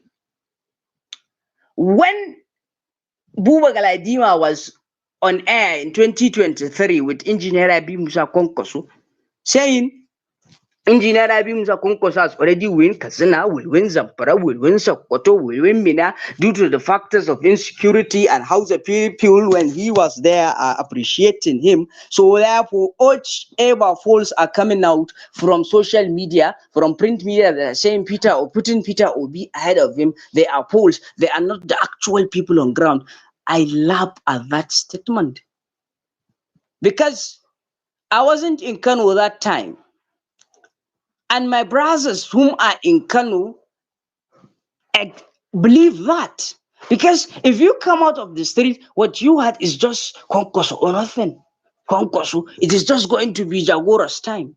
But when you come to Abuja perhaps or any other place that you are having a heterogeneous social demography, you will understand that, of course, people believe in Peter Obi. And I have never had Peter Obi in my life before. It is only when I was in Taraba in NYC camp in 2021, I have a roommate, Mazi Namdi. He was telling me, this is Peter Obi, this is what he did in Anambra. And I was surprised. And I told him that if this is the person that you are really discussing about comes to run for the president, I'm going to vote for him. But it was at the camp. It was euphoria because it is the only place where you get to see that Nigeria is unified and Nigeria is one. It's only in the NYC camp. But whenever we come out, we will understand that we just continue with our bigotry and everything. It's only selected people who have the ability not to do that. And thank God I've already healed myself. I vision I'm a Nigerian, I'm a nationalist, and I'm not repeat that mistake. But if we are discussing about coalition, just forget about when we come to his opinion poll on Twitter. So just take away the sentimental factors. You look into the real outliers on ground, and you cannot take away this religious sentimentality, the ethnic bigotry, and you cannot take away the weaponization of state institutions to maneuver the incumbents. And irrespective of whatever is saying on the ground, the incumbent will always have a 20% poll of votes ahead of all opposition because they are there. That numbers, there are people that will, because they are enjoying some significant level of beneficiaries will be there. So you see, now it is the time to look into it. And the only reason why we have the Muslim ticket is not because Islamization of Nigeria. Wallahi, we know it's not because of that. It's just because Tinubu wants to become the president. Had it been he knows the Muslim ticket will not produce him to become the president, wallahi, he will not adopt it. And had it been people like Ganduja and others and Erupa, he knows they will not benefit from a a Southerners ticket. When the time comes, perhaps the neighbors see him might be dropped. Well, they wouldn't agitate for him. And it was Ganduja who first might even started saying that it is going to be the zoning must be from Southern. The zoning is not going to be a northern presidency. Saying it directly to Buhari, and people were shocked and surprised. A certain governor, not a senator, and somebody is telling me that a senator cannot come out and say for a party, for somebody that you write his cloth on to become who you are. You are having that seat, you are enjoying that seat. And you couldn't even defend your fellow woman in the Senate. Forget about the Senate politics is there, you understand. But you couldn't come out and started be shouting about him, saying if it is not him or nothing, it is not the way we do politics here. It doesn't make sense. It doesn't add up. It was going to then Rufai came. Even so Buhari, Buhari to court saying that they are trying to weaponize the change of the currency in order to suppress voters, in order to strain Nigerians against the ABC so that the Aswaju ticket will not fly. You will see all what happens. It's because they all want to have that piece of the cake. They want to remain with the APC and enjoy the benefit. And when the time comes, they get to they get to enjoy the dividend of such. And now look into what is just making the coalition occur in this country. The fallout between Engineer Rabiunza and the APC in 2015. If you look at it, what happens? It's because you want to worry and tell him that you see we're having an issue with my state governor. You have to interfere. You have to give me the chairman party of the state. He said the constitution is pronounced that only an incumbent governor is the party chairman of he has the ability to nominate a party chairman in the APC. I cannot do that for you. He said, I'm leaving. He said, go. And look at how Bukola Saraki and Kos all were frustrated. They leave. And after they leave, before they leave, the Bukola was and faction. NAPC, what led to that? Also, we have to look into that. And from there, they just move on and they grind on and they go and start the Tuku Abubakar brought him. He said, okay, we are going to contest. It wasn't about this is Buhari is from the north, Atiku is from the north. The conversation wasn't about that. It's about how we're going to win. And Atiku stood his ground and brought Peter Obi along the ticket.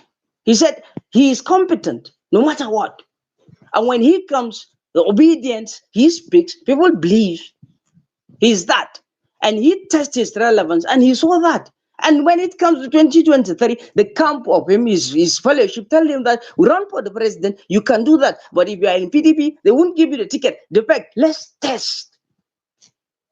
And do you think that this rhetoric, change, touch, take back your country? Oh, Jingir is Allah head saying that if it is not, you just have to buy Muslim ticket. It's all about it's all about. It's not about winning election.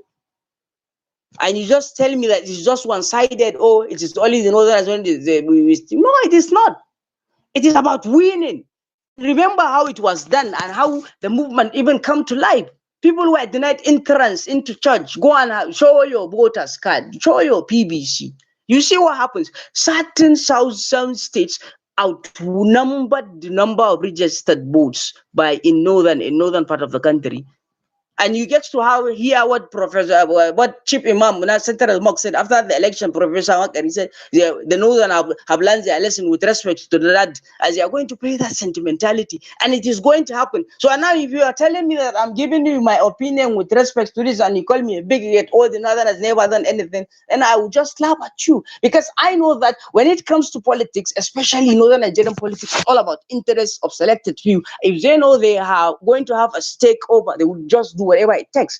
Abiola won Kanu ahead of Tofa, Bashir Tofa. May God rest their souls. He's a Kanus, but Abiola from Lagos won. Ladies and gentlemen, these are the issues. And if the obedient cannot bring out their guns and started to benchmark the reality with Atiku's political textbook, you have already failed. He's the only person after election, he just jump on travel to Dubai and he comes back and he starts discussion and you start seeing him everywhere. He's the only person that does that consistently and never falls out. Malamini Kano once said that in Hausa language that if you see politics, it's like a moving vehicle. If you stop pushing it, it will stay there. People that are coming will come and pass you. So before you come back to push, they are already ahead of you. But you see how you done. You just have to pack it. And then when election come back, you just come and started to ride. And then he will come at the front gate. So you understand that he has already ahead. He knows the terrain. He knows his ways. You know what he is using, whether it is magic, whether it is not. But you cannot do that because you don't even understand the X of his calculus. Your dy dx is non-linear to his. So it has to be all out. And the coalition, if it prompt or be with RFI perhaps, it make the ticket sold and students perhaps start communicating, people in tricycle. Just what happens in 2011 in Kano when Konkoso was speaking. He said, we are not, he didn't say support Goodluck Ibele Jonathan. He said, what our brand, Namadi Sambo, we are voting Namadi Sambo, not Goodluck Ibele Jonathan. And listen to what Baraka said in 2015 when everybody was burning people. If you come out and said you are going to vote Jonathan. She said, Junaidu, what yeah, Junaidu, as a yeah, Junaidu. And before you know what Gandhi said, it wasn't Aswaju and how Rara changed everything and the dynamics. And you cannot tell me that all this shouldn't be good. And you just want me to say that, okay, it is Peter Obi or nothing, because it is your own opinion, not the reality and objectivism of what Atiku will maneuver and the people he can put in his own side and bring them forward. And we are speaking about Atiku Peter Obi Erufai, whereas the Erufai that is having the only divisional factors of political Mboko who enjoyed his everything. They are selected few, they are the selected demography, which most of them do not even come out to vote because they think they are too big to vote. You know, the elitism and everything. But what about Peter Obi Bokola Saraki? What about that? And Peter Obi Amechima is not going to solve because there are heterogeneous with respects to everything. And so having that ticket will become a conflict and it will defeat the purpose of the coalition. And Peter Obi Tambol will not be sold because Tambol, the way he betrayed Wiki, you can never trust him in the grand scheme of things to happen. And look what happens. Why aren't we are trying to broaden their perception? What happens and capitalize on what happens with respect and Gombe? We're not mentioning the Tinubu Shatima's camp of the BP. And it might happen, Shatima might be dropped. So Antabati is already there. Why isn't there? Why isn't there on the ground? What is she doing within the Senate to coordinate and framework everything? It's not just where I come to bubble just because, in my opinion, I'm saying no. When it comes to this thing, we are already on the ground and experienced. You just have to look at it, read the history, predict, analyze, correlate, and see the outliers and what is changing. And the changes are just telling you that it is unconventional to whatever happens prior to 2023 with respect to a Nigerian election. It is. And 2027 is going to determine the future of this country. And it is going to strong arm our democratic stance and qualitative leadership. And it is from there, I think this is the time, 2027 will be time Nigeria will start to even break even, because I believe Nigeria will be great again, because we were great, we were never poor. So if we come and discuss our opinions rooted in sentiments, not objectivism, wallahi, it defeated everything. And I've already moved away from that. I would discuss politics, sentimentality, or emotional, because it costs a lot. And it will make you not to realize the actual goal until when you lost. And you regret and say that I've been played. What happens with Wike? That's it. Emotions. He's my friend, Tambol. That's what the way Tambol is going to. Tambol, do you assure me you are not going to? You are going to run. You are not going to the camp. You are not going to endorse another candidate. And so it goes. He thinks he has his friend Congo. So since he has fallen out with that Atiku comes, the delegates are there for him. When the day comes, he saw it with his eyes. Emotions. You don't trust. You just have to build. You just have to keep connecting.